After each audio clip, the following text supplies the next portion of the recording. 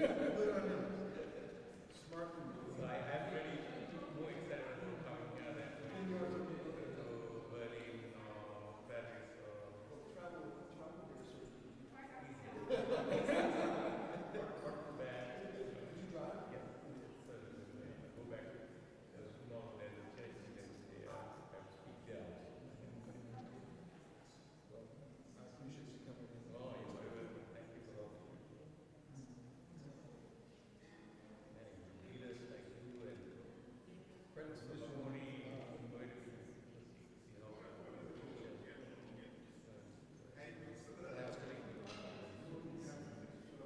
Yes.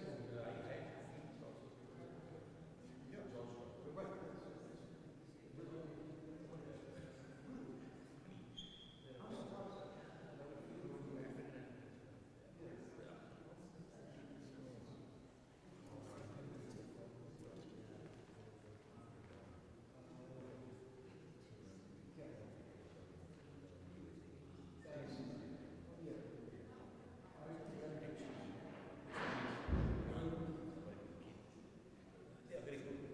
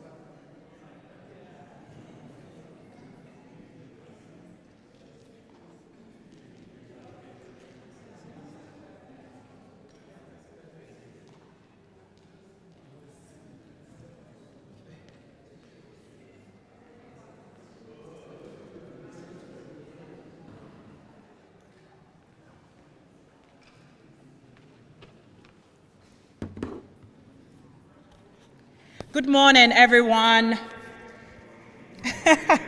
Okay, let's try something else. One Africa. Hey, let's get the morning excited. One Africa. Okay, so I am very excited to be here today as we all gather to listen, learn, and be inspired by the incredible work happening in our various communities. My name is Emanuela. You can call me Ella, and I'll be your moderator for this morning's session. Later today, we'll be joined by Amazing and Yasmin, who will also be the moderators for the afternoon. So the program ahead, if you have a brochure, is full of exciting things. So we have speakers, we have poster presentations, we have oral presentations, and we have breakout sessions that are going to be happening.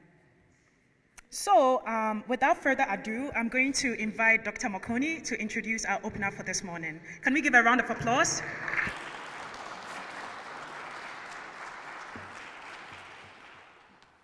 Okay, my role this morning is very simple.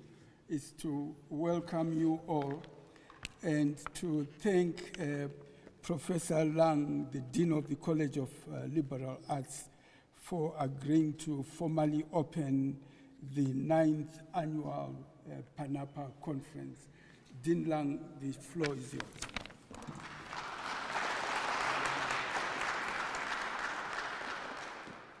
All right. Well, good morning again, everyone. Good to see you all. Good morning. Good morning. All right. So I want to start by thanking Patrick Sapong for the invitation to welcome you to this convening of the Pan-African Professional Alliance, or as you all know better than me, Pan-APA, which is an organization dedicated to fostering academic, professional, and cultural connections among African and African-descendant graduate and professional students. I love the mission of this organization for a reason that I'll come back to momentarily. But let me say that the success of academic units, the academic enterprise at a research university like Penn State, depends not only on the research and teaching of faculty, but also the activities of graduate students, right? And the academic work that they do within their academic units, obviously, but also outside of their academic units in organizations exactly like Pan-APA. And so I really appreciate the goal of this organization, the work that this group does, to provide students with opportunities to interact with their peers from other disciplines, other colleges, and indeed perhaps from other universities, offering a way to step into interdisciplinary and transdisciplinary spaces. This is consistent with a lot of the work that the university writ large is endeavoring to do. I'm impressed that this is I'm told, the 9th annual conference of this group. I want to congratulate you, the organization, for existing, I'm told, for 10 years. The organization has been in existence for 10 years. That's fantastic. Let me also acknowledge at least a few of the co-sponsors here. I know that there's a longer list, but the Africana Research Center and African Studies, the African Studies program. And I'll take an opportunity to say that one of the many reasons, Patrick, where are you? Patrick, where's Patrick? Okay, all right. So no disrespect to Patrick, but one of the reasons why I said yes to opening the event is because Professor Makoni, the director of the African Studies program, asked me. I've really appreciated and valued his leadership, his extremely hard work ethic, and his collegiality as a colleague and as a leader in the College of the Liberal Arts. And so I think he'll agree that usually when he asks me to do something, I generally try to find the opportunity to say yes, and this is no exception. But I'm honored that Patrick sent me the invitation. I understand that for this conference you also have undergraduate students who are going to be presenting, and certainly the development of undergraduate research is a cornerstone of the College of the Liberal Arts strategic plan, and is consistent with the university's desire to contribute to the development of undergraduate academic excellence. So in the college, our priorities as it relates to undergraduate students is finding ways to provide them with opportunities for study abroad, for high-impact internships, and research experiences with faculty, right? Taking these skills that they're learning in the classroom and carrying those into, if you will, extracurricular or co-curricular spaces. So I'm very, very encouraged by the fact that this is an aspect of this events program. And so I'll end by saying, because you all are not here for me and I want to get out of the way of your festivities and the work that you're poised to do this morning and into this afternoon, that the theme, One Continent, Igniting the Power of African Potential, I'm very impressed and pleased about how that speaks to the importance of African unity, opportunity, and transformation. And as part of that transformation, as many of you, I believe, may be aware, the College of the Liberal Arts is, as we speak, engaged in a project that I pray will be successful, a project of reuniting the African Studies program in the Department of African American Studies. And that's toward the goal of elevating, consolidating, and strengthening how we do work around African and African-descended peoples around the globe. This reflects what many universities are doing, but that's not the reason to do it by itself. But if we think about, for example, what it is to be black in the United States, that it looks very different in 2026 than it did in 1966, if we think about how the population was configured. So you all know better than me that if we think about black people in the United States, they are as likely to have a parent, and in some cases parents, who might be from Nigeria, from Ghana, as parents and grandparents who came from Mississippi or Alabama, right? So if we think about the migratory streams and how that's changed the complexion in terms of ethnicity, nationality, and identity in the United States, this is also part of that work of better understanding how do we learn about and know the histories, the identities, the cultures, the interests of people of African descent and African people, right, in the United States. So that's a global question, but that's a global question that lands in the United States itself. So I'm really excited about that project, and I look forward to the salutary, very positive impacts that that's going to have for those units, for the faculty, for the students, for you all, and I trust for this organization. And with that, I want to wish you all a productive conference. I'm going to apologize in advance. I'm going to slink back to the back there because I'm going to have to exit here fairly soon. I try not to get up this early on Saturday, but Coney asked me, and so I try and say yes. Thank you for the opportunity to spend some time with you all. Have a fantastic conference. Congratulations and thank you.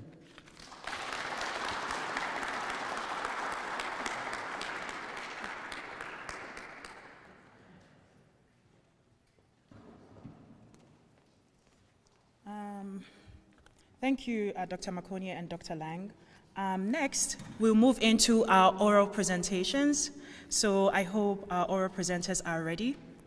The time allotted for each presenter is 10 minutes. Then after that, we'll have a Q&A session that is 5 minutes. So it's going to be very quick. So before we begin, I would like to kind of give a few housekeeping rules.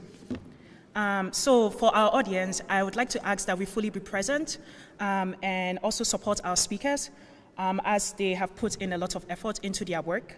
And also, because we want to ensure that we hear from everybody, we ask that our speakers keep to time so that we can end our conference in a timely manner. For smooth transitions, we ask that our oral presenters move in through this end and exit this way so then we can have smooth flow on the stage. And if you have any general questions about where to find things, you can go out to the registration area and ask them any questions you have. So without further ado, we'll get started. So our first presenter is De Amusa. De Amusa is a PhD student in the College of Education, specifically the Department of Lifelong Learning and Adult Education. Today, his presentation will be on Is there a right to education? The aporia of out-of-school young adult women in Nigeria. So please, let's welcome Dare with a round of applause.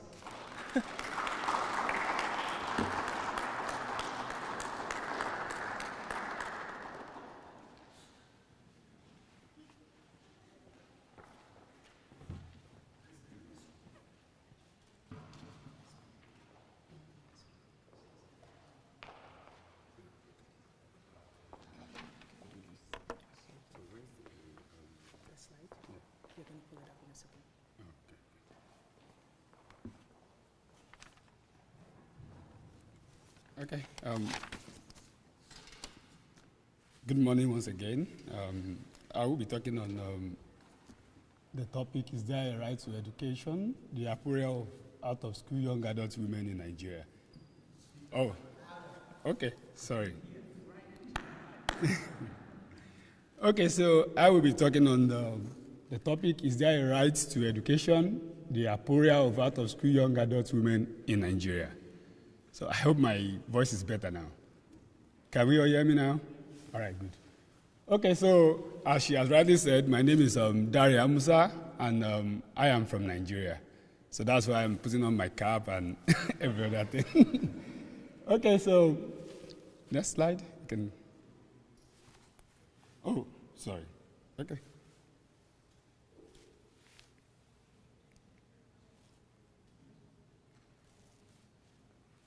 Okay, so I will be starting with a brief background about Nigeria for those of us who don't know where Nigeria is in the map. So that is Nigeria is a state, is one of the countries in the western part of Africa, and green, white, green is the color of the flag.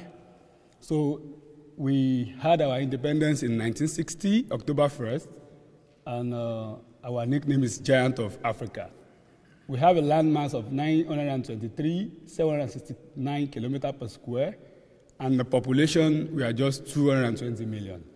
So talking about geopolitical zones, there are 6, which cut across southwest, south-south, southeast, north-central, northeast, and northwest. And we have 300 ethnic groups, and we have 500 languages. About religion, we have Islam, Christianity, and traditional one. So why am I giving us all this information? We will know right away.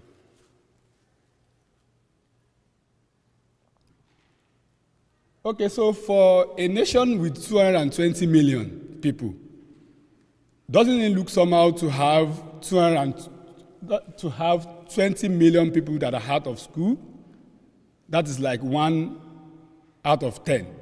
So that is to say 1 out of 3 young women are out of school. Why do we have that? When there are different policies that we have national policy on education, we have universal basic education, which started after universal primary education. So the UB started in 2004. That is, which makes education compulsory for everybody, regardless of who you are, regardless of your race, regardless of your gender. Then, Nigeria is also part of the country who signed United Nations rights for children to have education. So if there is right, if there's everything, then why are there some people without education? Does it mean we are not giving education? Does it mean we only have the policy without looking at the implication? It is also somehow to know that out of these 20 million people who doesn't have education, there are 60% of them are women. So we have to know why do we have those things. Now, if you have to look at the existing policy which I have mentioned, there are so many policies that made it compulsory, that made education free. So if education is free, if it's compulsory, then why do we have people who don't have it? Now, tracing the causes, we have the structural causes, we have the socio-economic causes, we have the political causes, the religious and the cultural one. But for this, I will only emphasize on the basic literacy and paper certificate. Our education only emphasizes basic literacy and paper certificate alone. So if we are in Nigeria now, despite the fact that the education is free and compulsory, you have the education. But those who are going to employ you are more interested in the certificate you are bringing, not what you have to offer. So that is why the first thing they will ask you is, do you have a certificate at all? Then if you say yes, then they can then ask you every other question. Of course, this is not to say that we don't have every other problems. Like I said, the socio-economic one, which includes the poverty, is part of the thing. The political one, the government will promise, okay, we have a school. Yes, there's a school. But do you have every other thing to make it a school? Even when people come to school, do they have what to study with? Do they have materials to study with? Those are part of the problem we are talking about. We also have the religious and the cultural one. In some religion, they tell you it's not good for women to have education because they believe after your first menstrual cycle, you should go ahead to your husband to go and do any other thing you want to do. Then there's another thing, or there's another belief that education of women ends in the kitchen. So no matter the type of education they give you, you are going to end up in the kitchen, which is somehow, and that is why we have such number. What are the effects of all these things I have mentioned? If we have 60 million, if you have 20 million people out of school and 60% of women, what is the implication of this in what we are talking about? So as a matter of fact, the women are limited when it talks about economic and self-sustained opportunity. You talk about high fertility rate because of this education, which is not common in every places. Then we have poverty, which is also coming out as a result of this, because what do you expect for people who are basically on the street to beg for alms or something before they can live? Then we have high unemployment rate. I think Nigeria should have probably 40% unemployment rate if we have to check the data. And there's also insecurity. Because of lack of education, there's insecurity. Then we also have poor health outcomes, which is also as a result of out of school. So in doing this, or in finding different articles, or in finding data for this, I actually did so many things. I used what we call Prisma Flow to gather my thought together. So, and that is what I have tried to do here by checking different databases, which are Eric, EBSCOhost, Scopus, Sage, Taylor, and Francis.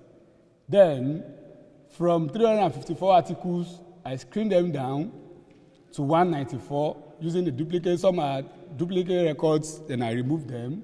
Then I also use abstracts, to sort them. Then after that, I also sort them according to how I give them priority, according to what I wanted to do.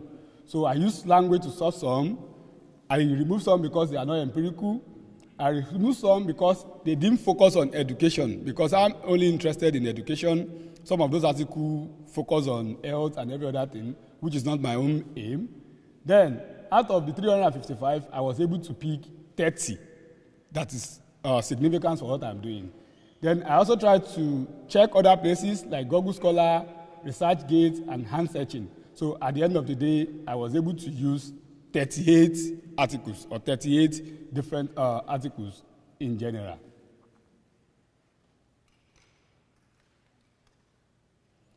Okay, so what are my findings, or what are the conclusions?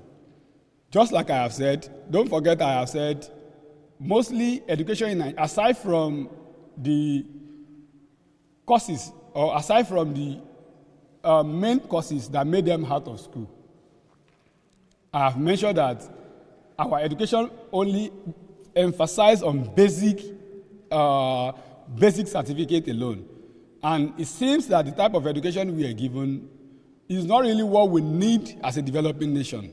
And that is why, even while some people are in school, they still find a way to go out because they think that the education they are given is not what they needed to be functional in the society, which is a major problem. So, part of my finding is that education policy is poorly implemented. Don't forget, I stated that we have the policy. We have it on paper. It's boldly written that education is free and compulsory. But is it well implemented, which is what we should look at. And when I'm talking about implementation, like I said, it's not just enough to say, yes, we have given you free education. It's not just enough to say, yes, we have provided the classroom. What if there's classroom and there's no teacher? What if there's a teacher and there's nobody to put you through? What if you have those things and you don't have a textbook to read? What if you have the textbook and at the end of the day, there's nothing to do about it? Then, another main findings, which is also part of the conclusion, is that formal education in Nigeria focuses on basic literacy and certification. It failed to engage out-of-school groups. Don't forget, my main focus is the out-of-school young women. And by virtue of that, the out-of-school young women, I mean, we all know out-of-school children. This is just like an extension of out-of-school young children to the young adults.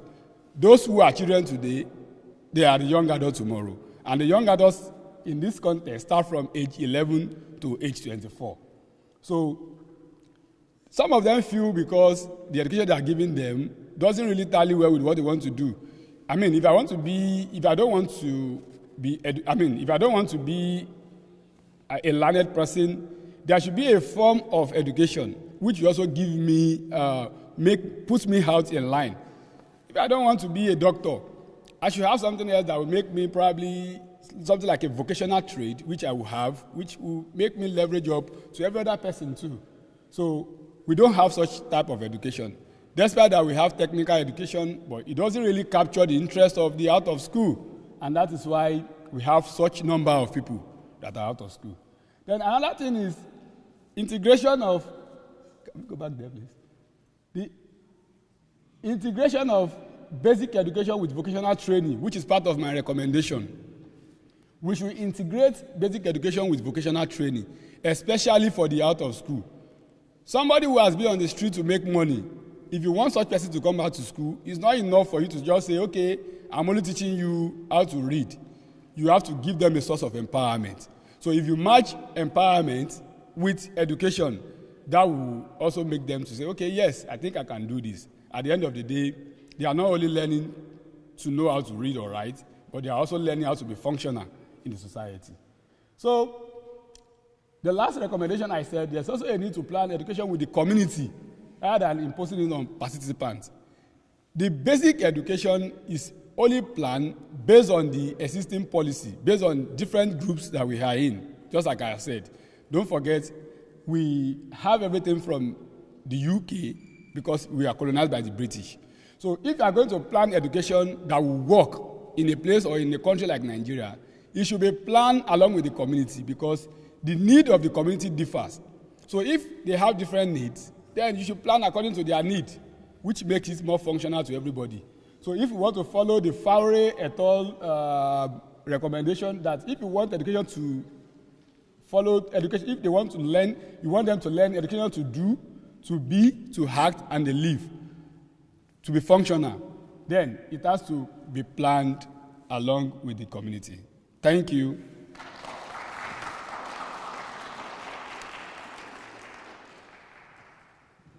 Thank you very much, Dare. We have time for just one question for Dare.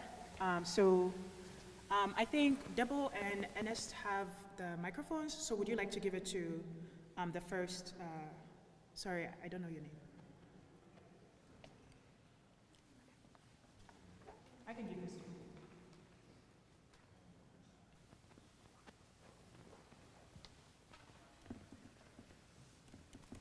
you. Thank you for the full presentation.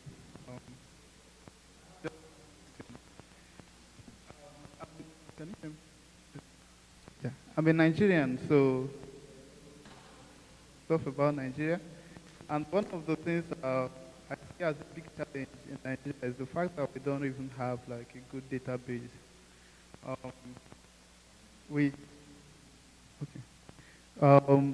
Until now, like during your presentation, it said we have like 220 million.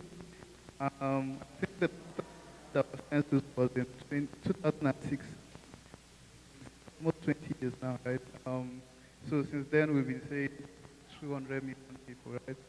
So, and also, even, we don't really have a good central database. So in your research, in your line of research, how do you get this? Do you find it challenging to be able to like, get accurate data? Because we can just quote that 20 million people are out of school, but how do we really validate this?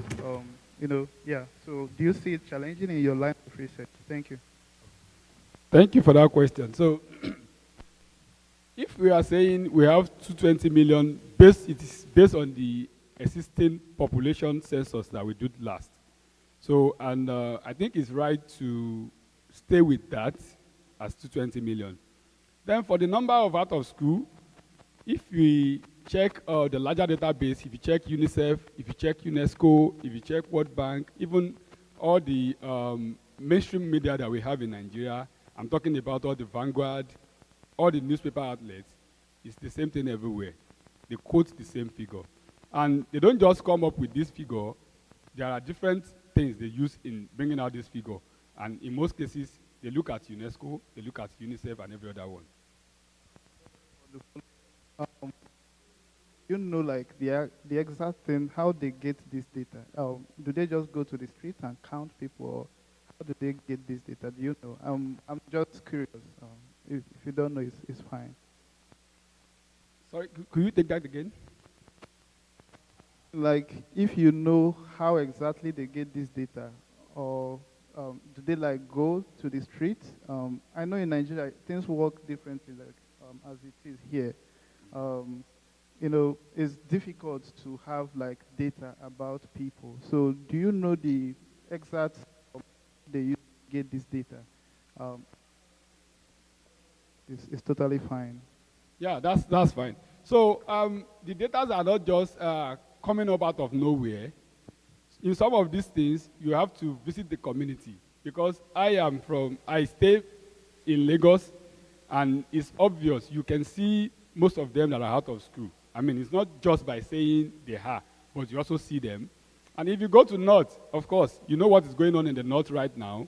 Aside from the fact that there's insecurity there, which also spring up the number of out of school, they are everywhere. So when you go to schools, you take record of what is going on there. We know the number of people who are supposed to be in the community. We know the number of people who don't have access to school, not because they don't want to go, but they don't have access. So those are the things we add up together to make that number. Is that okay? Yeah, thank you. Thank you very much. Those who have joined us, we are at the oral presentation phase of this conference. We are on our second presenter. That is Gasto Liakurwa. I hope I'm pronouncing it right. Gasto is a PhD student in the College of Health and Human Development, specifically the Department of Recreation, Park and Tourism Management. And today he'll be sharing with us about understanding the influence of wildlife-related ecosystem services and the services on the livelihoods of communities adjacent to the national parks in Tanzania. Let's all give a round of applause to Gasto.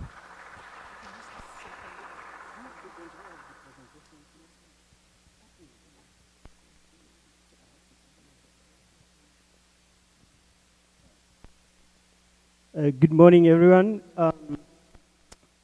I'm not talking about, I'm from Tanzania, and you know that Tanzania is in East Africa. My talk today is not about AI, it's not about machine learning, but it's about communities that live close to protected area. By protected area, I mean national parks, game reserves, and any sort of protection that protect wild animal and wild plants. And I'm talking in that context, in the context of how communities benefit or get lost from the species that exist in there. We call them wild animals or wildlife.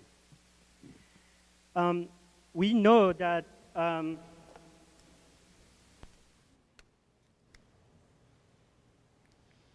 so we know that these species, they have really important to us when they are wild animals. They bring a lot of money to our economies. We know that our GDP depends on wildlife tourism to some extent in most of sub-Saharan Africa. Say East Africa, South Africa, or most of Central Africa, we depend on wildlife tourism to earn some income for the economy. That's great, that's a good one, and we appreciate that. And most of this is wildlife driven. However, we also know that these species that are really good for us, they cause a lot of issues as well. So what I showed you from some of the literature is what's happening and what's projected to happen in African context and in the world.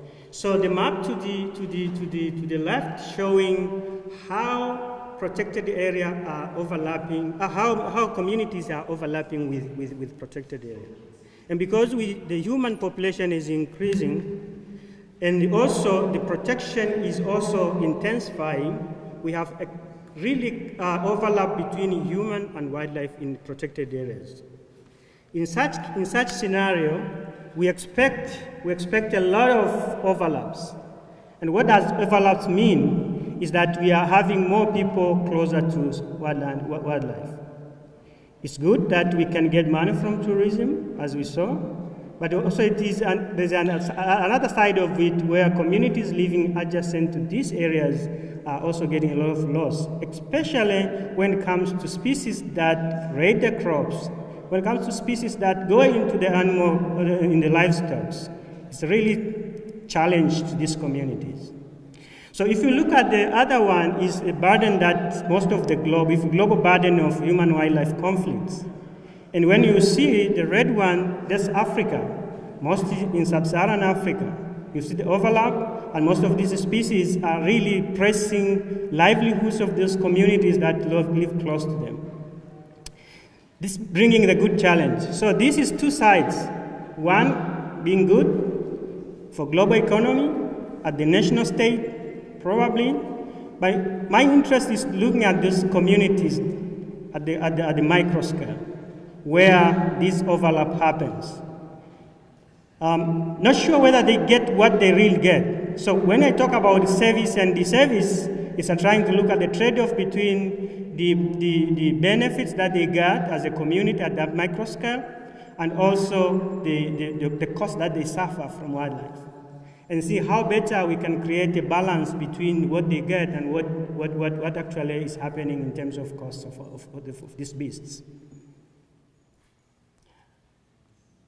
So who are the beneficiaries of this? This is one thing we have to ask ourselves. The beneficiaries of most of those wildlife tourism, if you look at it in a broader scale, you might think communities are getting a lot, but does that compensate what they are losing? There's a lot of biases in how benefits are occurred. So what you are seeing here, most of outfitters, tourism companies, probably they are owned by elites. They are owned by people from Western countries. And most of the benefit probably goes into these firms. They are owned by the government, central governments, and this money goes to the government. But how this money goes back to this community is really kind of question. But the cost bearers, we know, these are the communities that really get a lot of issues. You can think of elephant going into a 1 acre farm and robbing all that maize that you have.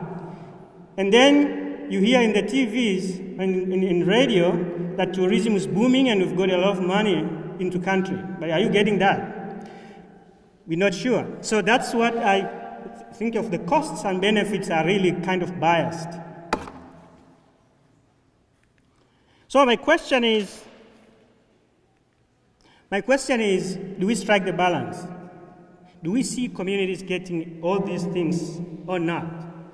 So overlaps are increasing. Benefits are there. How are we benefiting? Do we think that there's a relationship between wildlife-related costs and benefits to livelihoods?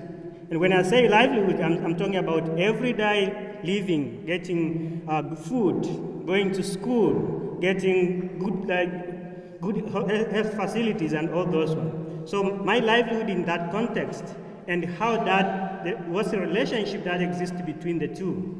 Like, does the benefits or costs affecting all these things or not? So, I situated this into kind of wider theoretical framework, but ideally it's just to get to know that there's a service and the service provided by good wildlife, but there's also livelihood in the other side at the household level. But also what we are trying to seek is the coexistence where we balance or trade off the costs and benefits of existing with these species.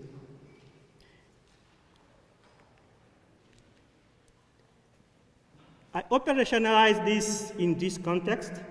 It's kind of perception study, so I did perceptions, and those perceptions I put them into context of trying to relate those one. So I have to define what wildlife, what benefits are, what costs are, and what livelihood is in terms of questioning in a 7-point Likert scale, and come up with some of those scales, and then do regressions to try to see how those perceptions relate. So this is kind of operationalization of what I did in terms of structural equation modeling. And what I found is if there is a prospect of benefits, there is a kind of positive relationship. People will say yes for wildlife if they gain some sort of economic benefit out of it, which is good news. It's good news because they see that. But also, if we are able to console them, there's a kind of also relationship. If we're able to compensate or console them, they are able to exist in these areas with these beasts. And this was a good example, because at some point we think of extermination of things like wolves in the western side because they cause a lot of issues. If we want people to exist with elephants, with lions, we need to compensate them. We need to give them something out of the losses that they got into. But income-related activities also are very important. We have to provide more income-related activities so that to compensate the losses that they got out of the losses as well. The good news is like the relationship that I got shows that people, despite those losses, they really, really like wildlife. They still want to stay with wildlife. They get a lot of losses, but you are looking at the positive relation. They still see positive attitude to exist with them. So there is a need really to come up with the idea compensating what they have, because African values wildlife because they have been with the wildlife for many years. But again, because of increasing overlap, we are seeing a lot of kind of disparities in terms of the benefit that they can get.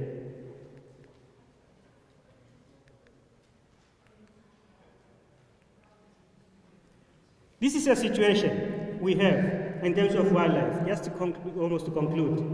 The benefit people create long coexistence if they benefit, but also we have to stand up for compensation and for stuff that it really matters for these communities, particularly because of the problems that they be having. I will wind up by saying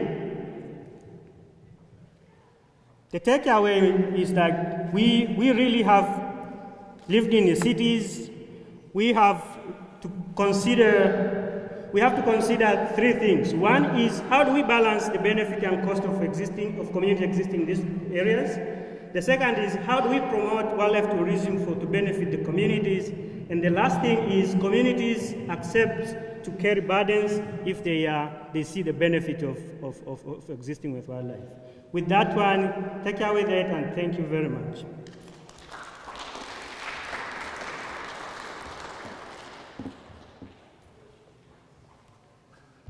Thank you very much, Gasto. So now we'll move on to our Q&A session. But before, I would like to remind everyone that this is being live streamed on YouTube. So if you go to our WhatsApp group, you can kind of connect there and also share with friends and family who would like to watch you share or attend the conference. So let's get started.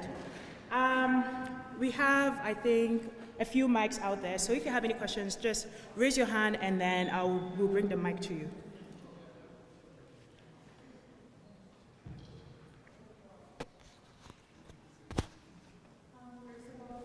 Can you hear me?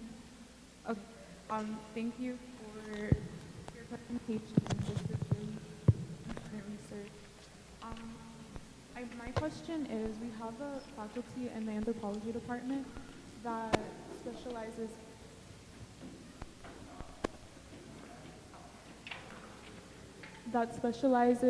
in like human-wildlife transmitted diseases. Would you say that the wildlife economy and like the economy centered around wildlife in Tanzania is also contributing to like an increase in diseases like around that, if that makes sense? Like diseases from wildlife? Like,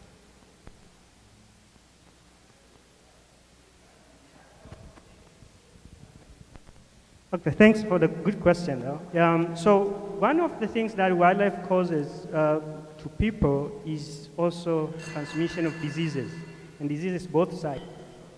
Tanzania is also one of those. Think about rinderpest. There's a time when eruption of rinderpest and those. So when we talk about costs, one cost could be also chances that people get disease from wildlife, which is really accurate. So my point is try to strike the balance. There are some programs in Tanzania as well, one called connect communities, livestock keepers and farmers with protected area managers to try to think together the interaction and people in terms of health perspective.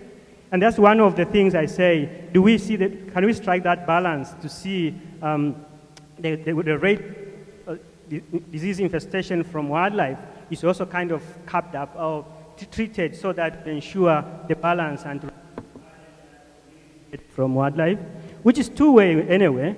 I might be biased, but also the best one is like, I'm thinking as an anthropologist as well, so trying to think, okay, we need to care of the people because people also care for wildlife. When we care for people first, then people care for wildlife second. That's what that's my view. Thanks.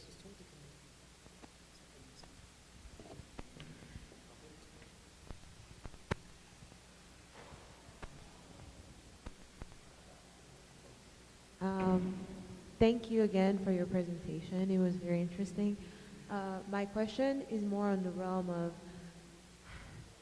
so the fact that you already thought about the possibility to give basically money for the people that have to live in those places where there is that overlap, have you considered the factors that are such as the overlap is mostly due to the increase in the human population itself? So in a sense, obviously it's the animals they don't really have a say in that. So that's one. Secondly, how else, what if you still give the money to some of those people that are within those areas, but that doesn't make up for them living there? You know, there is the money aspect, financial, but also there is the choice of life, right? And then, so how do you think that impacts HDI, like Human Development Index, and the happiness index as well? Justice Shaw. I think that's good question as well. So what it looks like is when you look at at human beings and what we're talking about happy. So I say people are happy to stay with wildlife, but when they are constrained with their food, their education, their whatever, and these animals they are taking their crops, they are really kind of more constrained with the wildlife.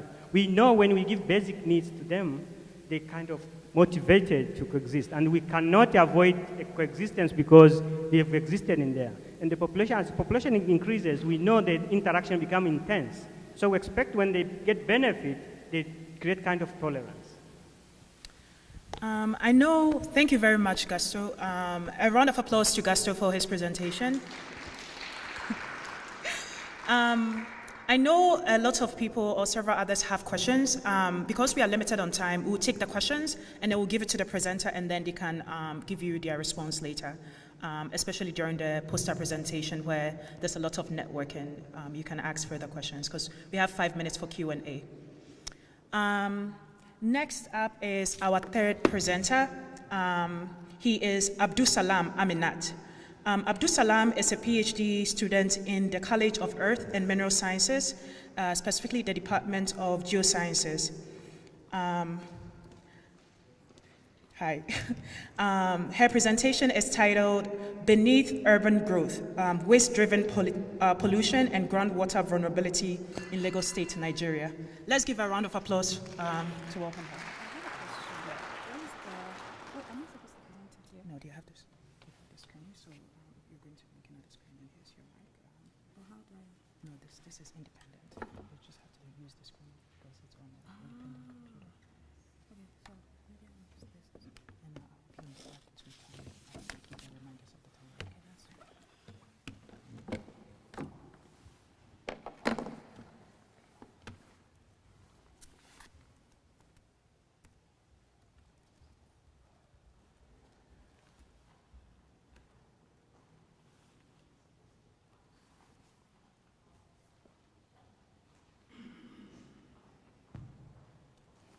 Okay. Hi everyone. Just permit me while I figure this out. I didn't know how the computer thing is gonna go this morning.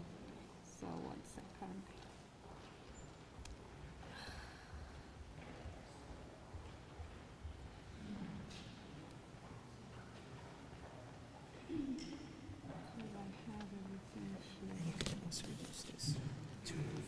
This slide. Where is the pointer? There's no pointer. I think this might be it. Okay. And you have to speak into this one for people to hear you close. Okay, thank you. Okay, hi everyone. My name is Amina Abdul Salam, and I'm a graduate student here at Penn State. And I'll be making a presentation on beneath urban growth.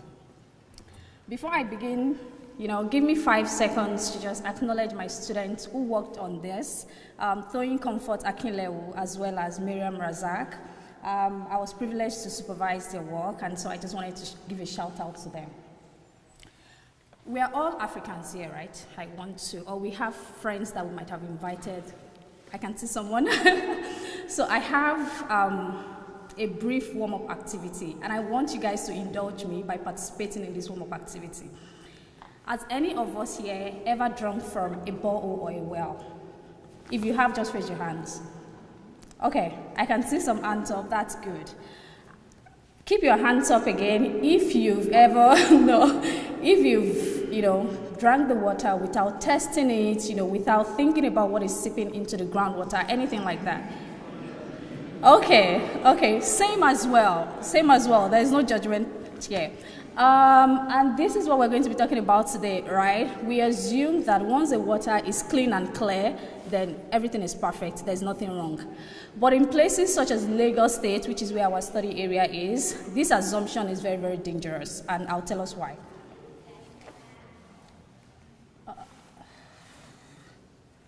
Okay. So we kind of scaled our problem into 3 different groups. The first in Lagos that we looked at concerning the problem is with respect to overpopulation. I won't go much into details because I know we have some general understanding about the overpopulation in Lagos and just the general setting. Lagos State, as of 2024 and I think 2025, Lagos State has a residence of like 17 million people, and it is a small area for the number of people that we have in Lagos. Lagos is, it's a coastal city. It borders the Atlantic Ocean, and it has a lot of water bodies, which includes the lagoons. And, from just this brief thing that I've mentioned, we can see that the number of people that we have, it's highly dense in that small area. So that's one of the problems that we noticed. The second is the urbanization. It is one of Africa, or I think is the largest Africa's coastal megacity. And what does urbanization do? While urbanization is good, which is what we're looking at, the other thing to it is it leads to impervious surfaces, right? When you build roads, you construct things on the ground, you kind of block the ground. So when we have rainfall or anything that is supposed to happen naturally, we've kind of blocked the natural processes from happening. So the second problem is the urbanization. The first is overpopulation. The final thing that we noticed was the unlined active landfills. So we looked at 3 major landfills. We looked at Olusegun, and my pronunciation might be terrible, and I'm a Nigerian, so forgive me. We looked at Olusegun, which is the largest in Africa. We looked at Solus, which is the 2nd largest in Lagos State. And finally, we looked at Temu Epe landfill, which I think was maybe constructed way earlier than, more of recent than the first 2. And all the landfills in Lagos, they are unlined or unengineered, with the exception of Temu, that is like partially engineered. So we looked at these 3 different problems to see what is going on. So what we figured out when we started this project was there has been several projects or several researches concerning, groundwater contamination. We know what groundwater is, right? Water beneath the ground.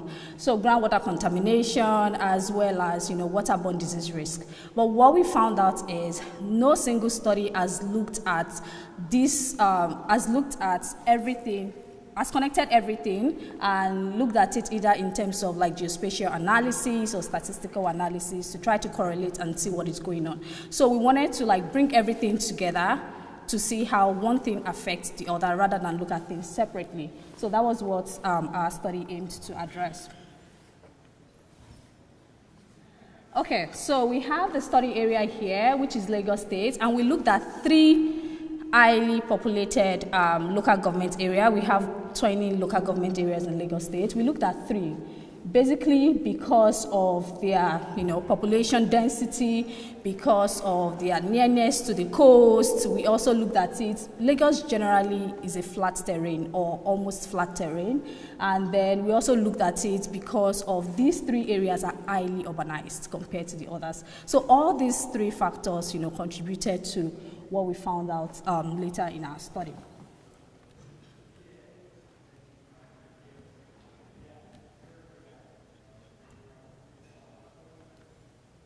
So what actually happens from Landfield? Oh, okay.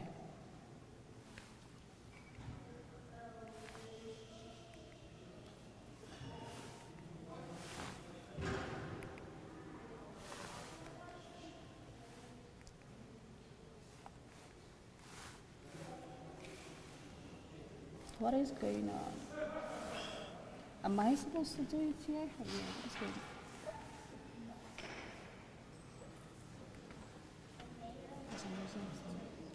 It's supposed to go down, to go to the next part. Yeah. You might want to consider using this. So this is my personal one. So is this functional?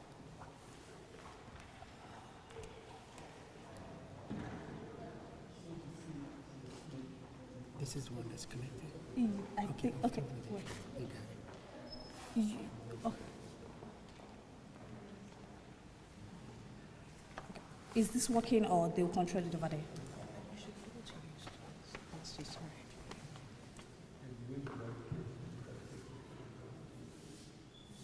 No, down. No, down. It's not going down. Okay, so it's not working. Oh, okay.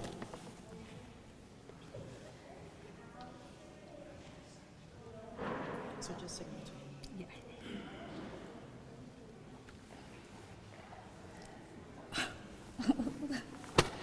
Okay, we are just going to have to manage this a bit of, okay. I was going to show this as it progresses, but it's okay, we get the logic. We are thinking of this as a chain. We have an online landfill. What does that mean? It means that we have nothing like cement in the ground that blocks it from, infiltrating into the groundwater. But when we have landfill, we have this waste, right?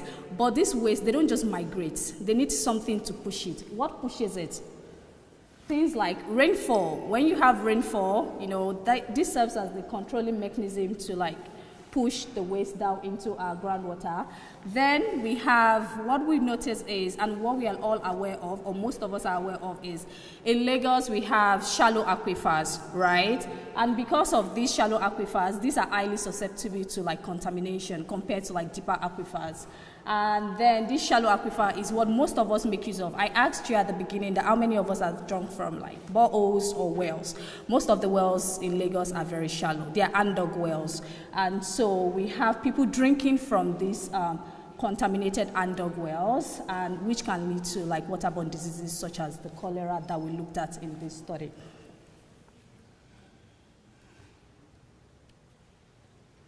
So now, how did we study what we looked at? What we did was before we analyzed this, we needed public health data, particularly we looked at cholera, as well as environment. Okay. How?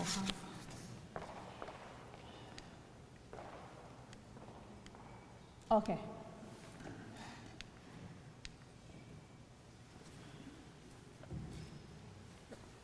Okay, so what we looked at is, to analyze this, we looked at environmental data as well as public health data.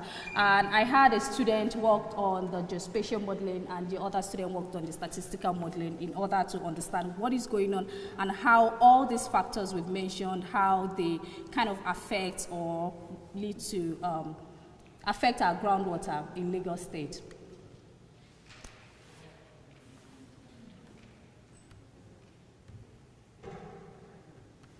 So, looking at this, urban expansion, we've talked about it. I'm not going to go deep into this because we have several literatures that shows that Lagos continues to expand in terms of urbanization. Not expand in terms of the land area, basically, but in terms of the urbanization.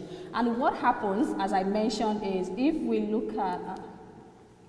okay, this is not working, but we're just gonna, go with my imagination. If we look at 2001, in Alimosho specifically, we have the western and the southern part. You can see the green thing. Most of us that do like GIS, we know that that is like vegetation. We have that, but as you progress and you go to 2024, this vegetation reduces, right? Which means that we continue to seal the land surface. And as a result of that, we are losing the permeable, land soils that serve as natural filtration for our contaminants. The next thing we found was we did buffer analysis. What a buffer means, we try to understand the distances between our groundwater wells as well as our landfill site. And what we observed here again is that we have Alimosho. It has a distance of 2.5 kilometers. Generally, in the US, let's use US as a case study, because of the geology or because of the characteristics of the land, studies have shown that you can have your landfill site approximately 300 meters to 1 kilometer, depending on the geology and the characteristics of that land. But in Lagos, I've mentioned the several problems, right? We have, permeable soils, which allows this contaminant to go into the ground more easily. And then we also have this urbanization, we have nearness to the coast. So all this makes it, very terrible for us to even have these distances of 2.5 to 7.5 kilometers. And what we observe is in Alimosho, in terms of the groundwater vulnerability, Alimosho is completely flat. I want to ask a question. If you have a flat land, this is a paper, and then I pour water on the paper, what do you think happens? I don't have a gift, but if anyone can just tell me sewing. Does anyone know? This is a flat paper, which serves as our flat land, and I pour any form of water. What do you think is going to happen to the water? Huh?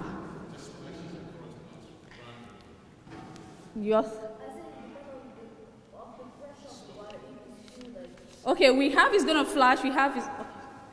Depending on the velocity of the paper, it might seep forward and go. Yes. So I already mentioned we have permeable soil. I also mentioned that Lagos is completely flat. If you have a steep terrain, when you have rainfall, what happens is that you have, runoff, right? It can run off to the river, it can run off to the stream, and, as it's running off, it can either collect other contaminants or get filtered along the way. But because it is flat, what happens to our water or to our contaminants? We have this online landfill. It seeps in, right? And that creates the contamination that we are having in our groundwater. So just for us to kind of understand, that's why we had Alimosho being very high vulnerable when we did the buffer or the groundwater vulnerability. And then Ajeromi Felodun, which is our second local government, it had moderate to low vulnerability because of the slightly tilt terrain. And then we had Mushin. Mushin was highly urbanized, highly dense, but it also had more tilt terrain. So all these are things that we can understand and practically see how the characteristics of a land affects our groundwater. And then this was not by chance. We did statistics which further proved that as well. Particularly in the western part of Alimosho, we can see the hotspot. Hotspot just means that it has high vulnerability, and then the cold spot just means that it has lower vulnerability. So, what does this mean? Does vulnerability mean that we have cholera risk? No, it doesn't mean that. Vulnerability just means that it is more prone to this groundwater contamination. I have just 2 more slides, so just indulge me, please. So vulnerability just means that we have, it is highly prone to this contamination, while cholera risk means that, you have higher tendency to have this cholera. And so what we noticed is that Alimosho, that had the highest population, highest population size, has the highest tendency to have this cholera risk, which means that population plays a role in cholera. Why? If I have 10 million people here, it means I'm going to have like I don't want to say 10 million boreholes, but we are going to have a larger number of boreholes. And if that is contaminated, it means that we have more people, being vulnerable to that contaminated site. And if we have lesser population, we have lesser people. So that's why this just correlates. And then we have landfill distance, which serves like an inverse. The farthest or the closest, helps you with the risk of contamination. So that's what this just shows us. And then what happens if nothing changes by 2050? If we have the current baseline scenario, if nothing changes, Alimosho will continue to have, we notice that it's going to have double the cholera risk it has in 2025. And then Ajeromi Felodo is going to have a higher relative risk to the cholera it has in 2025. So what is the general findings that I have here? What does this mean? This just means that urbanization removes protection, and then we have population amplifying the risk as we've explained, and then landfill proximity drives exposure as we've also explained, which is the same thing that I have in these 5 scenarios as well. And you can further ask me about this in terms of the scenario, because I found out something very interesting in Lagos. So finally, to my last slide, I really like this last slide because of the African proverb, right? This is an African conference, and I was thinking about it last night before sending it. What can I do to connect whatever I'm saying to the conference that we are here at? And then I found this African proverb that literally translates to, this is that the ground beneath Lagos is telling us something. This is just a refinement of my topic, which is beneath urban growth, right? What we are seeing are non-natural disasters. They are easily preventable, right? They are things that humans, they amplify. And so, this is it. I had something that I was thinking about, which says that a lot of people, what I do in Penn State as well, we study surface waters, which is rivers, lakes, streams, more readily than we study the groundwater, because we don't see it and we feel, okay, it's protected, it's sealed, there is nothing. As long as the water I'm taking from my tap is clean, then that is fine. But that is not the case, because of this African proverb that says that when the water is calm, do not think that the crocodile has gone. And what does that mean? This literally translates to clear water might look safe, but the danger is still there beneath the surface. You're not seeing it doesn't mean that it is not there. Most of our contaminants, they are colorless, they are odorless, they are only measurable. And so if you don't measure it, for instance, I studied nitrate at Penn State, and then you can't see that in your water, but when you measure it, you can see that it has very high nitrates in it, and that is very dangerous for pregnant women, for everyone in general. So you can't see doesn't mean that it is not there. So I want us to take this home, at least if we don't take anything home. And once again, acknowledging my students that extensively worked on this. Comfort worked on the geospatial analysis, and then Miriam worked on the statistical analysis. Thank you.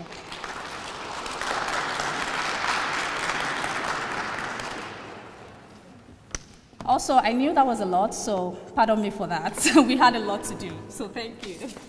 Yeah, let's give another round of applause to Abdul Salam. Unfortunately, we cannot take Q&A because we have to keep up with schedule. However, during the networking session, if you have any questions, please connect with her so she can explain further.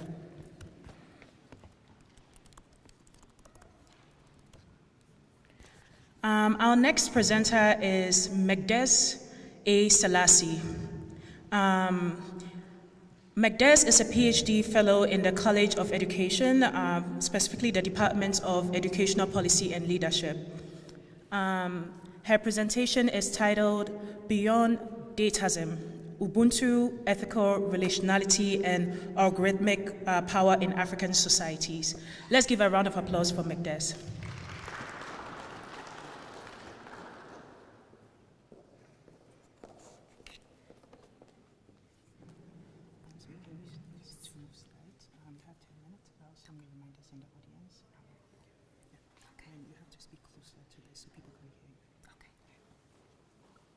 Okay, good morning, everyone. I would like to give you a small correction. I'm not in the Department of Policy. Rather, I'm in the Department of Learning and Performance Systems. So as you can see, this is my presentation.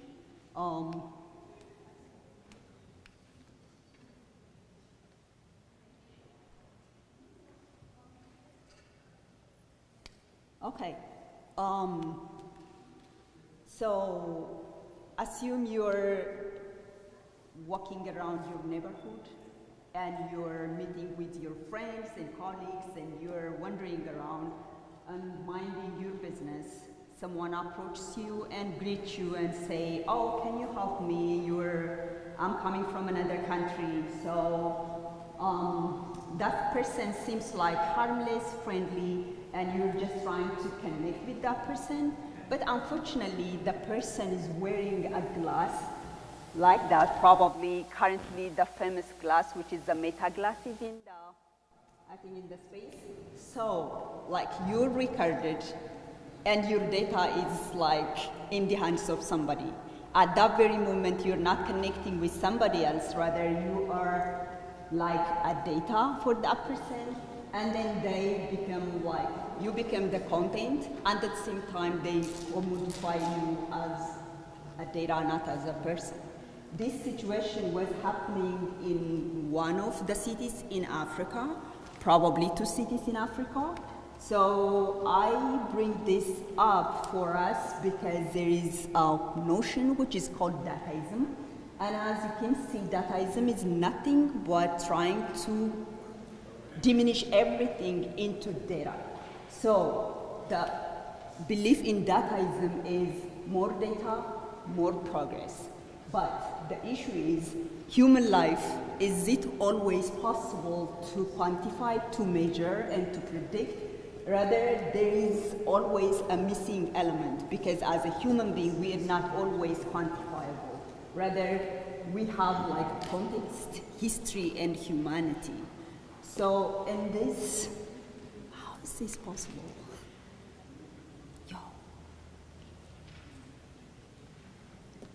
Is this the right one?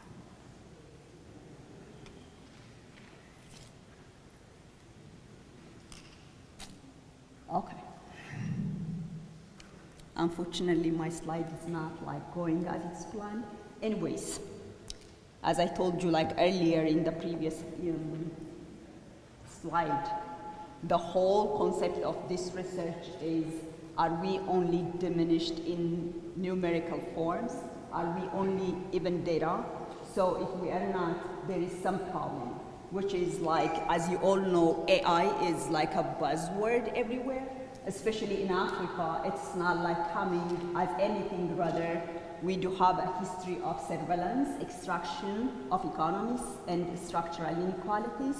So what AI does to us right now is decide visibility, shapes access, define belonging. This is not technical, it's rather political.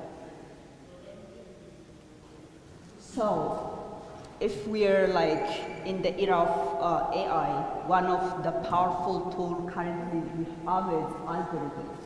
As you all know, algorithm is something which is powerful and it's not neutral by itself, and as a result, it makes a decision on our behalf.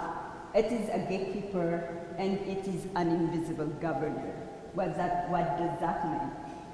It means everything that we do gives up feedback, like give data about us, and then based on the data that we feed in the system, we are predicted. But in this instance, what happened? The first thing is ethics gap. What does that mean? That means we ask, was there consent when I give my data? Was data protected? But always there is the issue of power, inequality, and collective harm. What does that mean? If I give my data, the one who has the data has the power over me. So can we go to the next slide, please? Thank you. So, in order to understand this problem, I'm just trying to see the common discourse currently that we have. It is the narrative problem, and it is framed always like when we heard about AI, it is either utopia or catastrophe. That means either it is a blessing or it is a curse. But if we look into it, the reality is both assume the same thing. Whether it is a blessing or a curse, there is what we call it a centralized control system, which is, it's not me, it's not you, rather it is a collective decision made by others. When I say others, so those who have the right and the privilege to have access to our data. So the real question is not whether AI is good or bad, it is who gets it to participate and who does not. It's all about participation. Can we? So it's, as I said, it's all about participation because systems are designed, they reflect who is included, who is excluded, and whose knowledge counts. It is an epistemic question, and at the same time, if we don't include or if we are not part of the design process, we might not be like that valuable for the space. So, is it a question of power? Yes, it is a question of power. So how are we going to make it? We need to have like some kind of participation, but as you all know, currently, especially in Africa, we are a consumer, right? We are giving our data for a system, but the participation rate that we have currently is very minimal. So in this research, I'm just trying to address how are we going to be part of the conversation. Can we go to the next slide, please? Thank you. So, since we're African, right? And then probably you might have heard of the term Ubuntu and Cosmo Ubuntu. Like the term Ubuntu, it is an African philosophy, but in this research, it is a theoretical framework that I'm using for this research. And the Cosmo Ubuntu, it is a philosophical underpinning. It's all about relationality and dignity shared as a human being. It's not an isolated fact, rather, we are human. The definition is a person through other person. So we are not a silo. So now, if we are trying to design AI space in Africa, all right, okay, can we go to the next, please? So, my research area, like my research places in Ethiopia, Ghana, Kenya, Mali, Nigeria, South Africa. It's because of their current high investment in biometric system, digital welfare, and predictive governance. And the basic questions for this particular research are focused on how is power embedded and how do people respond. Please.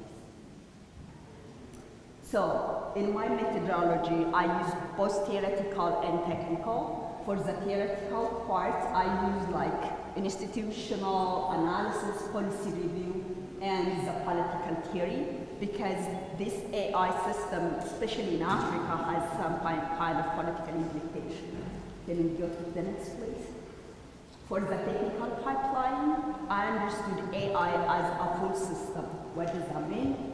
The whole system, especially from data collection to data annotation, modeling, and output and impact assessment is one of the technical pipeline that I'm examining in this research. Next slide, please.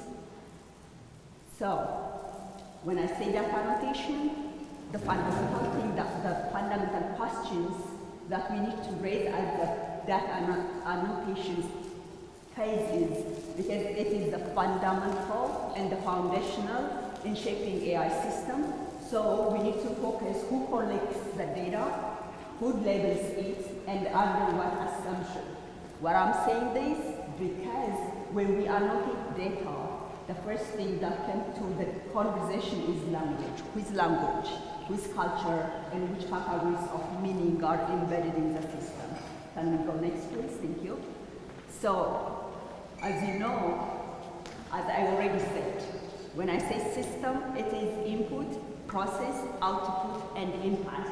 So, in the process, the only thing that I would love to see is the algorithm, because in my previous discussion I say algorithm predicts the power to be represented in a certain way. So, in the process model, what features are selected, what patterns are learned, and what is optimized is the ultimate thing that I would love to evaluate. And then the evaluation, the output, and the impact is who is included. Okay.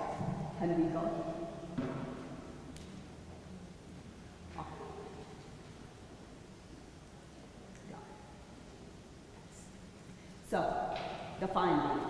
It is like, since the problem that we have currently is our data is collected, but as a result, we failed because we're not represented. Why? We don't have that system. As a result, we are facing different problems. So the recommendation that I give is, number one, we need to understand the system. When I say the system, we need to understand the input, the process, the output, and the impact. Next slide, please. Second, we need to own our own data. As you know, every one of us are using different data and data sources, but we don't have our own. Google is not African, right? So we need to have our own data repository. Next slide, please. So there is a term, like there is this platform, it is called AI for Africa. So the AI for Africa is an African platform, so we are supposed to hold our data in that so that we can have the leverage to control our own selves. The final thing is ethics. Ethics it seems like a fancy word, but unfortunately we need to define ethics based on the African perspective. Next slide, please. Next slide. So, ultimately, let's train the magic, but we need to be represented. And then the data repository must be look like this. Last, please. Thank you very much.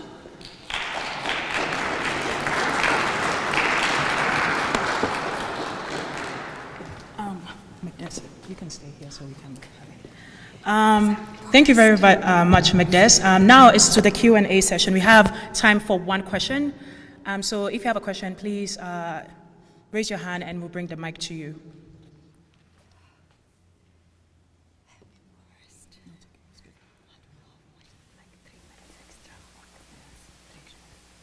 Thank you for your presentation. It was very interesting.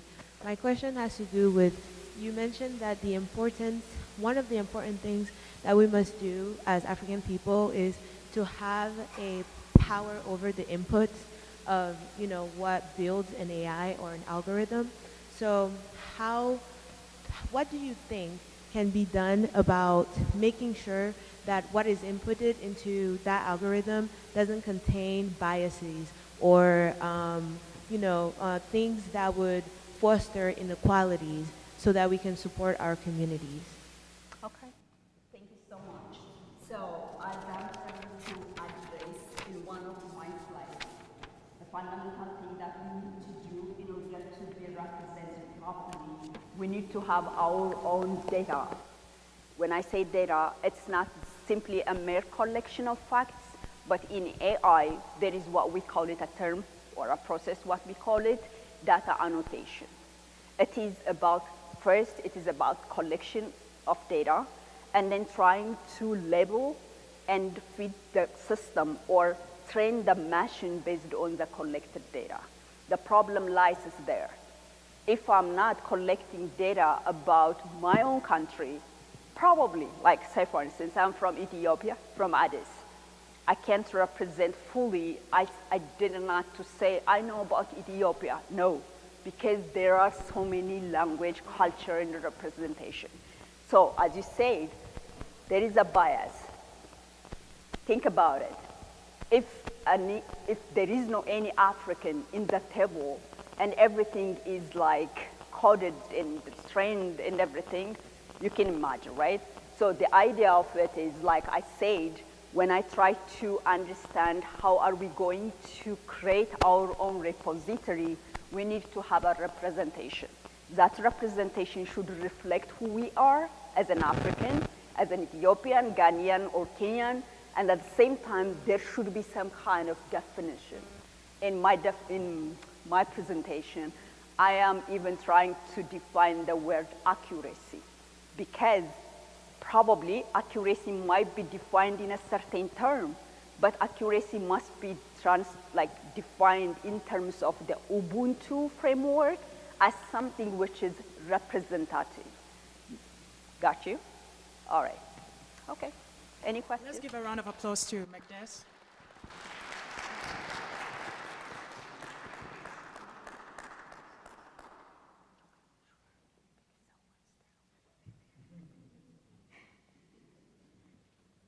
because I can't stand there.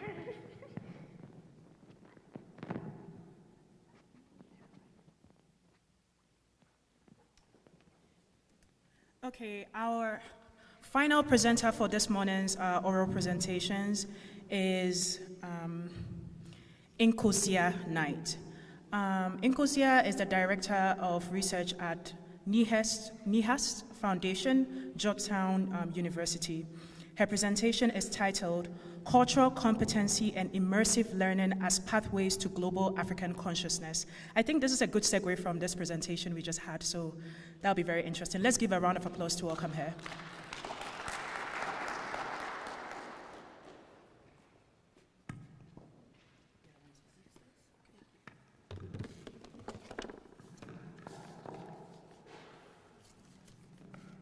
Don't start the timer yet. It is easier to build strong children than to fix broken men. Hi, my name is Nkosi, and I am the author of Play the Game, Hierarchical Assimilation, and today I will be presenting to you guys my presentation on cultural competency and immersive learning as pathways to global African consciousness. Next. I situate this project at the intersection of Pan-African thought, diasporic studies, and decolonial education, and I am especially concerned with how African youth come to know Africa and themselves in the aftermath of slavery, colonialism, and racial capitalism. At the center of this project is a simple but urgent question. What does it mean for African youth to encounter Africa as a living, historical, and contemporary world? I approach education as a site of knowledge production and political struggle, because what youth learn about Africa shapes how they imagine their own identities, solidarities, and responsibilities in the world. In that sense, this project is not only about learning Africa, it is about rethinking how African people learn themselves. Many of us in this room grew up with an Africa that was assembled for us through textbooks, mass media, and state narratives. That Africa was often framed as a site of lack, crisis, or a romanticized origin story, but rarely as a complex, self-determining civilization. I call these propagandized distortions, knowledges produced with colonial epistemologies that flatten African stories and histories and erase African agency. For African youth, these distortions matter deeply because representation shapes possibility. It cultivates how young people comprehend their place in a global African world. Next slide, please. Next slide, please. And so the theoretical scaffolding of this draws from three primary literatures, first being Pan-African philosophy, which offers a framework for comprehending Africa and its diaspora as a single, though internally diverse, political and cultural project. Second, diasporic studies, which helps us understand displacement, forced migration, cultural genocide, and ongoing movement as the conditions through which global African presence has been produced across multiple geographies and regimes of racialization. The third being decolonial education, which challenges Eurocentric hierarchies of knowledge and insists that schooling can either reproduce colonial power or become a site of epistemic disobedience and liberation. Together, these traditions allow me to read cultural competency training not as a neutral skill set, but as politically charged intervention into how youth know and inhabit the world. Next slide, please. Methodologically, this study is grounded in ethnographic immersion and critical pedagogy. The United Association of Moors is a youth-centered learning collective I founded in 2019 to make this work possible. Our intention is to support members in securing passports and mobility infrastructure with the long-term goal of facilitating travel to African and diasporic communities for immersive learning. By ethnographic immersion, I mean that youth and educators do not relate to Africa from a distance. They enter into sustained relationships with African communities, cultural workers, and institutions. This can take the form of collaborative arts projects, language exchanges, community-driven research, or engagement with historical sites and archives that document both violence and resistance. Critical pedagogy guides how these experiences are framed and reflected upon. It asks youth to name power, question who benefits from particular narratives, and connect personal experience to broader structural analysis. Next slide, please. And so what I desire from building this cultural competency is to reorient youth from consumers to producers and critics of knowledge about Africa that will link their identity formation to analysis of power, history, and global structures. Next slide, please. Okay, next slide, please. And the materials that inform this project include 6 years of participant observation and immersive learning, settings through more search, and the upcoming Siddiqui Educational Safari Incorporated, where we will be taking young people to San de Pasillo Palenque in Brazil, where youth will have reflective journals, group dialogues, and interviews with both youth participants and adult facilitators. Across these materials, I trace how language, affect, and political imagination shift over time. I'm especially attentive to moments when Africa moves from an external object of study to an internalized, embodied reference point. These shifts matter because they signal a movement from distant identification toward felt diasporic belonging. Next slide, please. And so the first theoretical trajectory I want to name is the movement from abstraction to embodiment. In many colonial and neo-colonial educational contexts, Africa enters youth consciousness through secondhand images of news reports, charity campaigns, or vague ideas of roots. I theorize that immersive engagement can transform that relationship by making African sensory and relational through language, food, art, dialogue, and co-presence. In the Palenque context, I anticipate this will be especially significant because it allows youth to encounter African communities that narrate their own histories of survival, memory, and resistance. This is how cultural competency becomes embodied as a felt diasporic proximity becomes a cornerstone of cultural competency. And so next I wanted to show you guys a slide of the San Basilio de Palenque. If you can click on that YouTube symbol to get it to play for you guys quickly.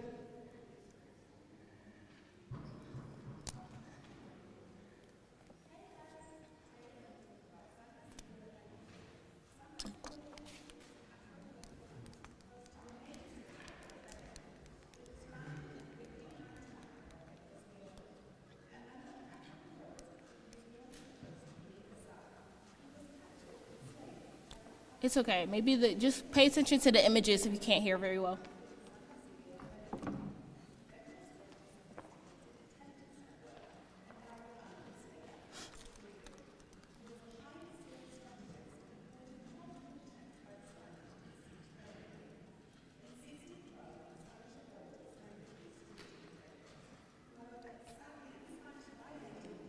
Okay, next slide, please, because it's not, you guys can't hear it, but what it's talking about is a Guinea king who was taken from Guinea, of course, enslaved as a prisoner of war, brought to the Americas, Southern Americas, and he created a Palenque Maroonage community. Next slide. Okay, this can't count towards my time, guys. Okay, and so images like this is showing the story of Maroonage communities. So again, emphasizing that resistance against bondage, and then this concept of prisoners of war. And this is the type of information we want to bring in front of young people. Next slide, please. So you're seeing that there's African people fighting. And so a lot of times this is often taken away from our stories. Next slide, please. So for the second trajectory moves from symbolic nostalgia or passive victimhood to contemporary praxis of prisoners of war. Many programs for African youth stop at heritage, tourism, lineage, tracing, or symbolic returns. While those practices can be meaningful, they can also remain confined to the past.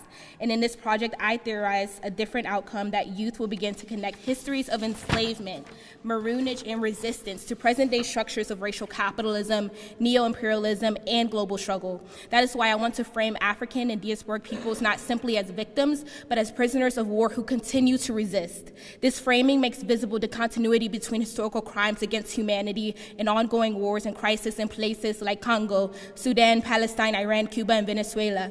For youth, that connection is imperative because it situates them within a global struggle for sovereignty, dignity, and a world-making praxis. Next slide, please. Another image of showing that African connection in Colombia. Next slide. And so, taken together, this project argues that cultural competency training, when grounded in genuine immersion and critical pedagogy, is both an intellectual project and a political act.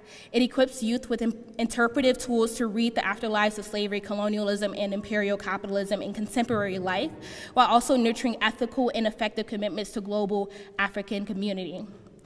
It makes building the infrastructure of travel, exchange, collaboration, and relationship necessary for that transnational solidarity. Ultimately, my hope is that this work contributes to a renewed sense of collective destiny, grounded in truthful knowledge, art, and the everyday practices of global African solidarity. Next slide, please. And so thank you so much for holding space for this work. I would love to connect with you all to talk more about what my project is. So if you want to click on that QR code, it's going to take you to my website, www.nkosi-a.com. Again, I'm the author of Play the Game, Africa Simulation. Next slide. Asante Sana, Medase, Nkosi, Jarajef, Mr. Ganalo.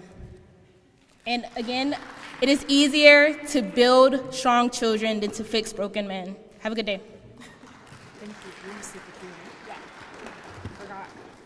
Now we have a 5-minute Q&A session. So I think we have time for actually 2-ish questions. So let's get started. If you have a question, please raise your hand and we'll bring the mic to you.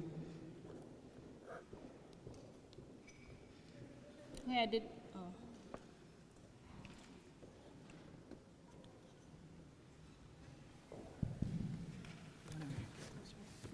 Thank you for an enlightening presentation. I know you mentioned towards the end that your goal is, I can't say as eloquently as you did, but have a better or more, I guess, connected view of Afrocentrism. But furthermore than that, how do you think it will impact the social life of, African Americans?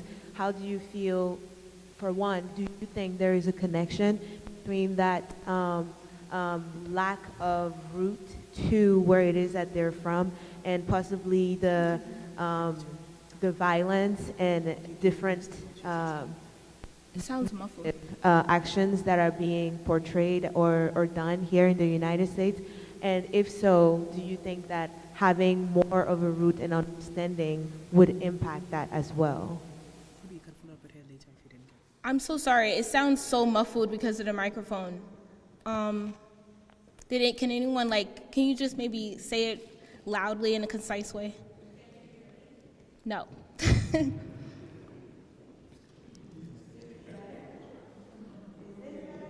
you want to come?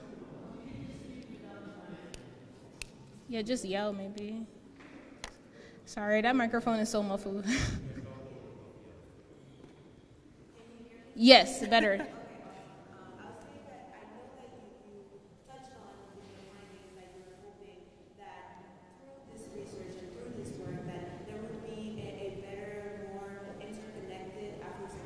Mm-hmm.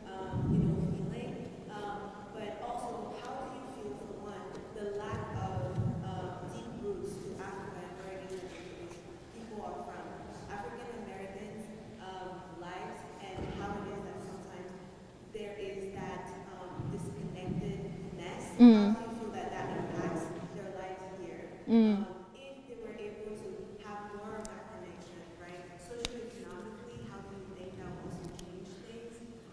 Okay. I'll start there because okay.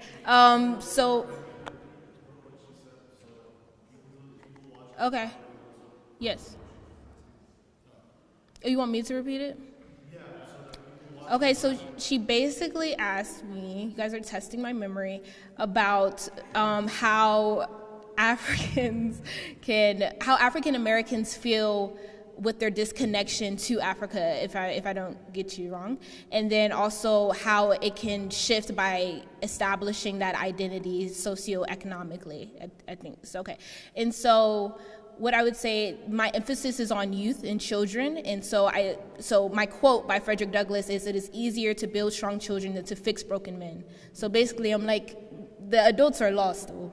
So but I center a lot of my work in education systems, and so I get to work directly with young people. I'm coming from Washington, D.C., and I think even Pennsylvania has a few Afro-centered schools that still exist. And so there was a time in the 60s and 70s, like where there was this Pan-African identity that was really boosting in America. People wanted to connect to that African identity, and because of that, they built institutions for that, and it built a stronghold for that sense of identity. Now it has been lost, but for elders who are like in their like 70s and 80s, they'll tell you back in the day that they had that strong solidarity that created community a lot of times, and I get to be a part of that in Washington, D.C., and so my goal is to build that in this day and age for our generation, but specifically for the children, so they have that space to be centered around Africa, even with that disconnection, even with the laws that are being passed, that they don't have the ability to have that history. Unfortunately, it's been taken out of museums, out of schools, and so the hope is to keep that information right in front of them, and so they can have not only the agency, but they can see the similarities that's going on a global axis, and then that creates a shift from being participants of racial capitalism and going towards something that's more communal. Does that make sense? Thank you. Yeah, I think that's. Thank you, guys. Can we give a round of applause for Nkosia? We have a 5-minute break because we're a bit behind schedule. However, you can stay in the vicinity because we are going to get started soon at 11:10. So, for example, for those who are not able to ask questions because we were limited on time, feel free to go to the presenters, ask them questions, connect with friends, and then we'll start at 11:10 with our keynote speaker, Dr. Buhari.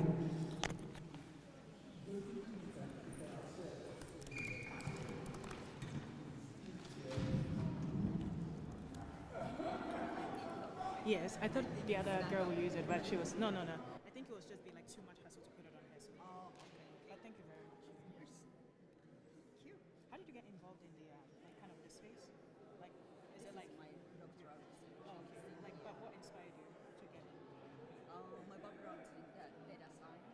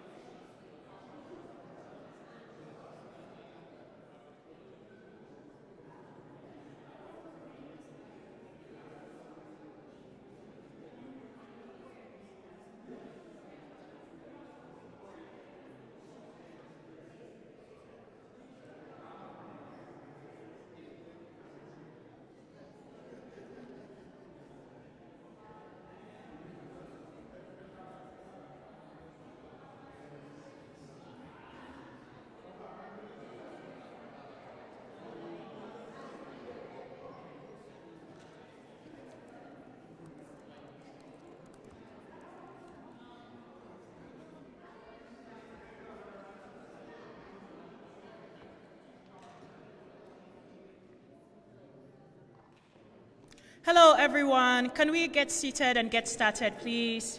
Take this and you just rotate it a little bit. Then when they're actually talking, they're still talking in the microphone. Do you think sorry, just So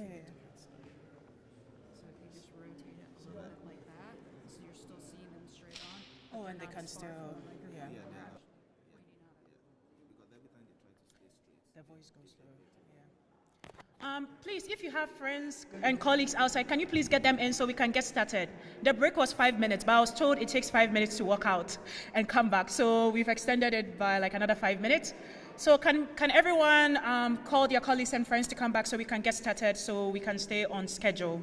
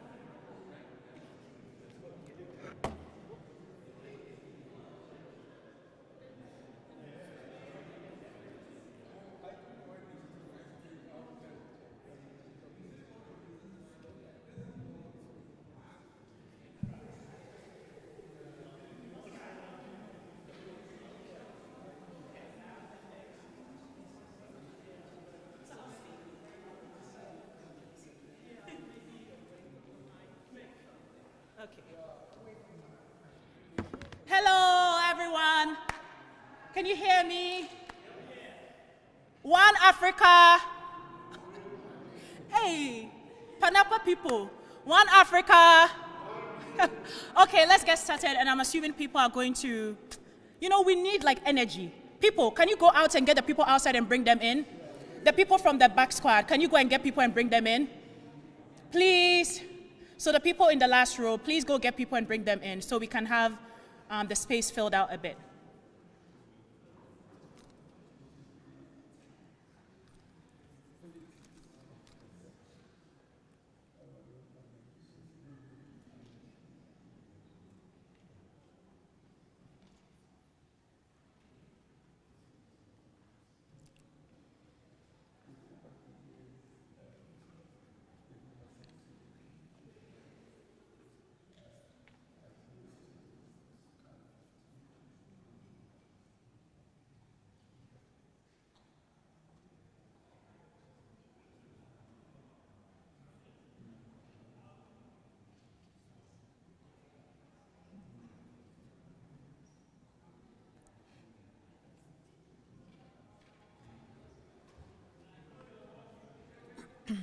As we await for people to join, I think for the oral presentations, I was quite struck by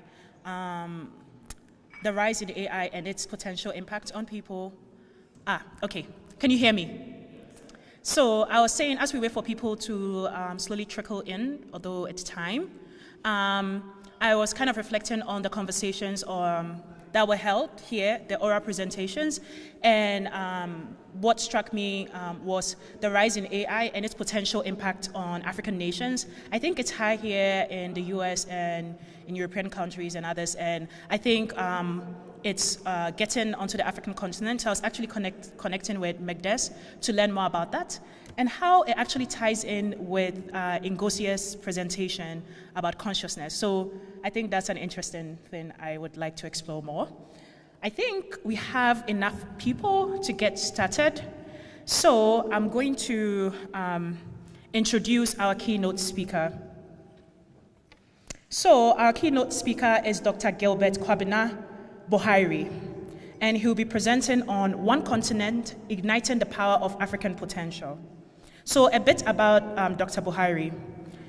He is a systematic theologian specializing in Pan-African religions and a graduate of the Union Theological Seminary at Columbia University, New York. He currently serves as the director of the God Box Foundation, TGBF, a Pan-African interfaith organization dedicated to embracing, celebrating, and promoting the spiritual and religious diversity of Pan-African community. He was mentored by the late Dr. James Cone, as well as the distinguished scholar, Dr. Cornel West. TGBF stands as the first Pan-African interfaith and multi-faith organization devoted to fostering dialogue and theological reflections that highlight the richness of spiritual traditions across the global Pan-African family. Beyond his work with TGBF, Dr. Buhari serves as the Director of Operations for the PANAFest Festival, one of the celebrated Pan-African festivals worldwide. He also holds the role of Director of Operations for the Pan-African Heritage World Museum, an institution committed to preserving and showcasing the history and contributions of people of African descent globally. In addition, he's done a lot. In addition, Dr. Buhari played a key role in developing the proposal for Ghana's landmark Year of Return 2019, an initiative that commemorated 400 years since the first recorded arrival of enslaved Africans into North America and encouraged members of the African diaspora to reconnect with the continent. In addition to his leadership roles, Dr. Buhari frequently lectures at seminaries and universities in Ghana and the United States, where he engages audience on themes of Pan-African spirituality, theology, culture, and global African identity. Please, let's give a round of applause to welcome Dr. Buhari.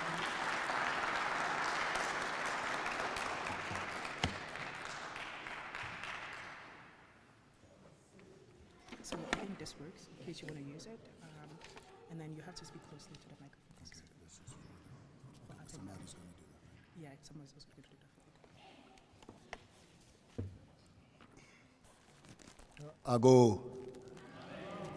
Ago. Okay, me Ghana for a while. Yenya nase de oni abaha. Yeda yenananum so wase. We want to give thanks to the Most High for bringing us all here, and we also give thanks to the ancestors upon whose shoulders we stand.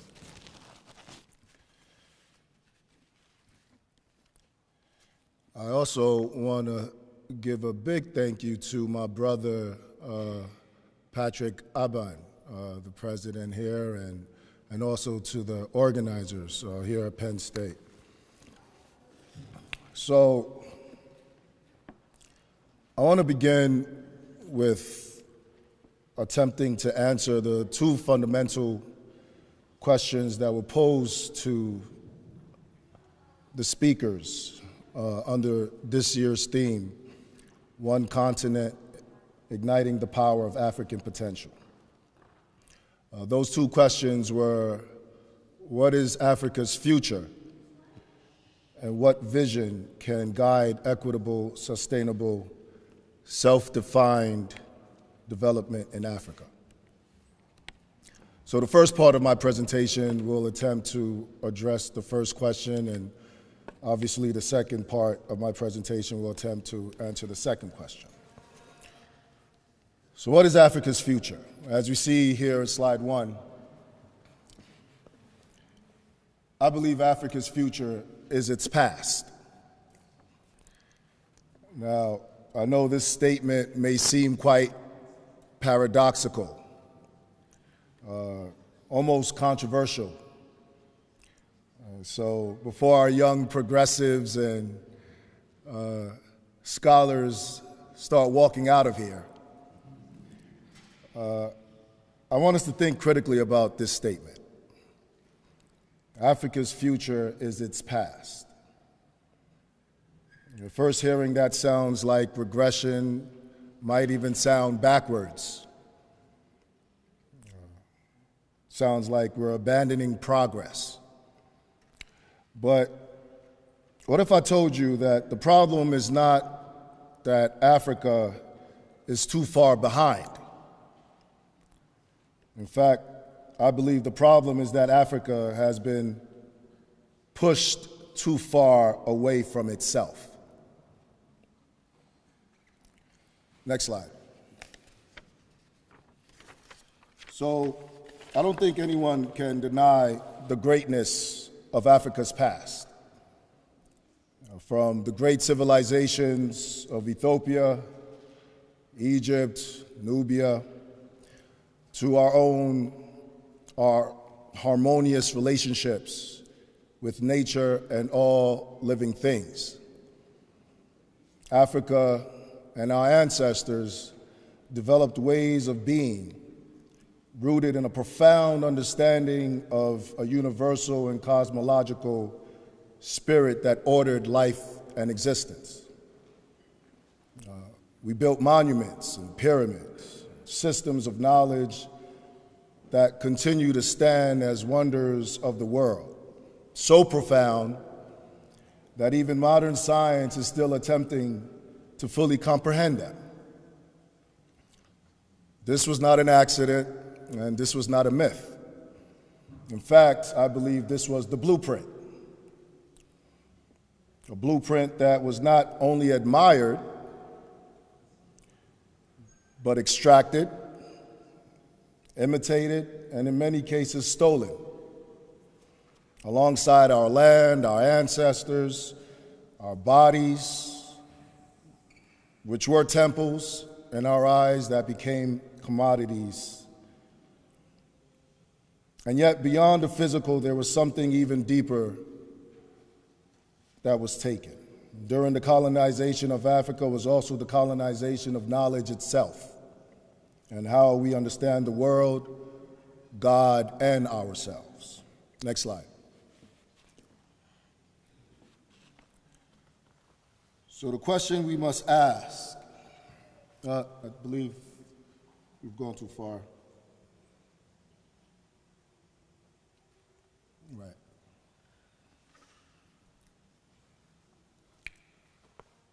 The next slide. If our past produced sustainability, identity, and self-definition, then the question, what is Africa's future, assumes that our future somehow lies in abandoning our past. Because what history shows us is that the interruption that slavery and colonization caused in Africa did not begin with economic failure. That wasn't our issue. Whatever economic systems our ancestors had were sustained and were vibrant. They built vibrant economies through centuries of our golden ages. Africa's takeover by Europeans did not begin with our political weakness. Our democratic processes at the time were quite efficient and effective. It's clear that our interruption began when we were systematically separated from our own ancestral systems of traditional and spiritual beliefs, our own ways of knowing, and our relationship with the divine. Once we began to replace our own African worldview with someone else's, I believe some of our scriptures call that worshiping other gods. When we began to imitate instead of originate, I believe some of our scriptures calls that worshiping foreign gods. When we began to assimilate and accommodate and accept foreign ways of living revealed in how we dress, how we eat, how we relate with one another, instead of self-affirming our unapologetically African selves, this is when the disruption began. You can go to the Sankofa. So many of you may be familiar with the Akan symbol from Ghana, known as Sankofa. It is often depicted as a bird moving forward, yet turning its head backwards to retrieve an egg from its back. So this image carries a profound meaning. Sankofa teaches us to return and reclaim. It reminds us that we must go back and take hold of what has always been ours: our knowledge, our identity, our source. It carries a deeper message that the only way to truly move forward is to first reach back and reclaim what was lost. Next slide. Now, I know we've been taught by our European conceived intellectual universe that time and progress is a straight line. This makes us believe that the past is primitive. The past is almost something to discard, almost to be ashamed of. That the present is transitional, so we never really appreciate the now. We're always looking forward to trading the present for something better. And the future is advanced, something we can only aspire to experience. And so our notions of progress and development are heavily influenced by the West, and therefore our journey towards progress and development becomes a journey of distance from our origins, from our source, from our past. Next slide. But in African thought, time and development is not linear at all. African time is circular. The past, the present, the future are all interconnected. What has been continues to live within what is and shapes what is to come. This is why we believe we give birth to our ancestors. In African time, cosmology, development is continuity. It's not departure. Progress is not defined by moving away from origins, but by deepening them and extending what has already been established. Identity is also continuous.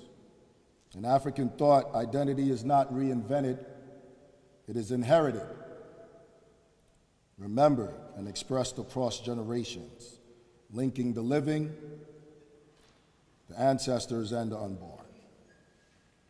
So the past really is never gone. It is a living force that informs our decisions, making our values and gives us direction. In order for one to move forward, one must remain connected to the source. Development is the unfolding of an existing essence. It is not the creation of something entirely new. I'd like to say that the past is never behind us, it is always within us. Next slide.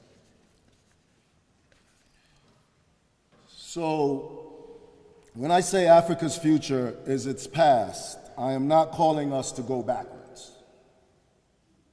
I am calling us to go deeper.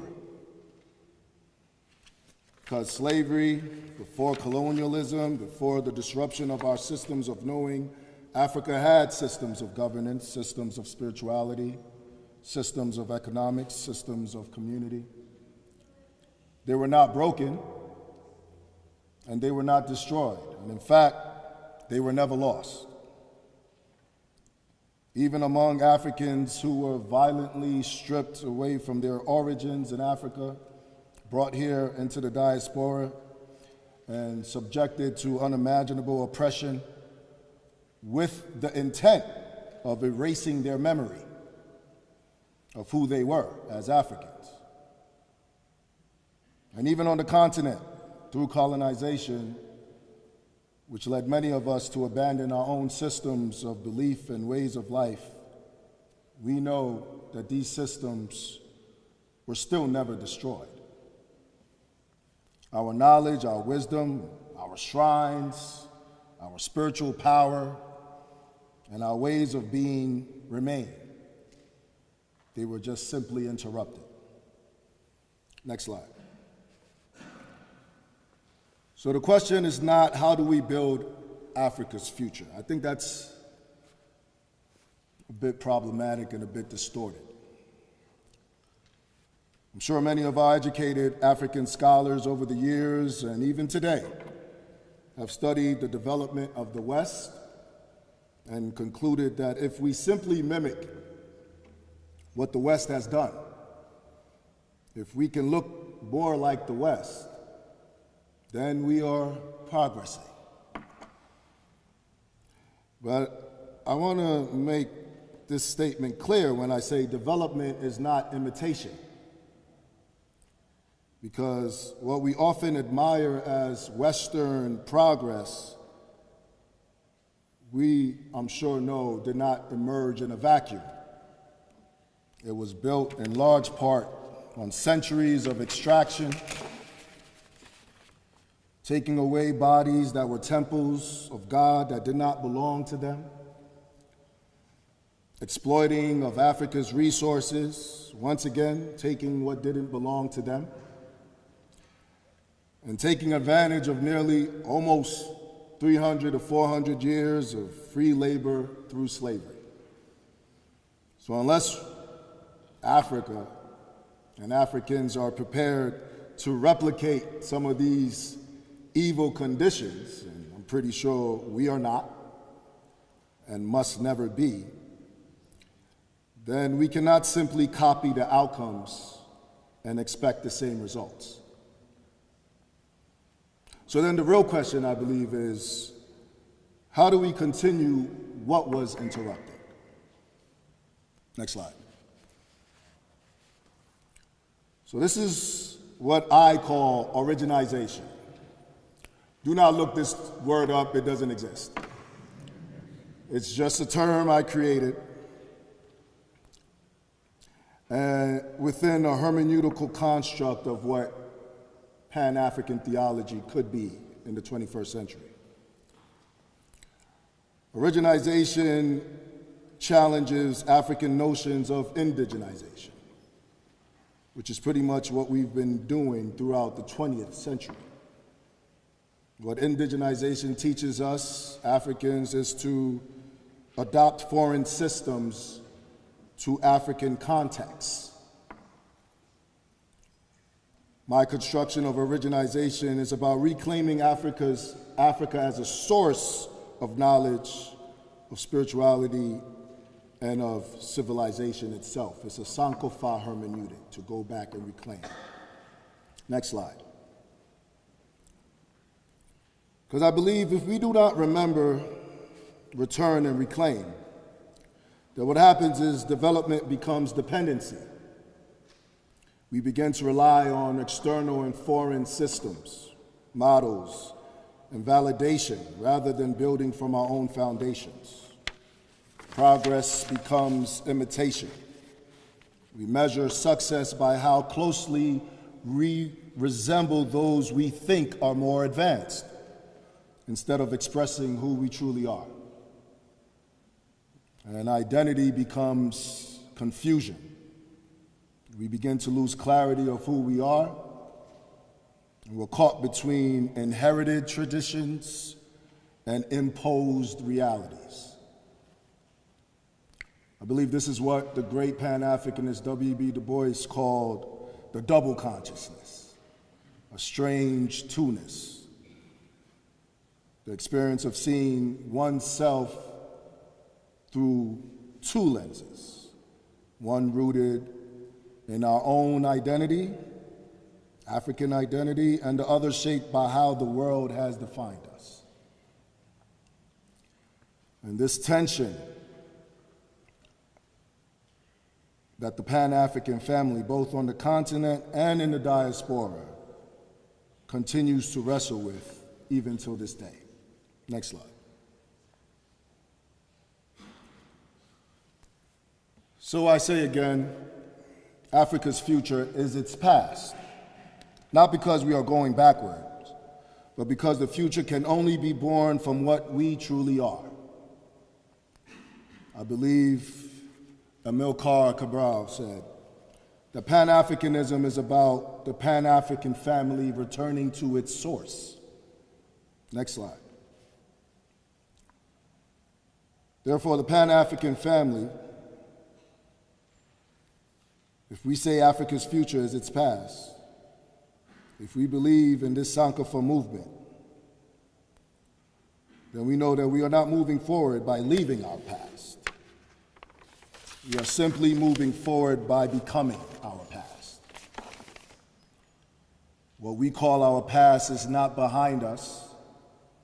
It is the womb of our future. Next slide. So with all that said, the next question that we must try to answer is, what vision can guide equitable, sustainable, self-defined development in Africa? But again, before we answer that, I'd like to reframe the question, given what we now know about Africa's future being its past. Because the assumption hidden in this question, again, is Africa's future still needs to be figured out. That the vision is something we must create from scratch almost. But I submit to you that Africa does not need a new vision, it just needs a recovered one. Next slide.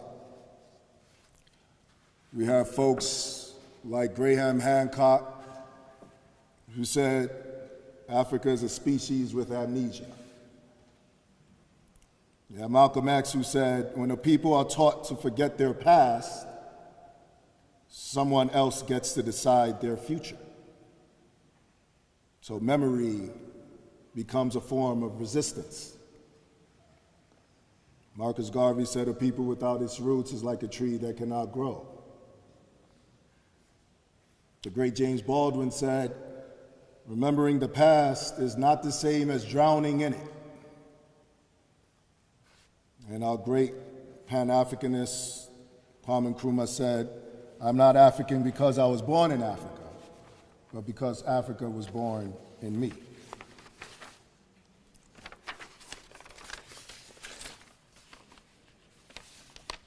Next slide. So what is this 21st century Pan-African Renaissance demanding of us? It seems it's simply for us to remember. Not simply to remember just in thought or memory,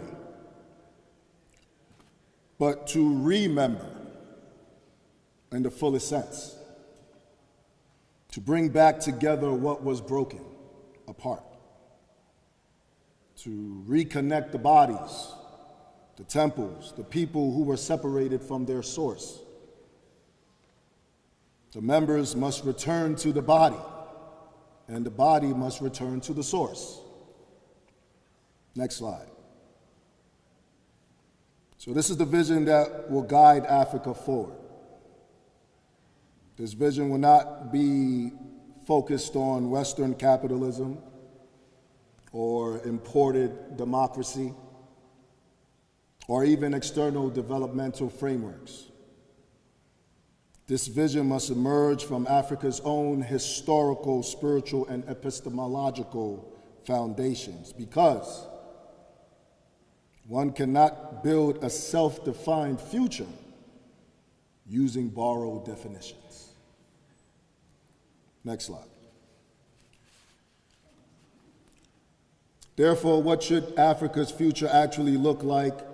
I humbly propose 4 things. First, I believe, is our spiritual serenity. We must remember to define our relationship with the divine on our own terms. We're not rejecting faith, but again, we're removing dependency. God must no longer be mediated through foreign lenses.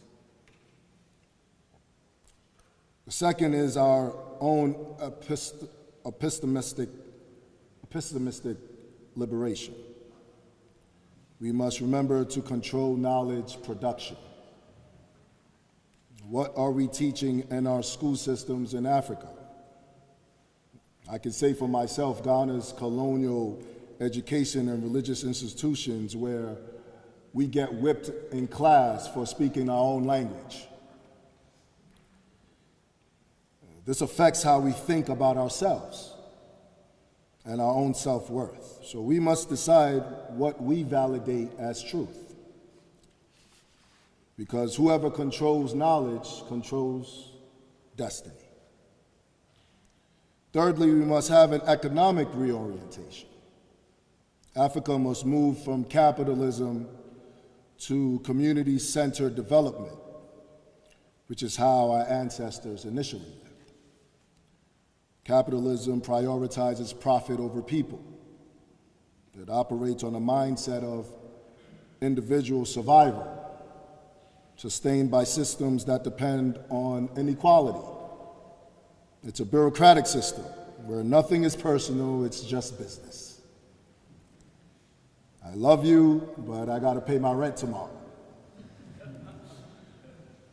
It breeds a Cain mentality, reminding you constantly that you are not your brother's keeper.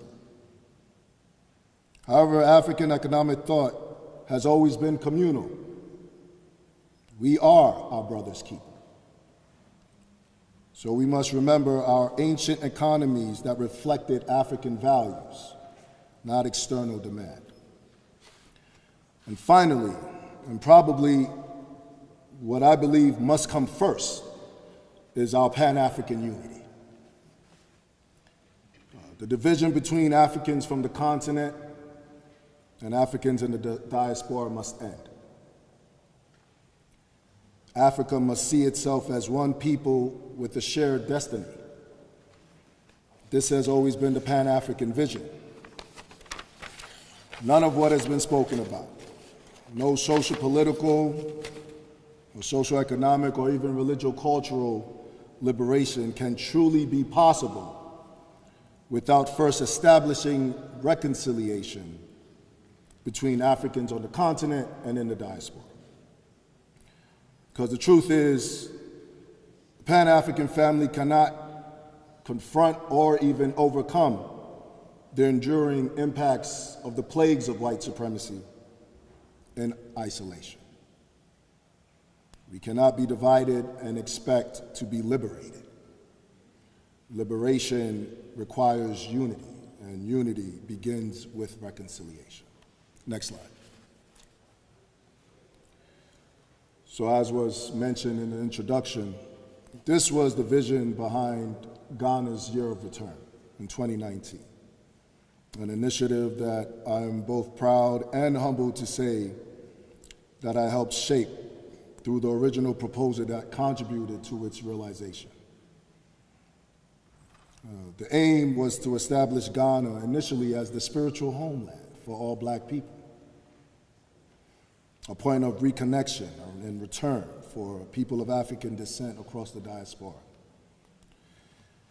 This vision was grounded in two key historical and global frameworks. At the time, the United Nations had declared the years 2015 to 2024 being the International Decade for People of African Descent. And then in 2017, the U.S. H.R. 1242 bill marked the 400 years since the first enslaved Africans came to the United States. So together, these moments created a powerful opportunity to move from historical acknowledgement to spiritual and cultural reconnection, positioning Ghana not just as a destination, but as a source. Next slide. And of course, since we have all our African brothers and sisters here, we might ask, why Ghana? Well, I say, why not? Ghana has a rich history with Pan-Africanism, as you can see. We can start with Ghana. There were so many fun facts about Ghana that made Ghana quite interesting. Ghana, because of Kwame Nkrumah creating Ghana to be a Pan-African nation, we had in our constitution the right of abode that extended dual citizenship to descendants of the Atlantic slave trade. We also adopted the Black Star representing the Marcus Garvey movement on our national flag, representing if you wanted to come back to Africa. Ghana, we had a motto that said that Ghana was the gateway into Africa because it literally was the gateway out of Africa. Even though you may not have come from Ghana, majority of our ancestors who were enslaved had to almost come through Ghana in order to get to the New World. And so Ghana had held about almost 70% of the slave forts in Africa on our coast. We also have folks like W.B. Du Bois, who called Ghana the vanguard of Pan-Africanism. Dr. Martin Luther King, during Ghana being the first country to gain independence from colonial rule, Martin Luther King called Ghana, during its independence, the birth of a new nation, where he called Ghana the Promised Land. And we can go on and on and on about all these prophetic and contemplative responsibilities that Ghana has had towards its brothers and sisters in the diaspora. And so, next slide. While the Year of Return was undeniably successful in bridging the gap between the continent and the diaspora, creating a significant paradigm shift in social, political, and socioeconomic opportunities such as dual citizenship and land acquisition, business investments, and even royal installments, it was clear what we learned, that there remained a critical dimension that was not fully realized. That the original vision that I wrote in my proposal, that was not solely economic or touristic, but spiritual, religious, and cultural at its core. We recognized that over time, that dimension was largely overshadowed by commercialization.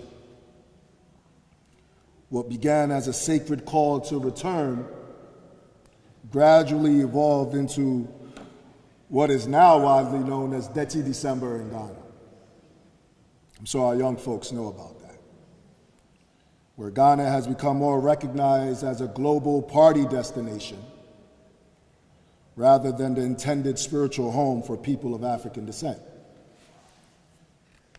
More importantly, the deeper work that was required, the healing of historical wounds caused by slavery and colonization, was never adequately addressed.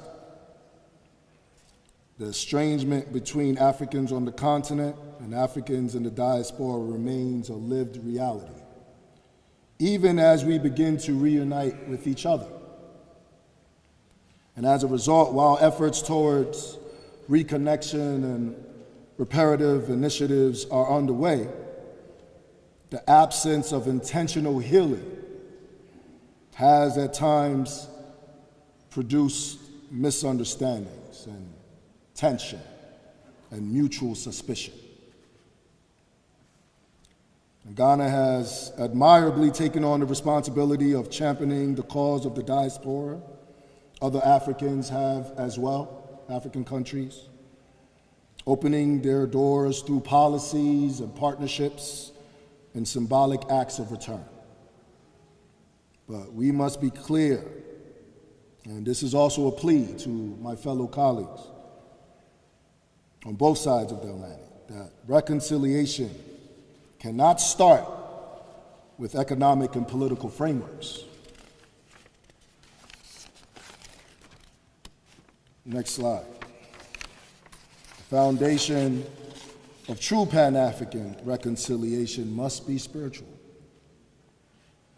It must address identity, It must address memory. It must address our historical trauma and the restoration of a shared sense of origin. Next slide. So this is precisely the work that the God Box does. Our own motto is remembering God's children. This becomes essential, and this is why our recent endorsements from the Office of the President of Ghana are quite both timely and necessary.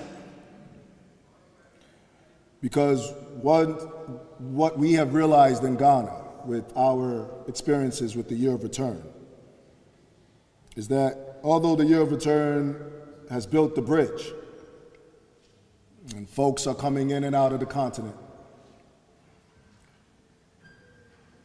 we recognize that we have not yet restored the people who cross this bridge. So I would like to close this presentation with the plea to my colleagues and scholars and to the wider Pan-African family. This endorsement is asking us to begin registering for the hard conversations that need to be had. Beginning this May and all the way throughout the year to December, we will convene a series of dialogues, bringing together faith leaders, legislators, scholars, practitioners, activists from both sides of the Atlantic. And these will not be easy conversations. They're not intended to. They are necessary conversations, conversations that will confront the trauma that still exists, the wounds that still must be healed, the deep estrangement that we have with one another that causes the mutual suspicion. All this must be addressed, and healing must take place if we are truly to achieve reconciliation and lasting liberation. These dialogues will lead to spiritual pilgrimages to Ghana in 2027. Because we have learned that although the Year of Return did create the bridge, we must restore the souls that walk across this bridge. Because until we heal the people, the bridge will never fulfill its purpose. I want to end on this note, but on a lighter note, as we talk about remembrance. I'm sure as Africans, we're all familiar with the movie The Lion King, one of my favorite movies.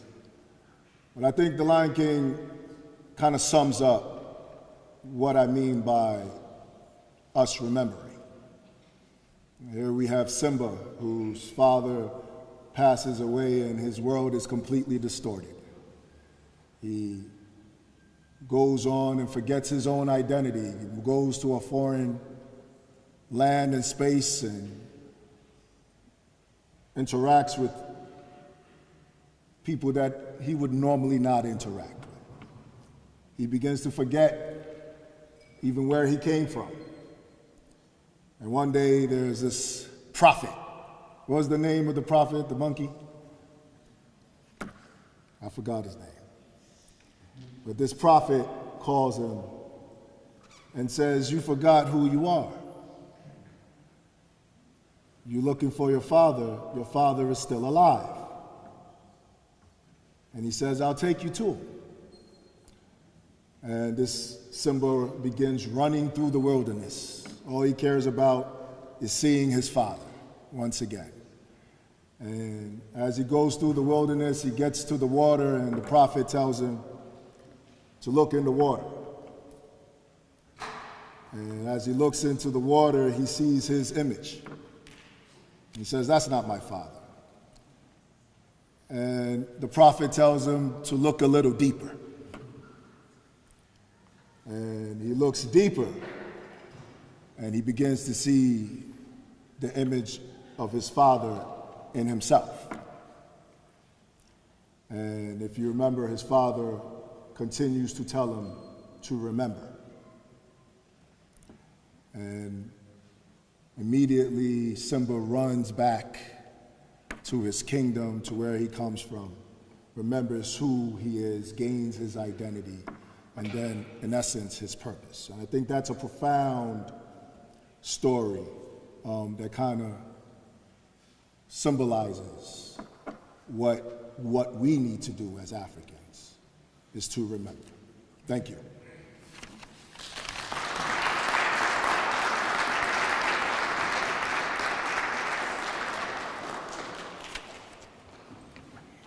Thank you very, very, very much, Dr. Buhari. I actually have a lot of questions, but I won't dominate the space. Before we start with Q&A, I just want to send a reminder to those who are doing the poster presentations to go get set up, because right after the Q&A, we're going to head out into the poster presentation and do lunch and networking. Let's get started. Okay, first let me ask my question since I have the mic.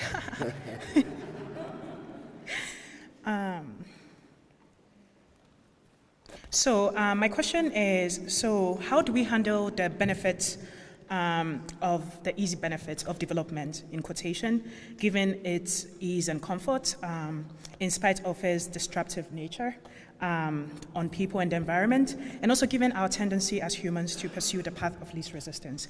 So, like, for example, like ordering from DoorDash versus, I'm just giving a vague example, but I think naturally, if you can take a car and it's easier and it contaminates the environment, why would you then go for the other? So that's my general question, yeah. No, thank you for that question. I think that complacency oftentimes is our biggest enemy. Comfort is also one of our enemies. One thing I've noticed about the Pan-African family, especially in the diaspora, is we don't start thinking about Africa until we start getting uncomfortable. That's all of a sudden, not only are Africans thinking about Africa, even white folks start thinking about Africa once we start getting uncomfortable. We've seen that with the Trump administration. So I think complacency and comfort is an enemy that we have to watch out for. And I want to premise that statement by saying to go back to our past isn't necessarily meaning to do away with modernism or technology or any of that. Again, as I use the statement, is to go deeper into what we've already done. So we're not necessarily forgetting all these modern technological advances that help make life easier. But making sure that rather than it be just Africanizing it, going back to the source and making sure that its foundations are rooted in African epistemology.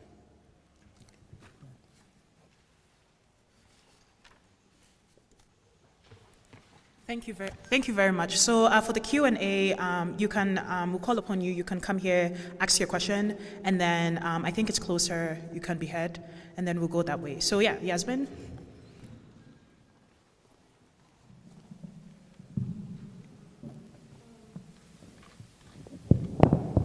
Hi, Dr. Gilbert. Thank you for this presentation. I have two different questions.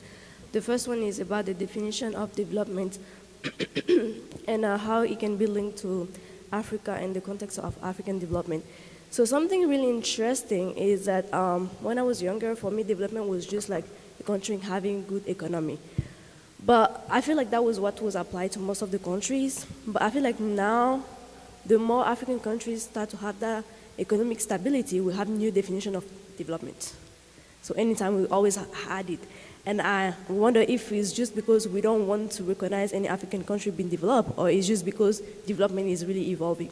Because when I go to Morocco, when I check pictures of South Africa, I don't think I can convince anybody in a village in my country that those countries are not developed. So I'm wondering what is the real definition of development, and if us, African, we have to also redefine what is development for us. And my second question, or even maybe comment, is about the four solution you gave, and I'm more focused on the epistemology, like thinking for ourselves, because education, like you cannot be empowered if you still take education from those who like take your empowerment. And for me, what is really interesting is most of the time when we think about like education and all, we also talk about language. We talk about the fact that we have to include our local language for people to understand. But what we don't think about is why are we studying in other language when we have knowledge from our own language? And the fact that we are learning in other language, we are losing our knowledge. And we also always think that we have to teach people. So for example, I will go with feminism because I'm more in that field. But most of the time, we tend to think that, oh, we're going to go in those villages and teach to those women how to be empowered. Did they really wait for us to be empowered, honestly? Did African women waited for feminism to be invented to fight for their rights? And we don't really talk about that. So for me, if we really want to be developed, you talk about going to the past. I love the idea, but I feel the past still exists in Africa even now. Because we still, like in our villages, people still build houses how we used to build before. And in those houses, you don't need to fight the weather. When it's hot outside, it's cold inside. When it's cold outside, it's hot inside. And we don't even think about that. We have architecture who come in the US, other countries, learn how to build houses. They go back, they build nice houses, but the weather is not included in. Because of course, when you come in the US and learn about architecture, you will not learn about like your tropical environment. You will learn about like how to fight the cold. So I feel like with that epistemology side, we like the scientific researchers and all, we really have to truly humble ourselves and realize that it's not always us who have to teach our other people how to like be developed, but we can really learn from our people. So I feel if we do that combination of like really humbling ourselves and learning from the people who we think that they live in the past, we might actually like have the idea of the Sankofa and be developed. Absolutely. Thank you for that. That was a question and a comment, and but that was a powerful comment that you made. It's interesting because, as you're saying, Africa seems to be the only continent where we're asked to forget our past in order to move forward. No other continent is asked to do that. And so, as you're saying, in Ghana, we like to call it our ancient and ancestral technology that we used. We like to call it African electronics. We don't call it technology. And that's African electronics is quite close to spirituality. And so, going back to your first question about development, and yes, I think that we definitely need to redefine what development and progress means. Clearly, it has a westernized notion around, and as I said, in that sense, it's linear rather than circular. And so once we start to get into our African traditions, we'll understand what development looks like when it's circular. So progress, if we say that we give birth to our ancestors, that might seem quite, are we moving forward or are we going backwards, right? And this is what it means to have a circular understanding of ourselves. And so we also have to be careful of the false integration, where power still remains in the hands of the Western dominant group. And so when we're coming together, and nowadays we like to call ourselves hybrids, but again, when power still remains in a dominant group and you come together in that way, that's a false integration. And so we have to make sure that we're able to level the playing field on that end before we integrate. And then I think you also said, the local languages. I mentioned that one of the things when I grew up in Ghana, one of the things that they would write on the classroom blackboard, do not speak your own language in class, right? And the idea behind that was that we're in school and we're trying to get educated so that, and learn English and all these things so that we can hurry up and come out here and be able to do what we're doing now, right? And that when we go back home, our parents will speak our languages with us. What's happening is that our generation of folks are quite westernized. And so we're not going back home speaking our own languages. We're also speaking English back home because our parents have also been westernized. And so the languages are completely disappearing. Now, some folks may say that learning English is a good thing. You know, it helps all African countries able to communicate with each other. But I think, again, that's another notion of false integration. I know through our Pan-African agenda, we're not defining ourselves as countries, but as tribes, that our differences must be used as wealth to be shared amongst each other rather than separating us. And so, as you were saying, there's enormous knowledge that comes from using our own language. You know, something like Akwaba. I'm sure Ghanaians, you know, we use, if you've come to Ghana, you will hear Akwaba. Yeah, exactly, right? Akwaba. It means welcome, right? And again, when you say Akwaba, you ask anybody, they say it means welcome. But this is an example of how powerful our language is when we decide to use our own language. Akwaba, when you break the word down, it means Ako Aba, right? Which means you have gone and now you've returned. It has a little deeper meaning than welcome, right? You know, English almost has no meaning until you give it meaning. But in our own languages, the meaning exists within the language itself, right? And I can go on and on. When you say Medase, when you go and you say, what does Medase mean? Somebody will immediately say, thank you. That's what it means, Medase. But when you break the word down, Medase means Medawase, right? Which means I am under you. So now thank you means something a little deeper. When you say thank you to someone or you say Medase, it means I am under you now. It's almost like I'm in debt to you, right? So thank you is not something you just say and you keep it moving, right? It's something that now you know you are indebted to this person. You almost owe this person something. So maybe we'll start using, you know, we're not going to use thank you as lightly as we use it, right? And so so I appreciate your question and your comment because, again, it expounds on the necessity and the wisdom, really, that we gain from using our own local languages and using that knowledge to redefine what development and progress means.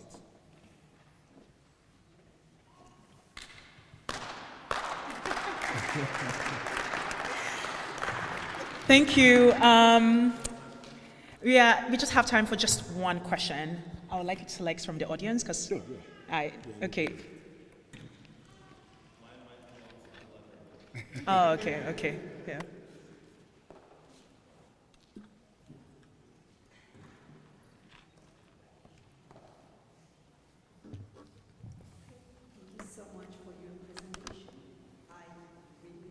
Appreciate it because you speak my mind because all the things that you have mentioned in here, say for instance the idea of being circular. I am from Ethiopia, so anything in Ethiopia is represented by circle. It has a definition and a meaning. If you go to the Ethiopian house, it is circular. Our church or mosque, circle. And even the utensils that we use, the grill, everything. And the palaces were circle. It has its own historical background. In our traditional Ethiopian school, it was a circular setting. Everything was circle. But since my sister mentioned about development, now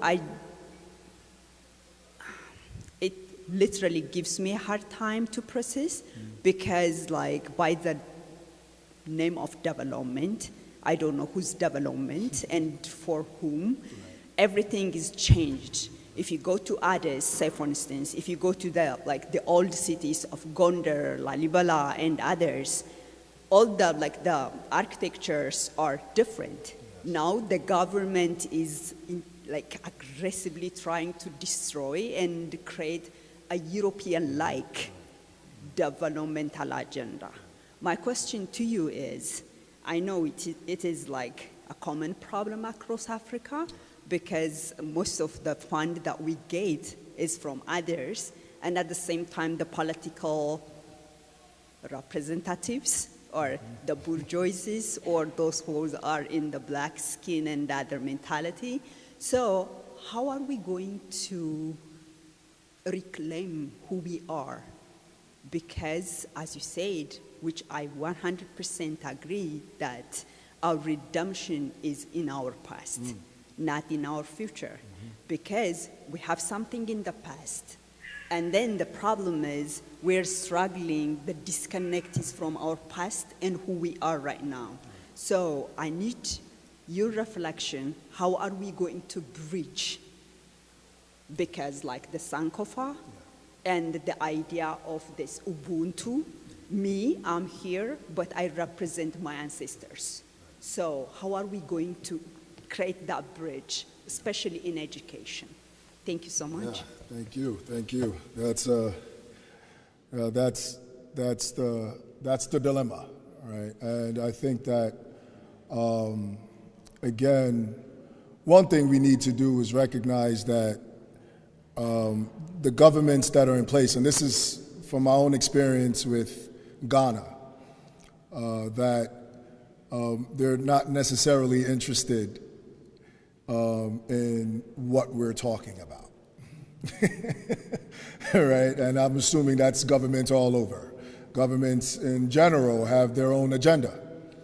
And even when you bring something like this to them, while they may endorse it, they will eventually begin to facilitate, and it becomes distorted.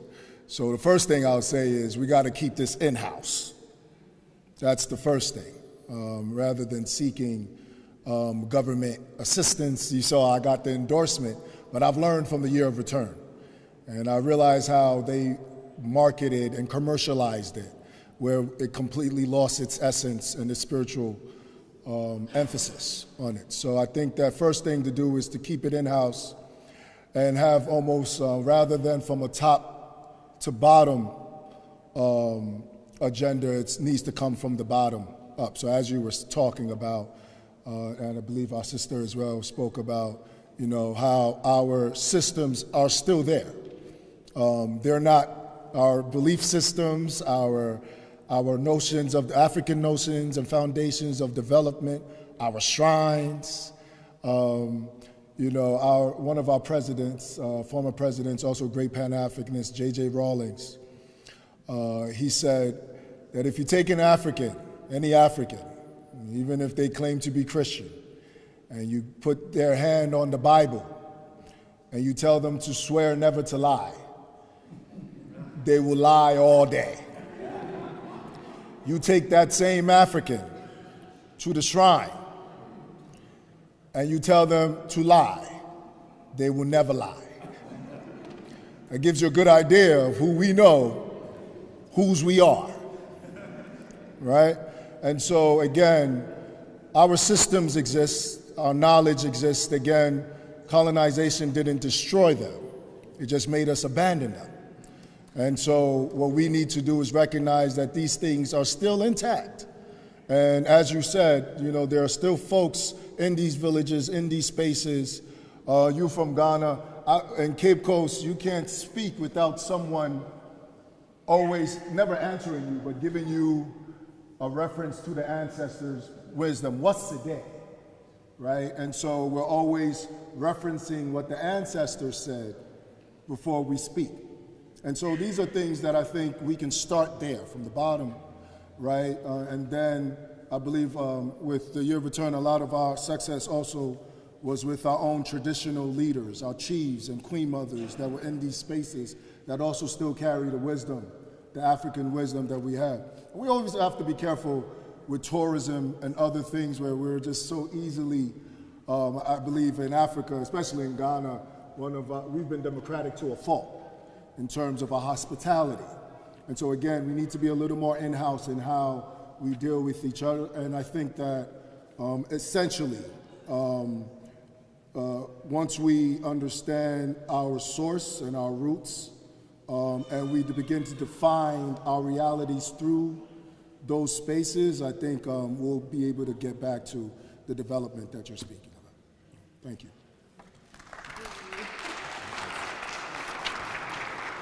Thank you very much. Yeveka say, yeah, that was it. I'm sure lots of people have a lot of questions to ask. During the poster presentation launch, it's a good opportunity to network and ask questions. I am curious, I want to get resources on how to, I feel like when you go online and you're trying to learn about African history, it's either very academic or you're looking for different resources here and there. So it would be very nice, Dr. Buhari, if you could provide us with resources that is maybe congealed and very readily available to the average person to learn about how to get in touch with their history. Thank you very much, everyone.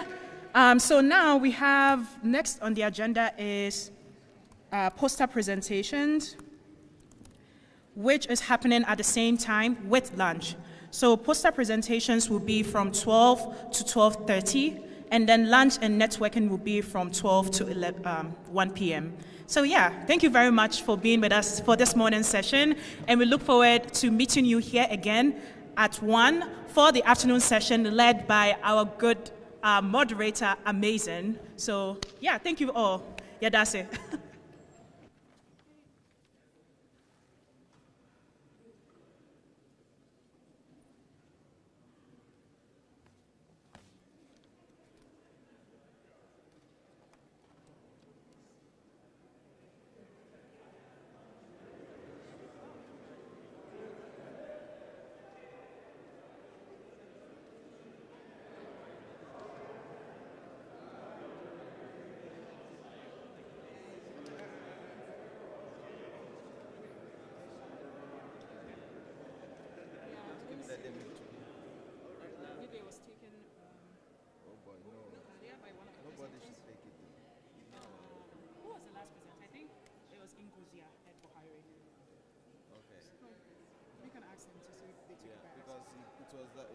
Chris, the live stream guy that gave it to us. Oh, this.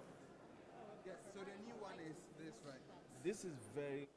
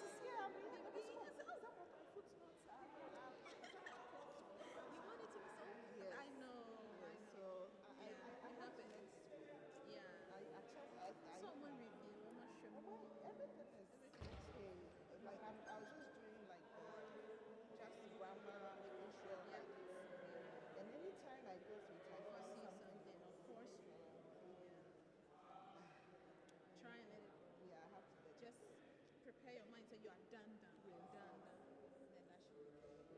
Then that should be. Oh, nice meeting you. Thank you.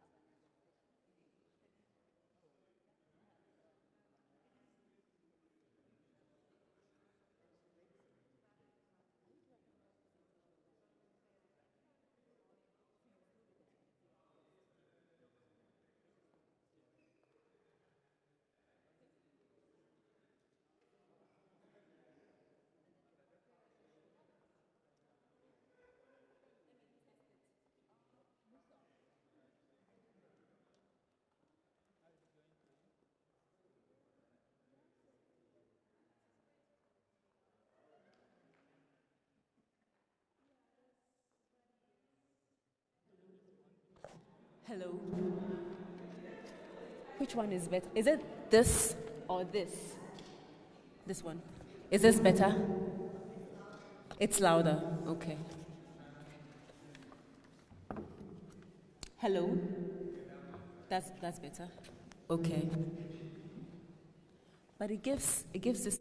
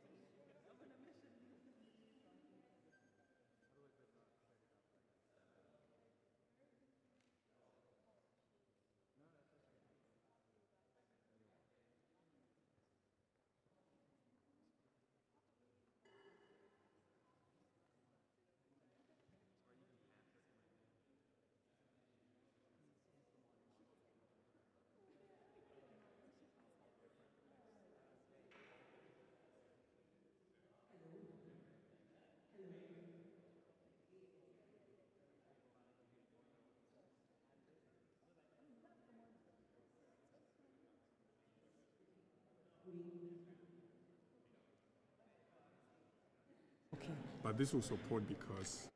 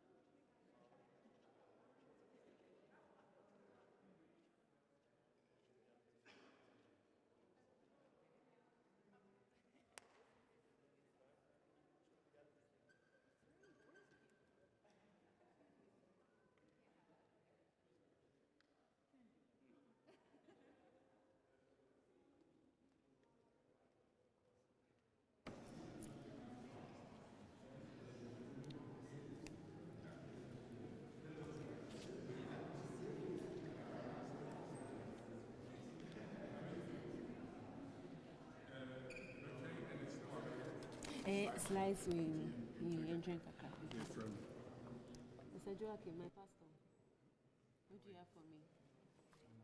The Kanagaraja said you should do fast because he intends to go to Dr. Kanagaraja, because he said he intends to drive back to PDC.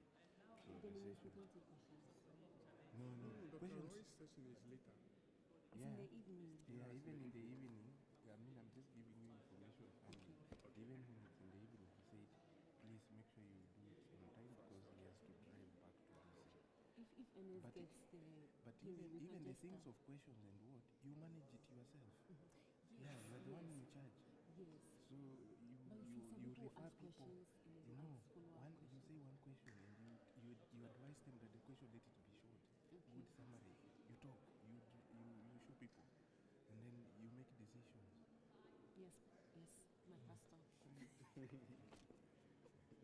in charge. You're the big boss. Yes, please. Civic as well for NSR. But immediately NS was set up, I'll start. Patrick.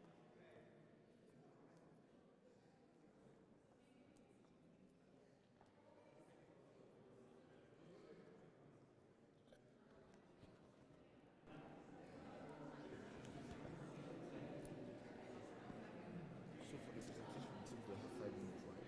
Yeah, so 10 minutes, and then I'll raise a once I have 2 more minutes, and then the final.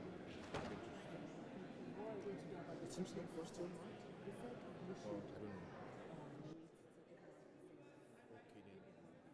Okay.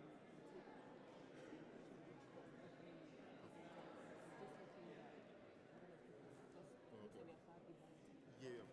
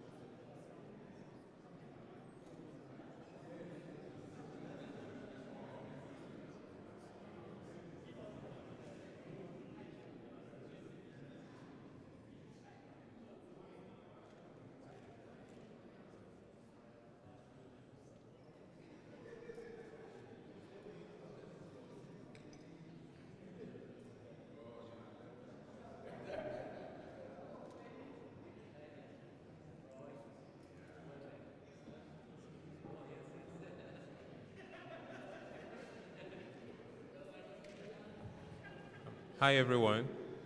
Good day. Can everyone hear me? Yeah, we will soon, hello. We will soon start the lightning talks, but I just want to make an announcement. So food and drinks are not allowed into this hall. So we are actually violating the rules and regulations if you have your food or any kind of drink, including water, in the hall. So if you could please just help us and take the food and drinks out of the hall so that we won't have to violate any other stuff. Thank you very much.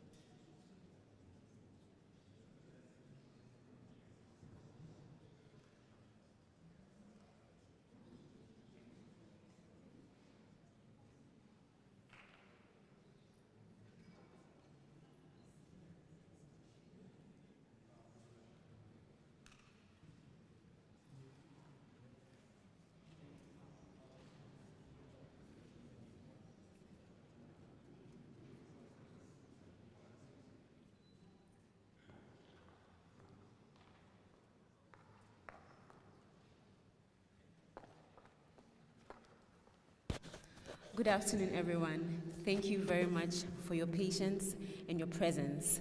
We appreciate you being here. Some of you have stayed all through the morning session, and would like to say we appreciate and honor your presence. To our panelists, our guest speakers, our professors, we acknowledge and appreciate you being here. My name is Amazing Akwe, and I'm going to be the moderator for the afternoon session. You're all welcome to the 9th PANAPA Annual Conference, One Continent, Igniting the Power of African Potential. In the spirit of igniting the power of African potential, we have with us a lineup of speakers who are going to engage us on some lightning talks. First on our list is Akanimo Edo Udokon. With a round of applause, let's welcome him as he comes up on stage.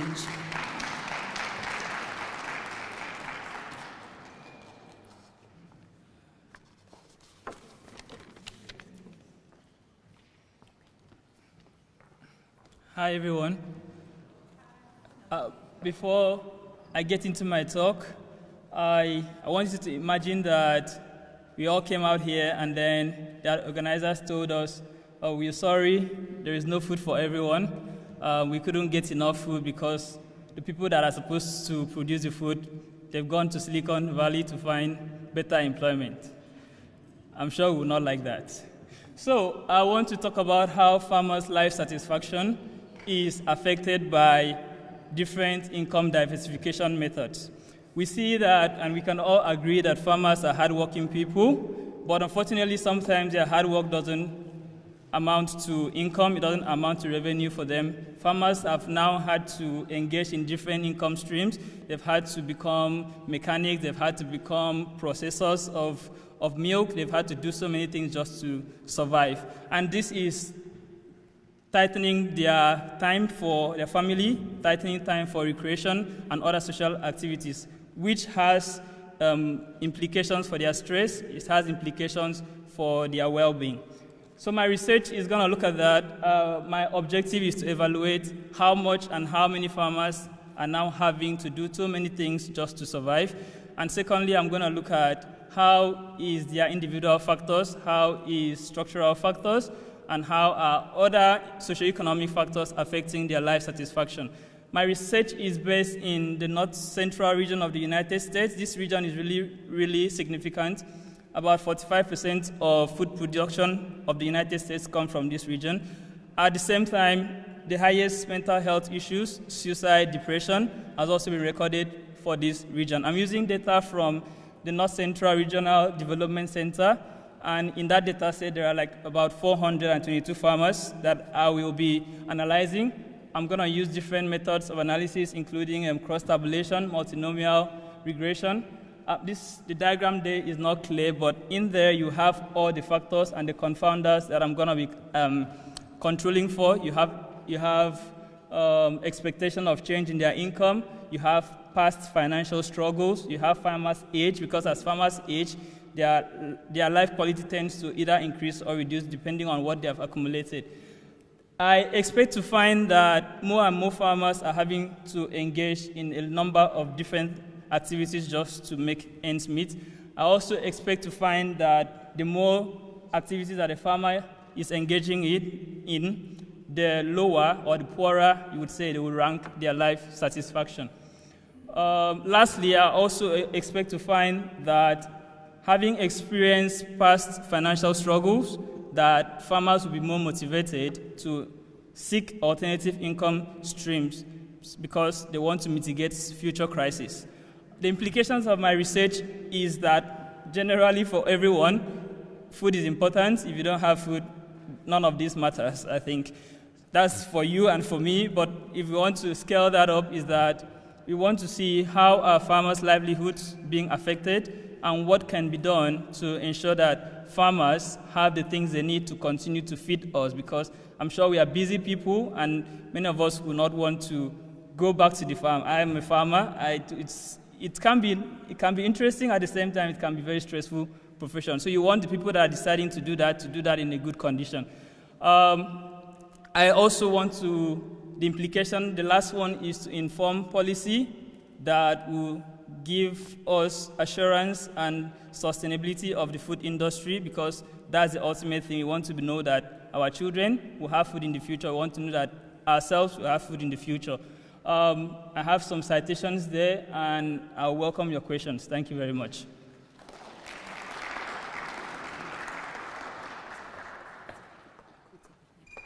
Thank you very much. Due to time constraints, we'll take questions after all presenters present. The second on our list is Zilpha Irakoze. She's a dual title PhD candidate, and she's going to present on the mold protecting our food. Let's give it up for her as she comes up on stage.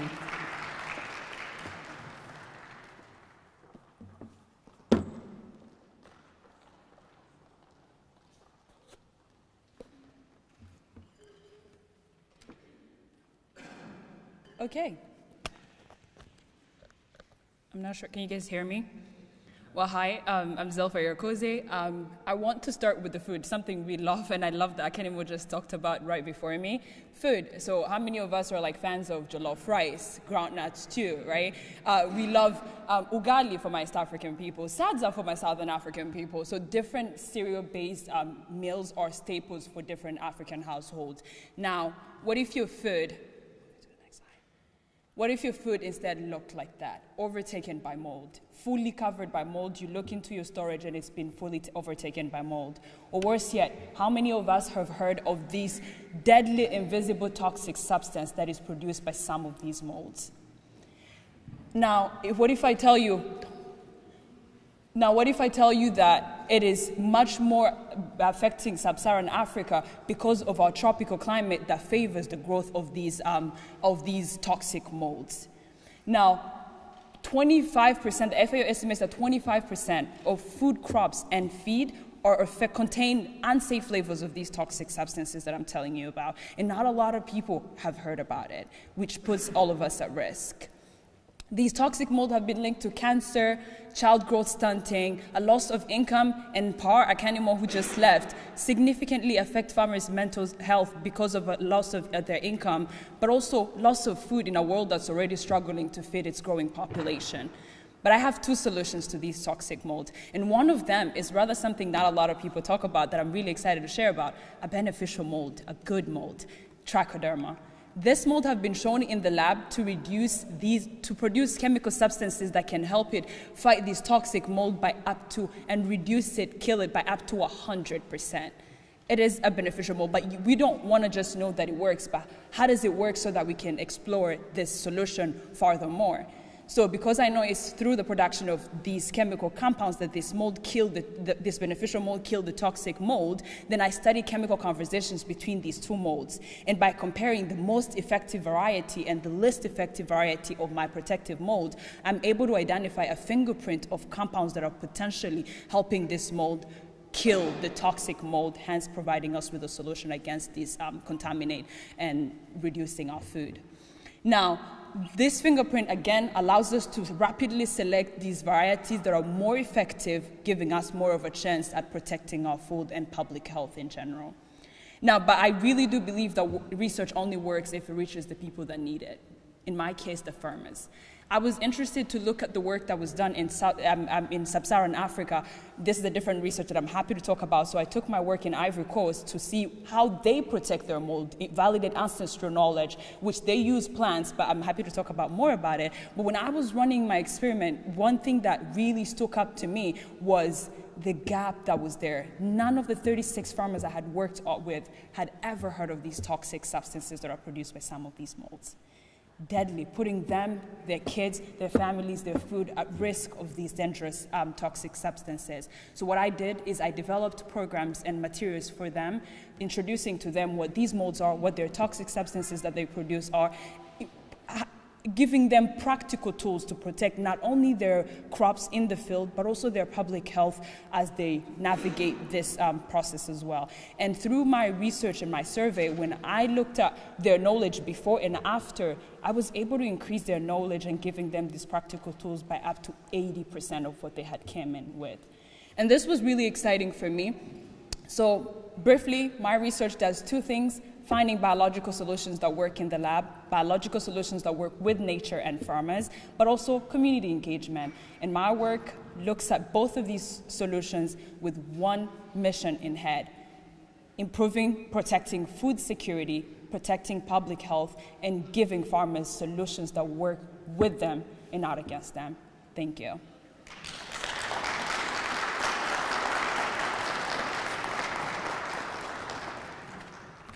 Thank you very much, Zilpha. Next on our list is Christiana Komolafe, who is a PhD student of the Department of Entomology, and her work is on understanding induced defense response in wild tomato species against herbivory. Let's, with a round of applause, welcome her on stage.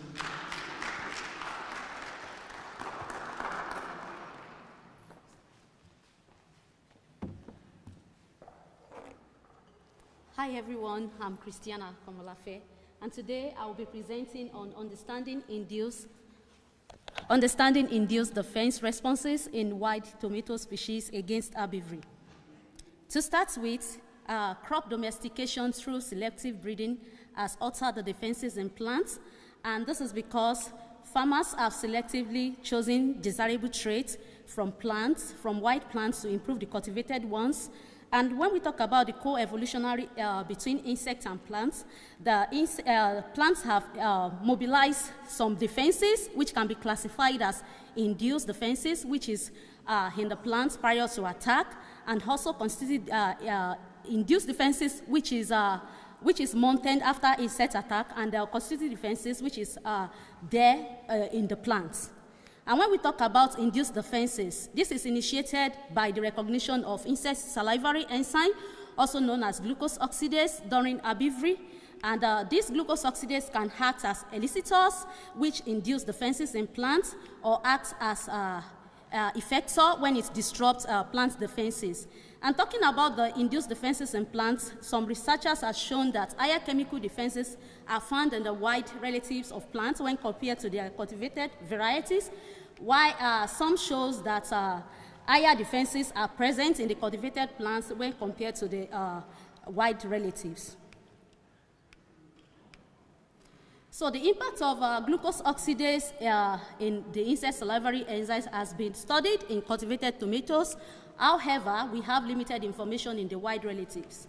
So this study examines the effects of glucose oxidase on wild tomato species and also investigate the defense response in the wild tomato species to glucose oxidase through jasmonic acid-related defenses in plants which are classified as anti-nutritive enzyme, which are the polyphenol oxidase and trypsin inhibition.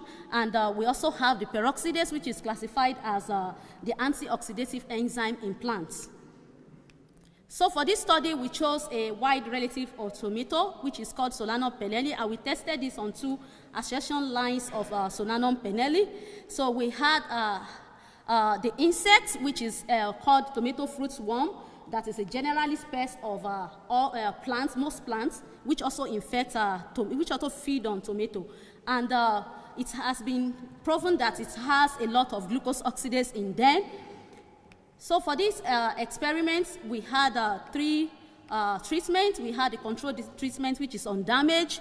We have the mutants and the wild type herbivory, which is the one with glucose oxidase and the one without glucose oxidase. And the plants were, the insects were allowed to feed for 2 to 3 hours, and the samples, the leaf samples were collected and were analyzed for the enzymatic activities. Also, we did the mechanical damage as well. So we have 5 treatments in this. We have the control treatment, the water treatment. We isolated the fungi, GOX, that is glucose oxidase from the fungi, and also the reactive oxygen species that is produced from as a result of glucose oxidase interacting with the plants. And this was applied on the damage area on the plants for each of the treatments except for the control. So the defenses proteins were measured, and we found out that the peroxidase, which is the antioxidative enzyme, was not were induced across the treatment with glucose oxidase and without glucose oxidase when compared to the control. However, for the anti-nutritive enzyme, which are the polyphenol oxidase and trypsin inhibition, there was no difference across the treatments that were tested, even as compared to the control. And for the second accession line, we found the same thing that occurred in that. Then for the mechanical damage that we did, that is a second experiment, the same thing holds in all the accession lines that were tested. So from this finding, it shows that glucose oxidase does not induce the anti-nutritive enzyme in plants, which are the polyphenol oxidase and trypsin inhibitor. However, antioxidative pathway was triggered, which may mitigate or reduce the induction of defenses by glucose oxidase, which produce the reactive oxygen species in plants. So for this, it is important to investigate the effects of water stress as related to antioxidative enzyme and subsequent induction of defenses by plants.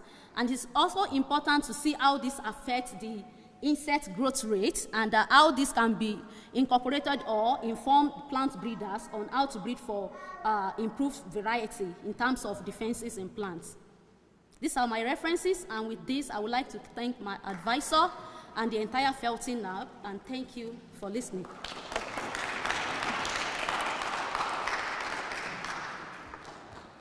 Thank you very much, Christiana. We have Dr.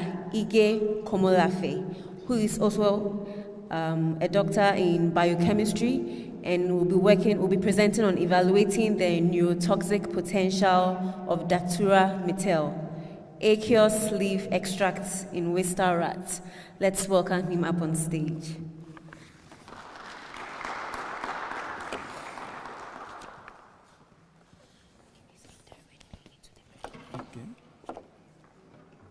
Yeah, good afternoon, everyone. My name is Ige Komolafe, and I will be presenting evaluating the neurotoxic potential of Datura metel, aqueous leaf extract in oyster rats. So, Datura metel, okay, next slide. So, Datura metel is commonly known as devil's weed or devil's trumpet, or it's locally called gegemu in Nigeria, and the plant traditionally is used to treat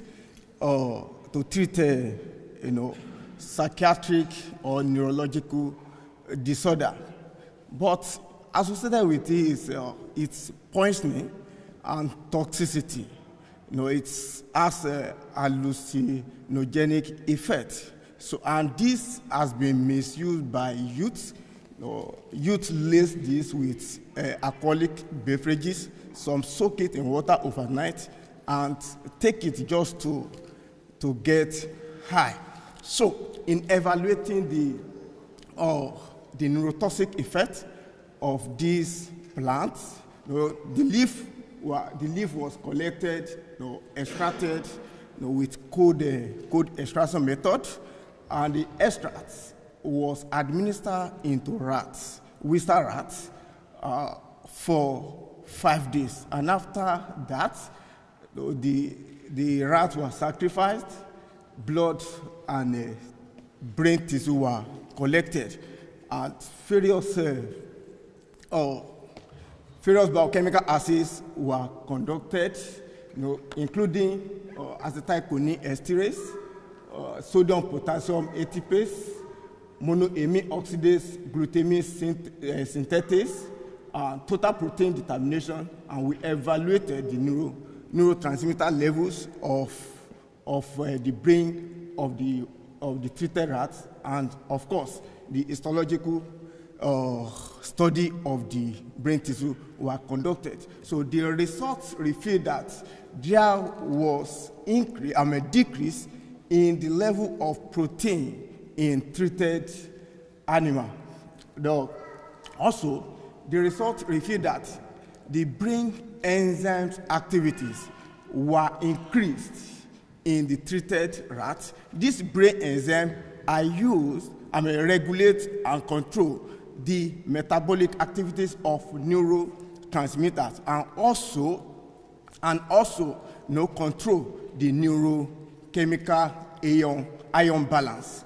And also in plasma there was increase in these brain enzyme activities, which means that the effect of this extract does not limit to the central nervous system alone, but also occur in the peripheral processes. And also the levels of neurotransmitters were also altered. Neurotransmitters are a second messenger that transmit information along the axon across the synapses in the brain, which brain requires certain amount before, and any alteration in this amount can lead to brain damages, and also the histological effect, so that there is aberration in the tissues of the treated rats. So, in conclusion, the extract of this plant has deleterious effect, which can lead to brain damage. Thank you for listening.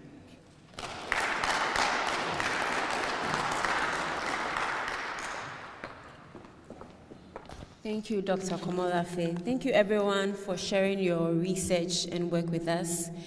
Your insights were both engaging and thought-provoking. We will take 4 questions, one for each presenter. So if you have a question, you can kindly move up here and then ask your question. Do we have anyone with a question? Okay, you can come up.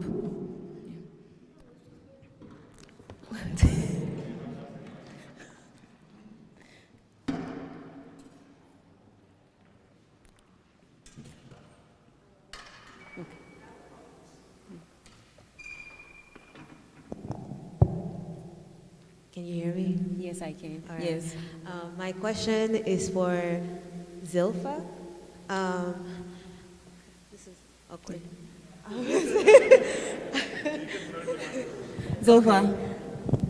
Zilpha, you can come up and answer it. Yeah. Okay.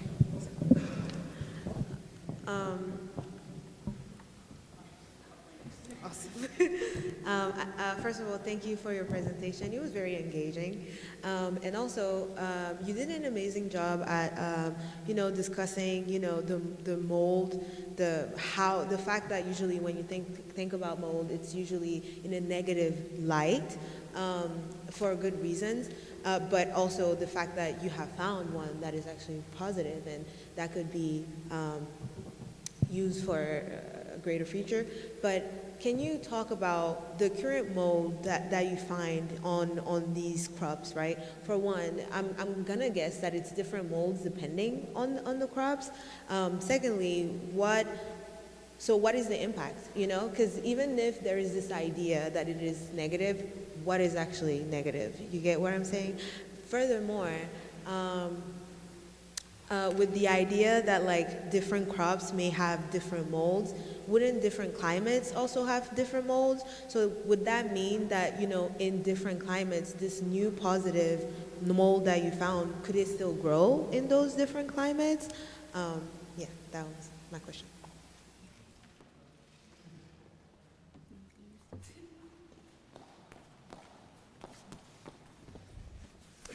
Those are really good questions. I'm going to try to remember and then remind me if I forgot any of them.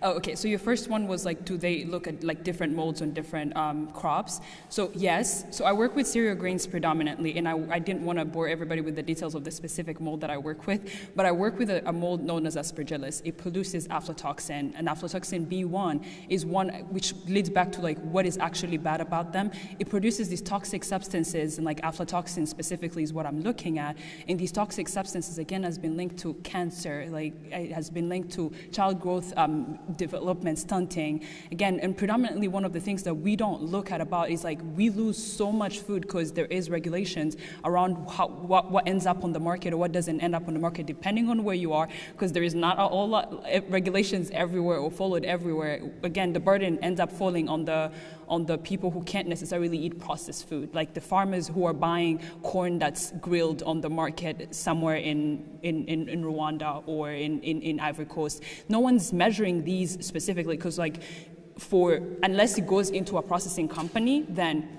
who are you going to tell the farmer who's selling on an informal market how this works or it doesn't work? So the burden end up falling on the people who can afford to do the processing or afford better storages.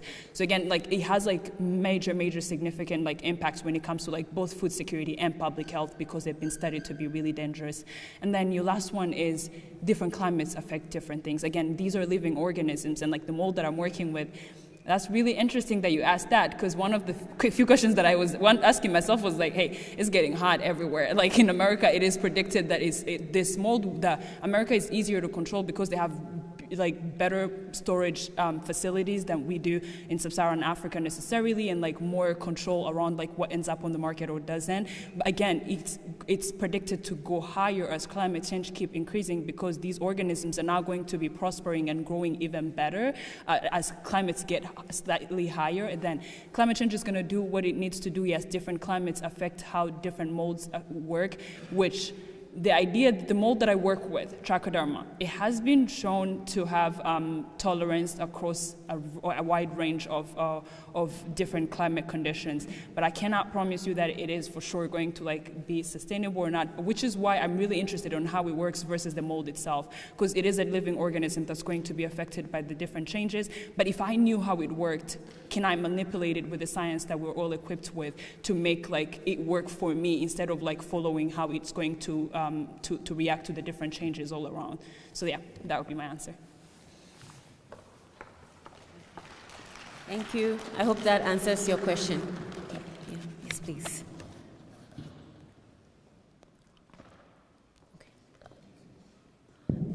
Thank you. My name is Roy Kanagaraja. And first of all, I want to give applause to all the researchers here. They are doing fascinating research. I have been doing research for a long time, and now in my job also I do research on Africa. I'm really fascinated by the research you're doing. Now I'm working on climate, so a lot of the things you're talking about is very important. I hope some of these things will come very practical, direct application in Africa.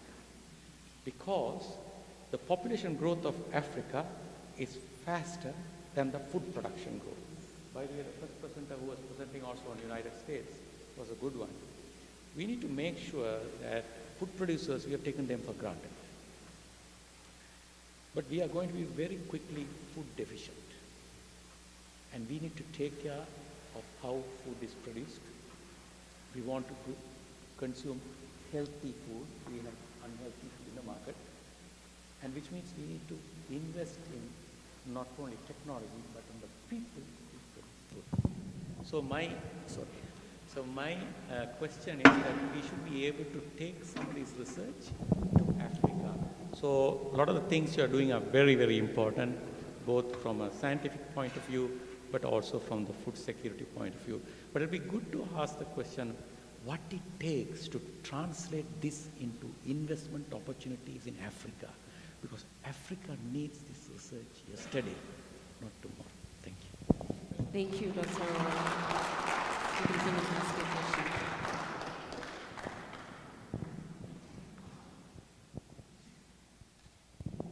So thank you very much to the presenter. So I have this question for Dr. Komolafe. So you mentioned about the Watts rat. So in pharmacochemical studies, basically albino rat is well known for all these studies. Is albino rats and Watts rats, are they the same? And why did you use Watts rat for these studies? Thank you. Okay.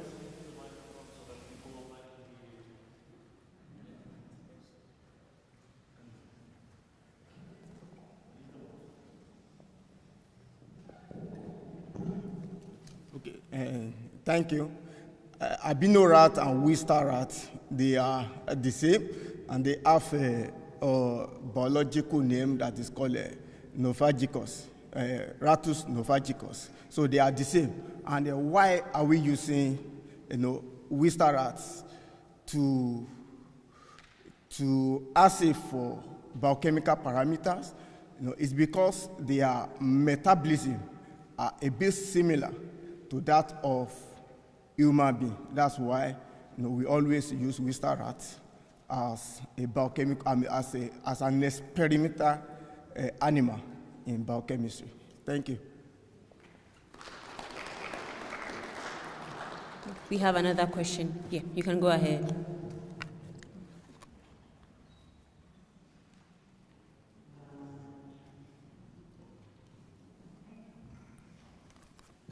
Great talk to the presenters. My question is for the same presentation. I know you mentioned the neurotoxic potential of that plant, and you've tested multiple assays looking at the different levels of specific molecules. Based on the initial studies you did, what can you determine, like which drugs are they specifically, the plant, which type of disease, like either Alzheimer's or neurological disease would you think would be good for treating? Is it depression, schizophrenia, or what would you think?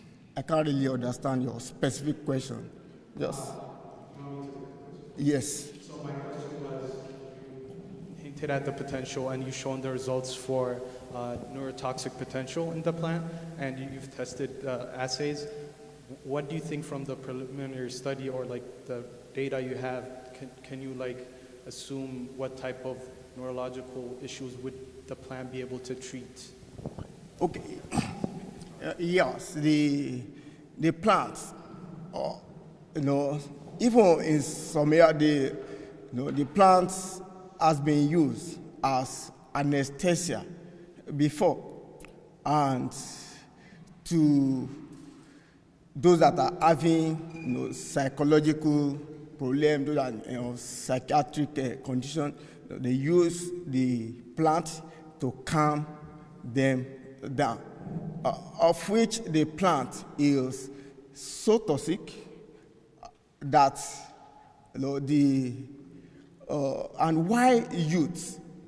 The reason for this study was that there was a time that some youth they soak the plant inside palm wine. Palm wine is a very common alcoholic beverages, a natural one that we get from palm tree. So, youth use it just to get high, maybe then, to get high. And we have seen some people that use it for criminal activities. Maybe when they are going out, they want to go and fight, or they want to go and rob. They use the plants in order to change their mood. And all this has to do with how brain work, especially the neurotransmitters, how information has been passed across. So and it has caused a lot of damage that has resulted to people lose their life along that line. Your study was showing that it causes damage. Yeah, it's caused damage to the brain system. Right. Thank you.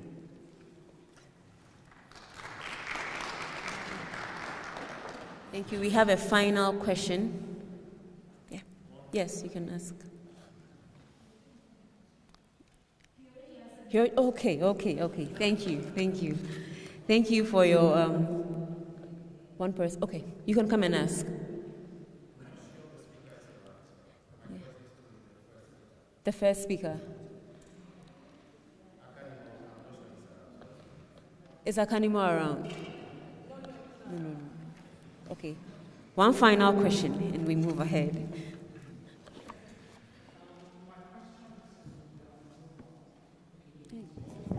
Presentation. So the question I'm asking is, what is the end goal of this research? What's the scalability? And for mycotoxin, such as aflatoxin, we know about AflaSafe. So how do you plan to integrate the research that seems to be working and the one that you're just coming into pipeline? So that's my question. I'd love to actually talk after this, because knowing AflaSafe, so I know you know a lot of the details behind the science, so I don't want to bore everybody with all the details. But one thing is, again, the technology is not novel. Using molds, like beneficial mold as biocontrol, is something that has been happening. And AflaSafe that he's talking about is there is a variety of the same mold that causes the disease that has a missing gene that it won't produce these toxic substances that have been used. So like in America, it could be AflaGuard. In Africa, there is AflaSafe. They look differently. But the idea with it is we are relying on one specific strain. And there have been some research that shows the reversion of some of the strains that have been shown to not produce toxins, eventually starting to produce toxins depending on where they grow. So there is this idea of relying on one specific solution for a problem. Again, that's looking very big. Again, introducing more varieties of the solutions to the problem that was already on the market. And the scalability of it, again, this is in vitro as of right now. I've done the research in the lab.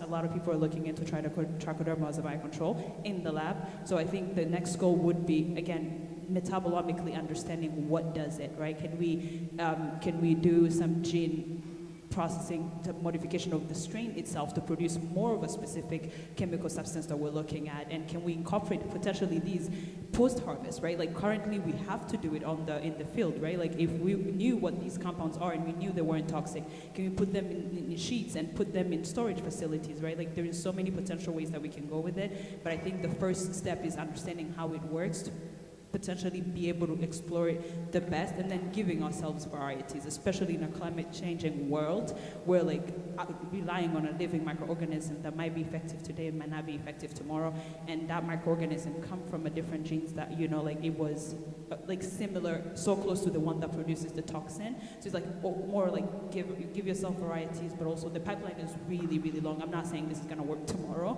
but we can take it from the lab to controlled environment to the field, and eventually, hopefully, we get some type of formulation that works for the farmers. Yeah.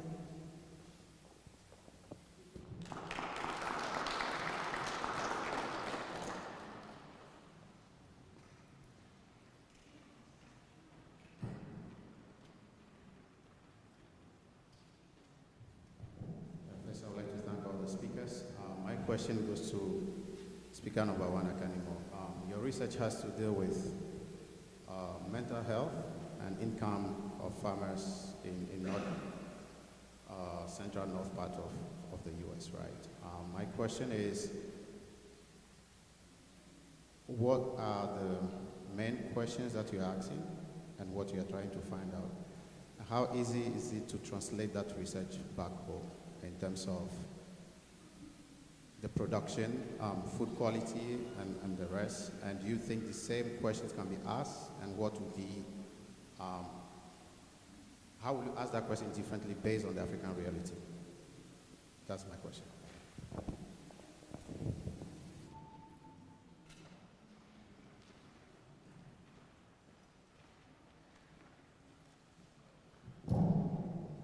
Thank you, Doctor, for your question. I will start by saying that once we are doing any research, you have to take into consideration. Okay.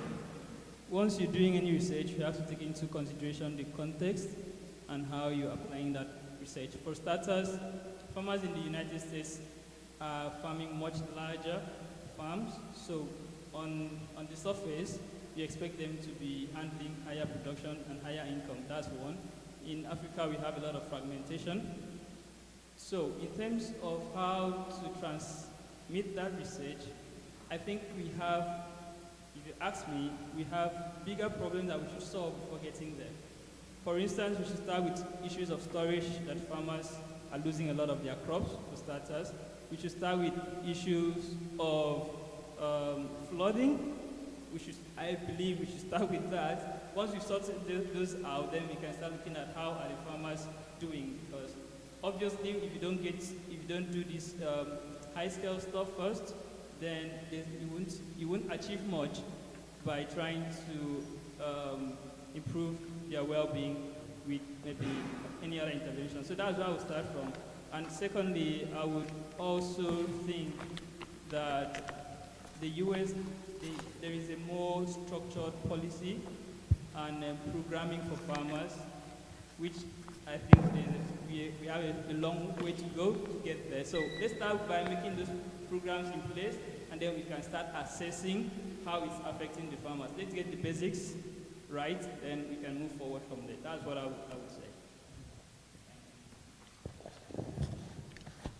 Due to time constraints, we will not be able to take any more questions. Thank you, Akanimo, for your answer. And thank you all for your presentations and our listeners for engaging them with good questions. We appreciate.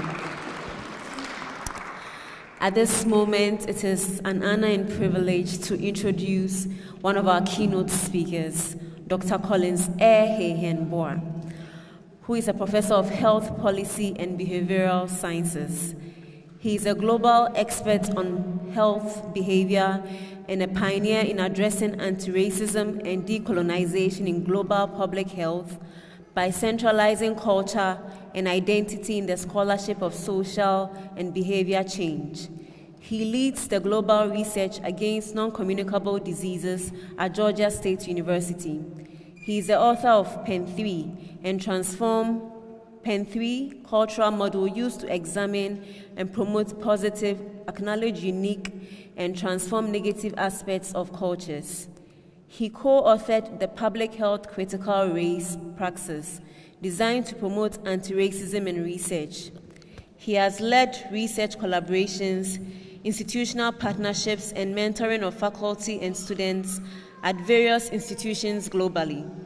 He is a consultant to several UN agencies, including WHO, UNFPA, UNAIDS, and UNICEF. He has authored over 180 articles and book chapters. He has authored 9 books, including Health and Culture, Beyond the Western Paradigm, Healing Our Differences, The Crisis of Global Health, and the Politics of Identity, Culture and Place, From the Tree to the Forest, and Health and Culture, Then and Now.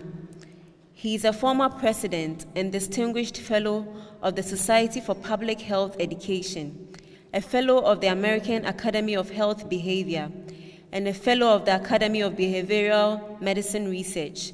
Previously, he was head of the Department of Behavioral Health at Penn State University and Dean of the College of Public Health and Social Justice at St. Louis University. Ladies and gentlemen, with a round of applause, let's welcome Dr. Collins Ehihenboa as he comes out.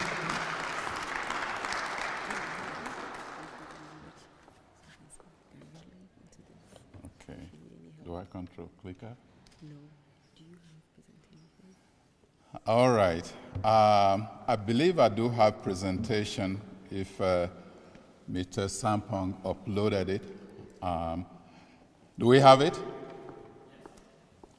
Okay, good.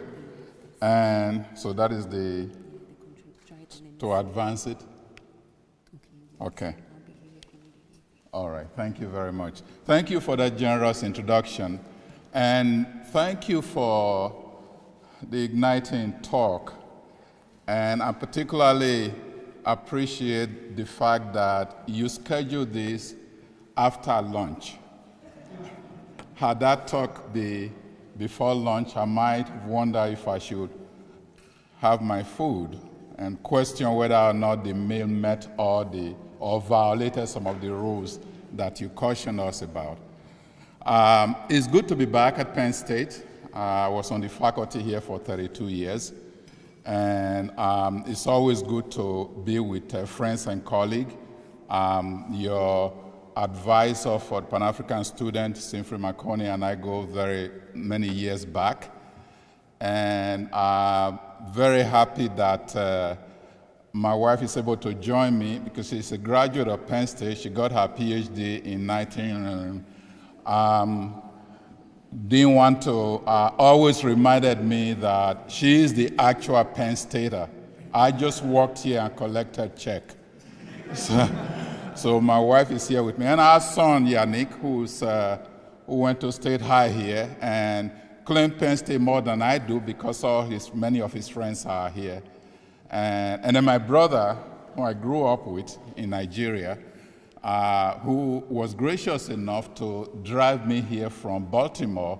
When you change your agenda, or you move the meeting from one weekend to the other, it became sort of a challenge. And he came through and said, just fly to BWI and you spend the night with me and I'll drive you down. So I'm here and I thank him for that. And I say all this because when I talk about a collective journey, it's really not just a rhetoric, is something that I live by in everything that I do. That we are here when we think about what the future holds for what Pan-African organization and movement stood for, is that it is a collective journey. And two very simple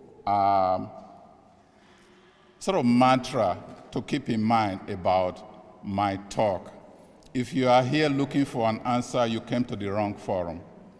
I believe in questioning the question because the question can be posed in a way that the answer is a given. So this is about questioning the question. And the second part is that the journey of Pan-Africanism is about learning to be comfortable with being uncomfortable. It sort of became a mantra. I was at Penn State at the time when the email read PSUVM. So every email I sent, I would say, learn to be comfortable with being uncomfortable. It would be years later before it became a sort of an expression that's being commodified in other places. But that is fine. But the point here is that I want to question the question of what we need to engage in as a collective journey. Notice the journey has a single individual, and I'll talk about that in a few minutes, why that is so important. But what I want to share with you is going to be reflected in what does it mean to build an African three-legged stool. Not four-legged, because it's four-legged is too balanced. Cannot be two, because it's two, you can't really do much with it. It has to be three. And it's so important because it means that you have to be equally invested in the stability of each of the legs for it to maintain stability. But more than anything, before we start, we need to deal with the platform. What is it sitting on? What is the foundation? What is the foundation of this three-legged stool? Then I'll start with a story that I first wrote in Healing Our Differences.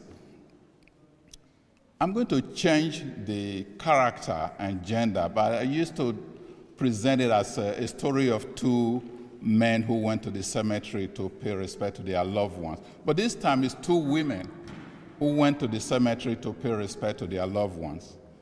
Here I draw my hybrid identity. One is a Nigerian, the other is an American.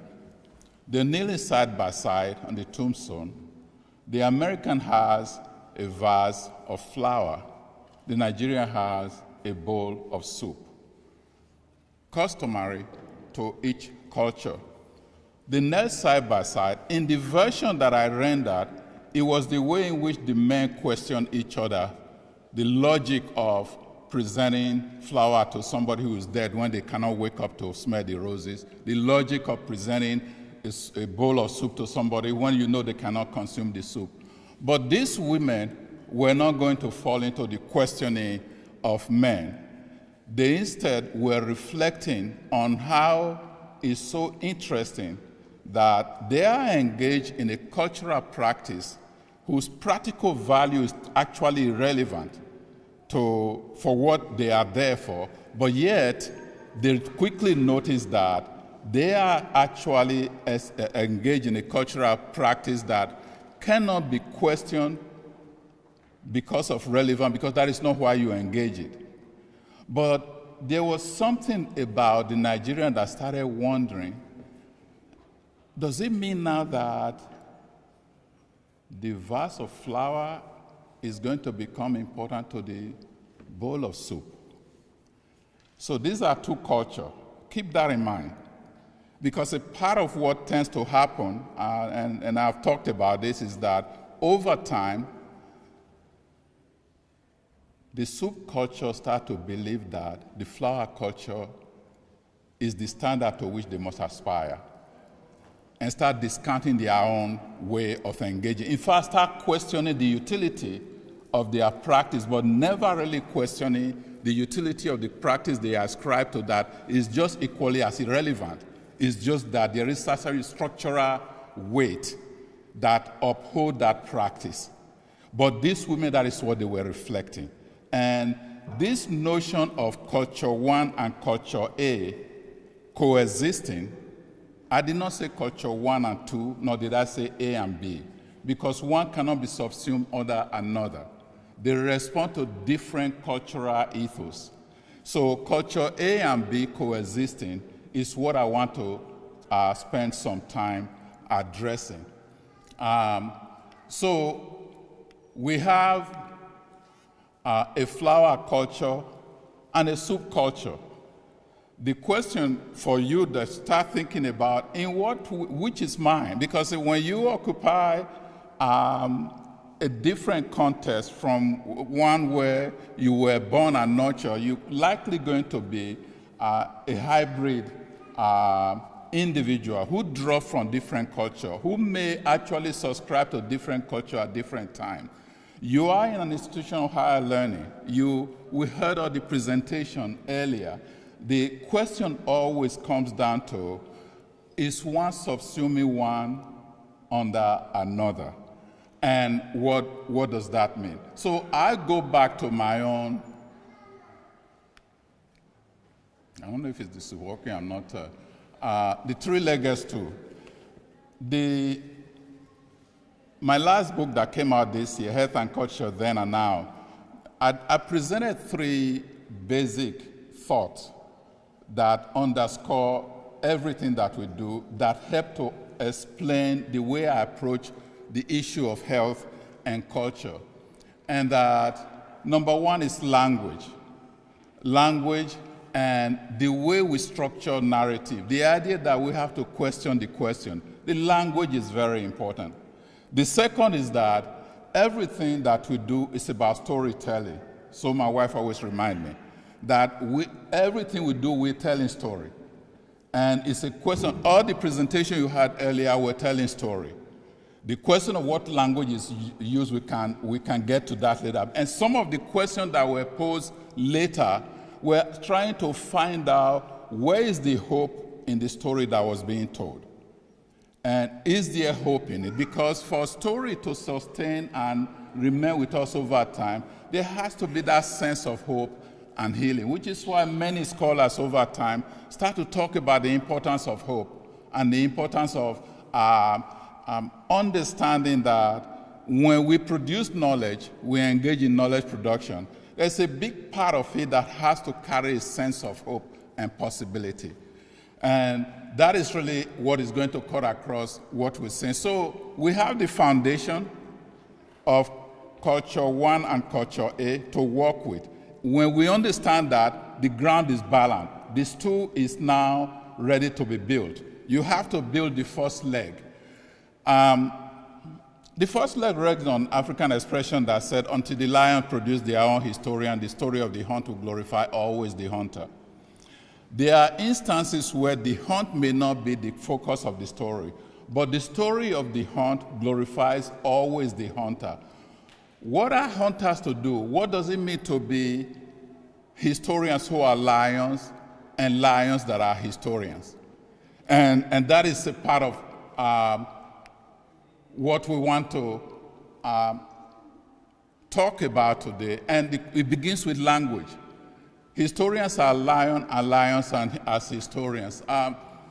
Toni Morrison reminds us that with that may be the meaning of life, but we do language. That may be the measure of a life. Every time we tell the story, the language that we use carries meaning and has a deeper implication for what we are trying to convey. All right? And lions and historians, who are these? You. A part of what we are trying to do is how Pan-African student reminding us, in part based on the igniting talk that was shared earlier, sort of reminds me of this Native American expression that we have not inherited the land from our forebears. We are merely borrowing it from our children.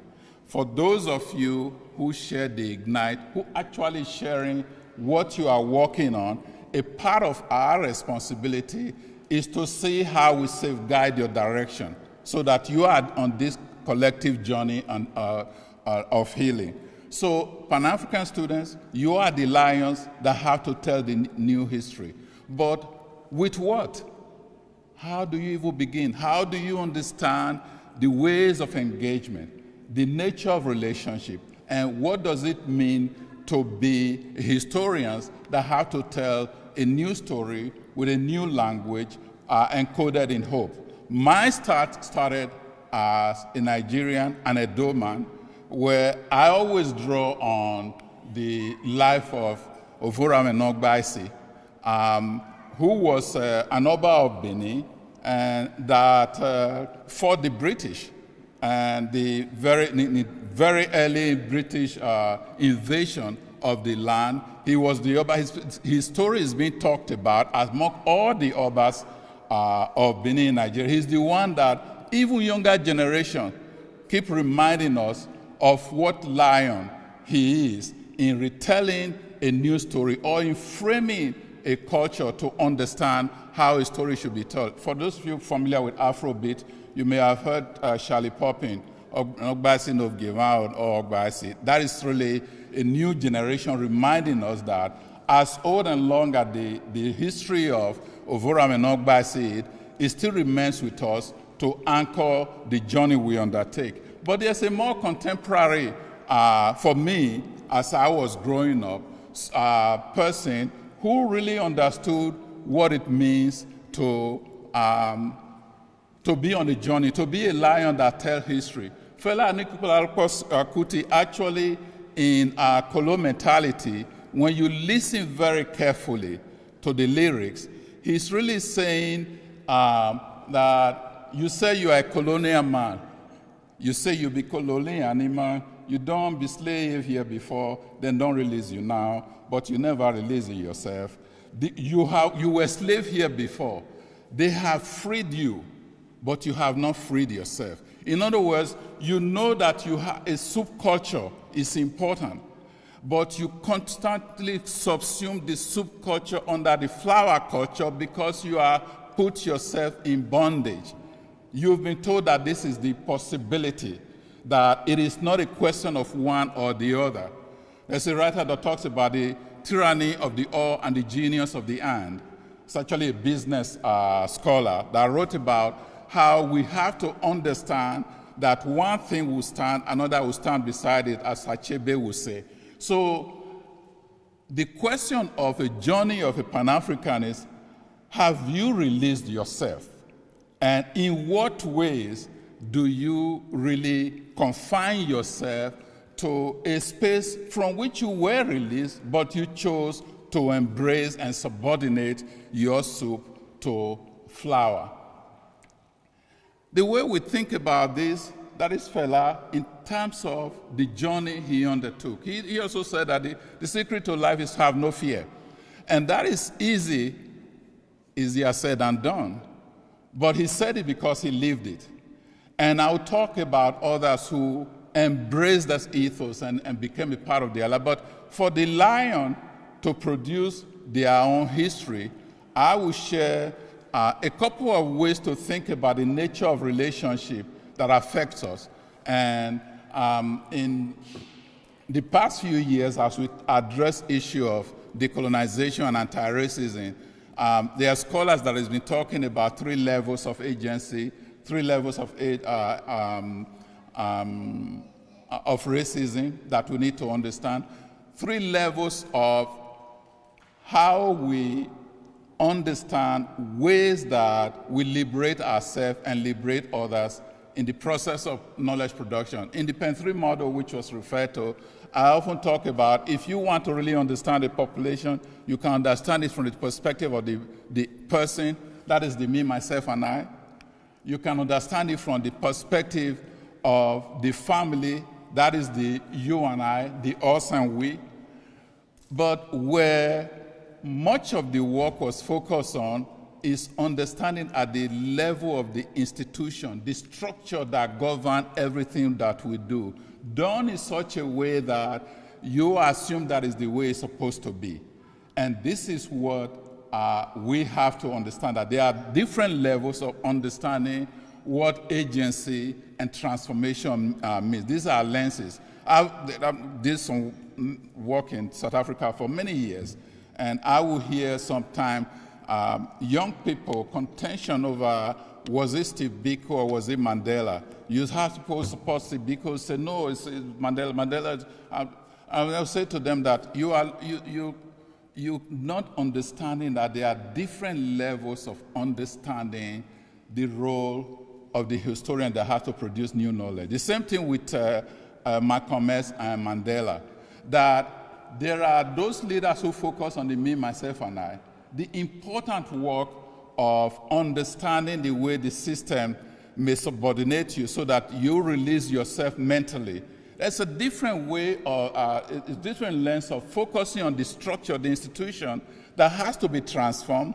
Otherwise, you may have the wherewithal to say this is not going, should be happening. If the structure and the institution is not changed, you are not going to be able to experience the type of freedom that you seek. That Biko and Mandela were approaching this from different lenses. So were Malcolm X and Martin Luther King and others in between, that we all not to be looking at the either or, is the genius of the and.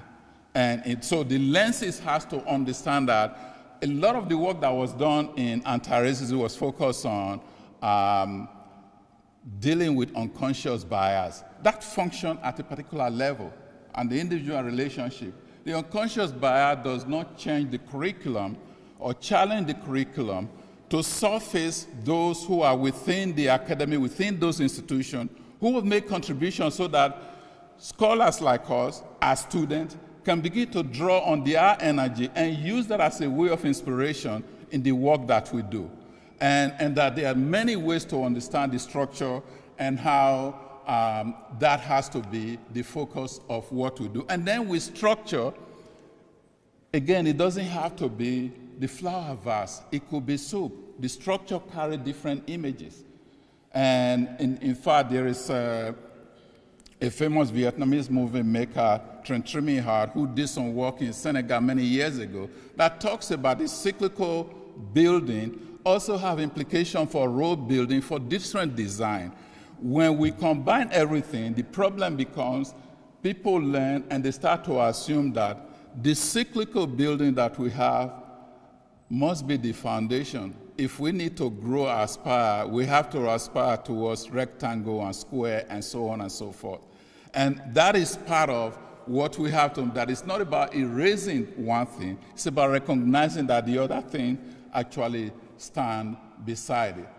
And to really help to excavate the way in which the structural impediment has created problem for the youth, Frantz Fanon many years ago had wrote in Black Skin, White Man's that for 20 years they poured every effort into a program that would make the Negro a white man. In the end, they dropped him and told him, you have an indisputable complex of dependence on the white man.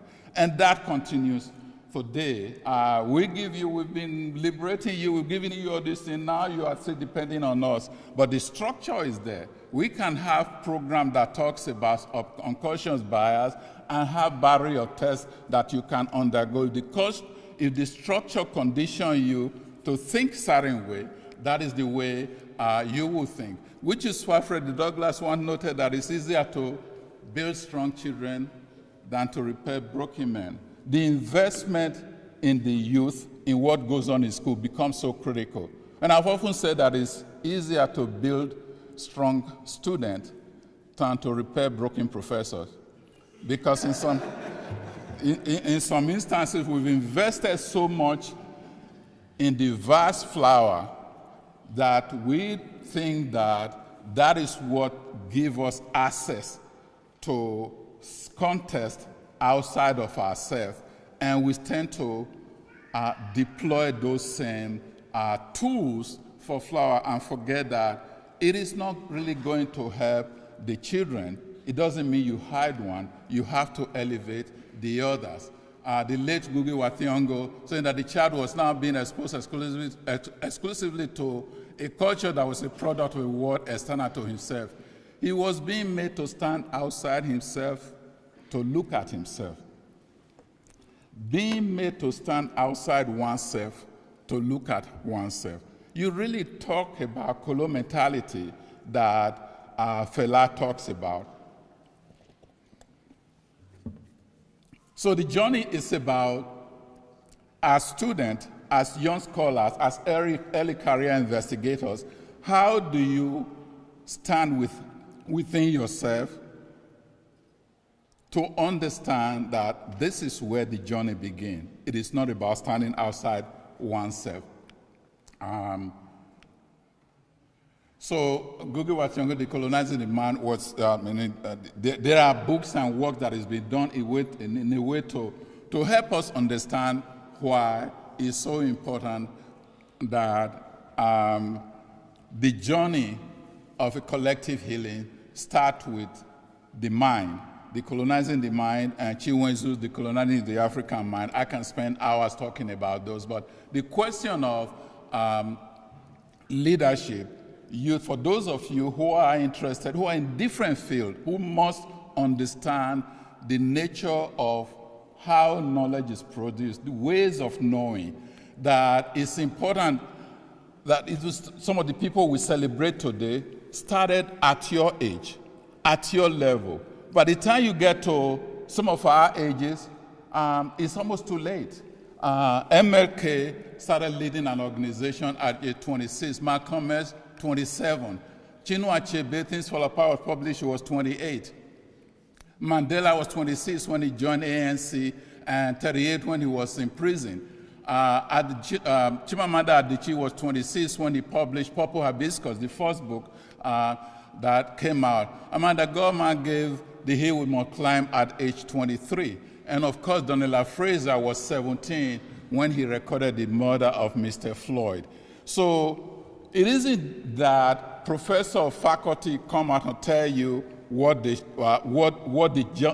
journey and the challenges have been. It is that some of the most consequential work occurred at an age, your age, sometime younger than you, or perhaps you were a little older than they were. So it is not insurmountable that some of the transformation that occur should be occurring at a time where you are gathering and thinking about what does Pan-African, what does it mean to be Pan-African? To the point where, in referring to colonization, the very well respected writer, late George Lamy of Barbados, once wrote that it was like a terror of the mind, a daily exercise in self-mutilation. So you hear about 1,000 cuts today. There's a way this scholar puts it, that this is what colonialism meant to us, a terror of the mind, a daily exercise in self-mutilation. In fact, Mr. Lamy was here at Penn State during one of the Touch of Africa events many years ago. A colleague of ours brought him from Bucknell to celebrate the time with us. So the importance of the work that you are doing, the foundation is being laid for you. And as the Malian historians, and I refer to him as philosopher, somebody challenged me at a conference in South Africa, but it's not a philosopher. I said, depending on how you define that. Historians said, the hand that gives is always on top. The question is, even when relationship occur between flour and soup, it is positioned in a way that if the flour may be on top of the soup. So when we engage in looking at who will support us, what relationship do we have with other organizations, even the Pan-African relationship. Let's keep in mind, let's not forget the Pan is meant to be Caribbean, African-American, Africa.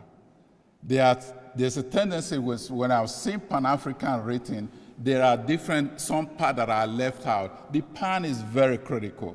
In your group, I don't know the composition of your group, you have to draw on the energy that established this movement and why it's so important to understand the hand that gives should not be on top. There has to be a way of redefining the nature of a relationship. So you build leg 2. Chinua Achebe once said that no one should enter their home through somebody else's gate. No one should enter their home through somebody else's gate. So I'm in public health. We often say we don't want to enter public health home through clinical and medical gate. For those of you in food science, the question always you have to ask yourself, is the gate through which you are entering the presentation that you shared in Igniting through the African gate, through some other gate? Whose gate do you enter your writing? People who write, authors, writers, understand this very well. That is, in building that second leg, you have to know what your gate is. And not everything that is faced can be changed, but nothing can be changed until it is faced. You have to face what the gate is. What gate has you used? We talk about 3 levels, 3 lenses that historians should use. You have to be able to recognize which one matter. And that has been the core of the book that we referenced when I was introduced, Health and Culture, published in 1995, Healing and Differentiation, published in 2007. And because in storytelling, which is a part of the gate, Ben Okri, one of my favorite authors, reminded us that the fact of storytelling hints at a fundamental human unease, hints at human imperfection. Where there is perfection, there is no story to tell. The fractures and the challenges that has to frame your story, but doing it in such a way that it is from the perspective of your gate, not what somebody told you it should be. And what is that? And those are the part of the things that you want to understand. And when we reject the single story, when we realize there's nothing there's never a single story about any place. We regain a kind of peace. And this is Chimamanda Adichie's famous TED Talk on the danger of a single story. And it goes from the lens of understanding the three levels of understanding the nature of the gazes and the power that define us, but it also relates to understanding that our story is never about a single story. It's about multiple stories, and the way we understand other people's story has to go beyond the often negative perspective that has been grafted onto those people's identity. So it's like flipping the map upside down to make sense, and which is what this map in my office, that if the world were turned upside down, in some cases, actually after I looked at this, it made more sense to me because of the earlier curiosity I had as a child as the gravitational force, the flow of river, and all of that. But it saw cartography as more political as it is just dispensing knowledge. And so you almost have to turn the world upside down. And that is what led to the creation of the Pen 3 model that was referenced. And when one thing stands, another thing must stand beside it. There is only one way. At this saying, there's only one way, something that is new to my people. It's part of the motivation that led to the development of a cultural model to understand what is it that stands behind the conventional way we have been taught to understand behavior. We have been taught to understand ourselves as Africans. We have been taught to understand what is important to value, whether it's in the food we eat, the clothes we wear, in what context we think certain clothes matter.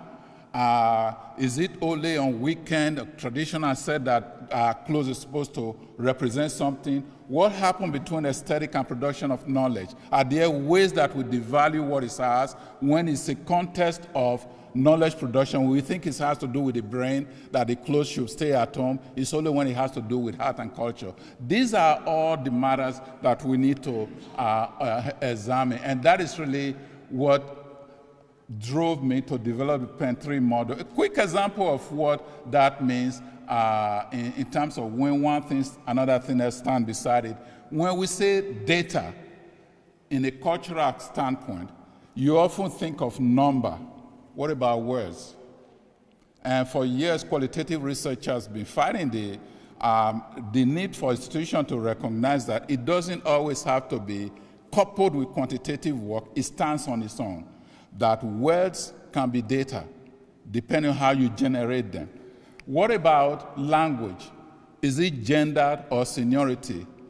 Edo language, Yoruba language, Igbo language are not gendered languages. They are languages of seniority. What happened when we're trying to use the Romance language to understand the logic and knowledge that these languages produce? Again, when one thing stands, another stand beside it.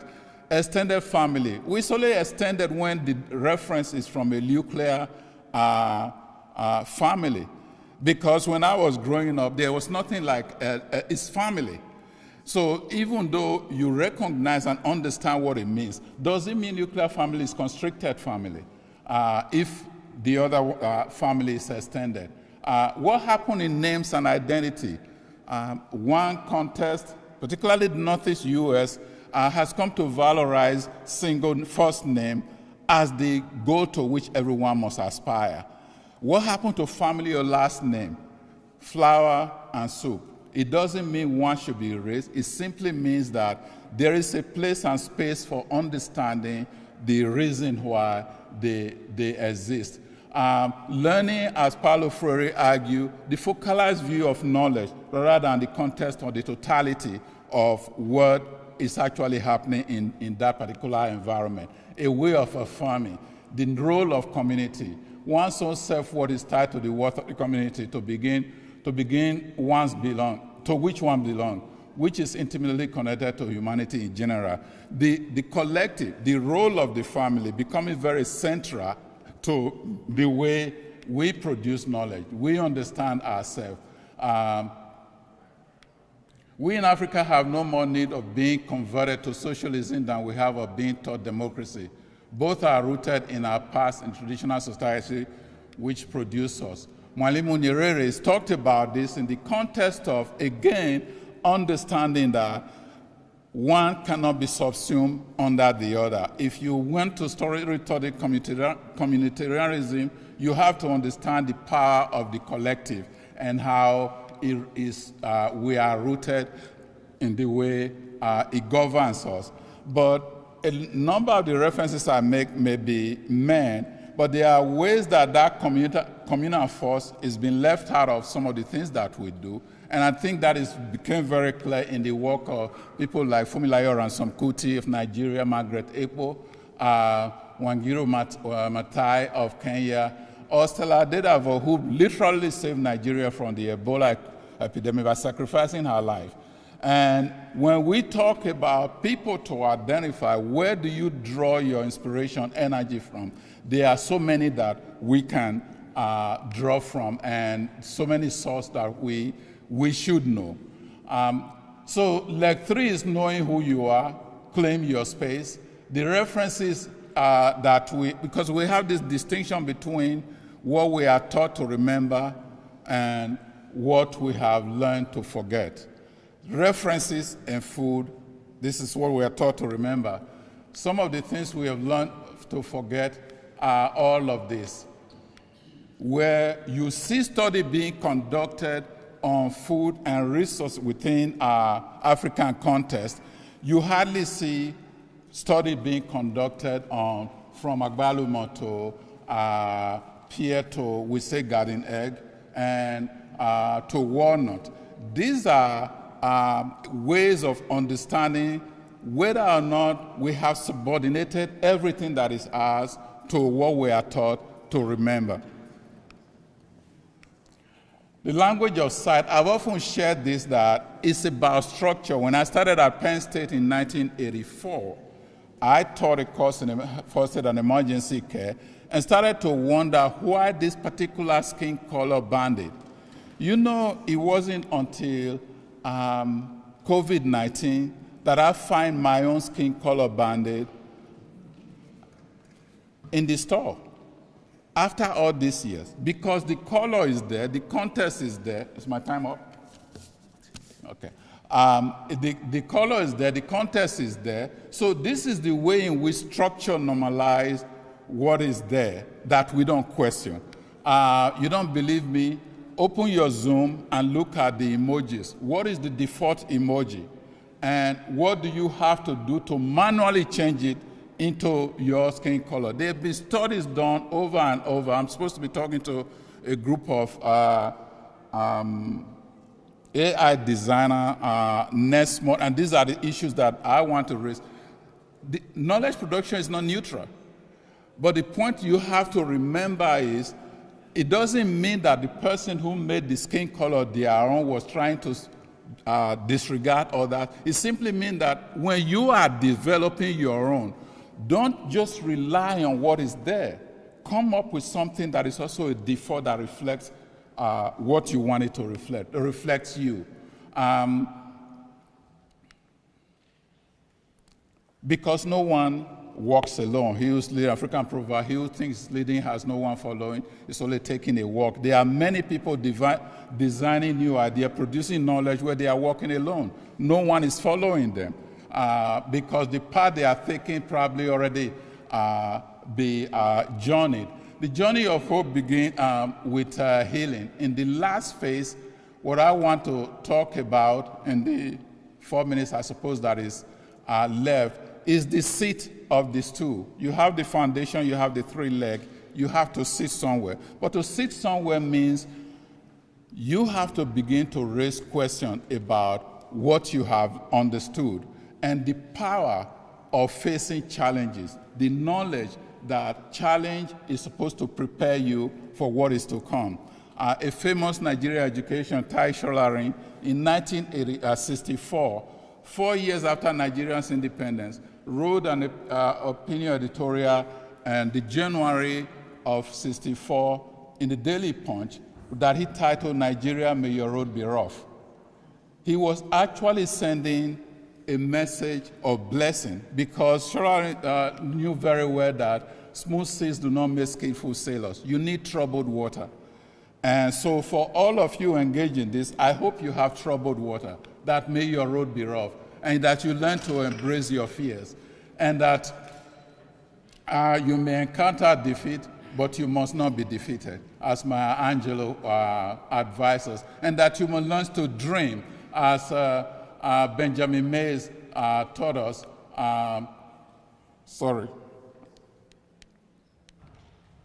That it isn't calamity to die with dreams unfulfilled, but it's calamity to not dream. So the part of the work of imagining how one thing, the substance beside the flower, is the power of dreaming. And the size of your dream must exceed your capacity to achieve them. If your dreams do not scare you, they are not big enough. So they has to be above what you think you can achieve. And that is what we try to capture in my book, Health and Culture, Then and Now, that language is critical, is how you shape the storytelling, and is what creates this sense of hope. But in all of that, always recognizing that the challenge that you're facing has been established for you before. We face neither east nor west, we face forward.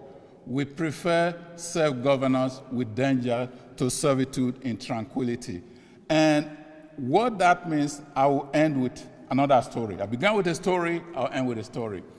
The story of a snake that owned a horse, and a very knowledgeable toad that was observing this snake riding a horse. Snake was riding this horse along the path. It wasn't a pretty sight. It was sliding up and down the saddle. The toad is observing and had to beckon the snake to come over. And what are you doing? And the snake said, I'm riding my horse. He said, come down, let me teach you how to ride a horse. You're not just doing it right. And the snake slid down, the toad got on the horse and proceeded to ride this horse in such a beautiful way that you were prepared to give the toad all the award in the world. Came back to the snake and said, that is how you ride a horse. And the snake said, thank you very much, come down. Came down, got back on the saddle, and said, to know is good, but to own is better. What is the point of being a good horse rider and you don't own a horse?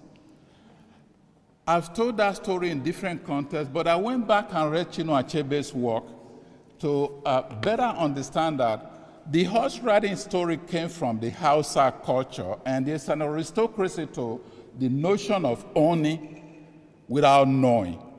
It is not just in Hausa context. You know, there are people who actually believe that you just own, you don't need to know.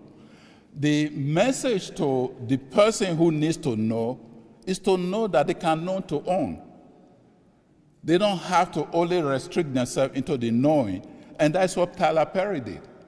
It's not just about riding a horse. He actually owned the terrain on which you ride horses so that he can dictate which kind of horse should be on there. You don't have to like the way the horse is riding or the way this person sits on it, but to own.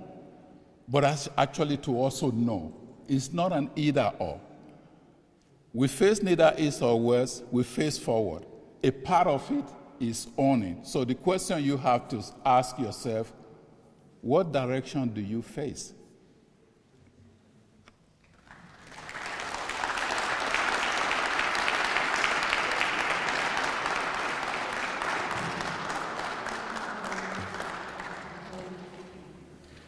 Thank you very much. I'm sure we have all learned a thing or two from his enlightening session. I'm leaving here with understanding that where there is perfection, there's no story to tell. And our story is never about a single story, that we should embrace our fears. So I'm leaving here as a very brave woman. We are going to take just one question because we have to leave here by 3 p.m. And any other question you want to ask, you can ask him when we move to the other side of the building, which is from 105.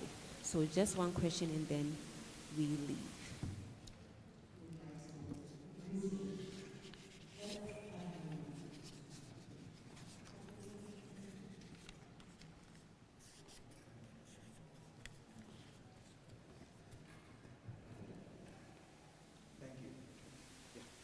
So,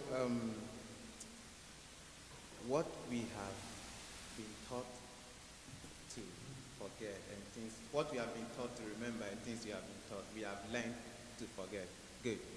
I am not a history researcher or a historian, so I'm going to talk from the education aspect of whatever that we are doing. This is a very nice forum for us to remember the things we want to remember, for us to eulogize and idolize all historians and history that have spoken about African history and then give them their stories. But we know that over the years, African curriculum has undergone a lot of structural changes. When we want our children to learn things of the past and then implement it in the present, but we also want them to be modernized. So the modification or modernization of African culture. Now the question I'm asking is, when it comes to curriculum design, development and implementation, the implementers, who are the teachers aside from it? And then the top-down approach of where the hierarchy takes care in designing all this curriculum is now given to the teachers to implement it. That takes me to the point where I would say that it is easier to build strong children than to repair broken men. The men figuratively here are the teachers who have been silent. How can these broken teachers build these strong children that we want to build for the African future? And then in that case, what role does historians or history researchers play back in Africa when it comes to designing and structuring the curricula to train the next generation of African children? Thank you. Thank you very much. And the question you're raising actually is one that you should table for your organization to tackle. And I say that in all seriousness. It begins with, for example, I don't know how many of you who grew up in an African context in a place where the language of the context is spoken by your parents, but you for some reason don't speak it. And so some of the issues starts from what, again, we value and what we devalue. Now, for someone who didn't grow up in a context where they hear the language, that is fine. But going back to school, some of the things that were changed. I was a school child at the time where we were being penalized and meant to pay fine for speaking our Edo language in school. And so it's gotten to a point where it doesn't even get to that point now because the child doesn't even know how to speak their language. So they don't have to worry about paying fine. There is a sense that if you only just discount the soup and focus on the flour, you will be a better student. You're going to be able to contribute to development, all the things you identify. But no one has told them that actually it is understanding the soup that grounds you better in how you understand the culture of the flour. There are many, I've seen enough that is getting frustrating of people who don't speak the language of their context where they grew up, not being able to be as innovative as those who did and now embracing a different language. I don't know if that makes sense, if you understand it. Who asked the question? Yeah, if you understand. So a part of what your group has to talk about is what have you been taught to remember and what have you learned to forget, beginning with the language. And then in the storytelling, if I were talking to the Igniting Talk student, I would say, is there a way in 30 seconds or 1 minute where you could explain everything you just said to your grandfather who didn't understand? So storytelling, how do you tell this story to somebody who is not in there? And then the third part is, how do you encode hope? The desire that this is going to, is something that is going to lead to some sort of collective healing. So it starts with the foundation is, what have you learned to forget? If you did not learn the language, it's really not too late. You can capture it. I hope that responds to the question you asked.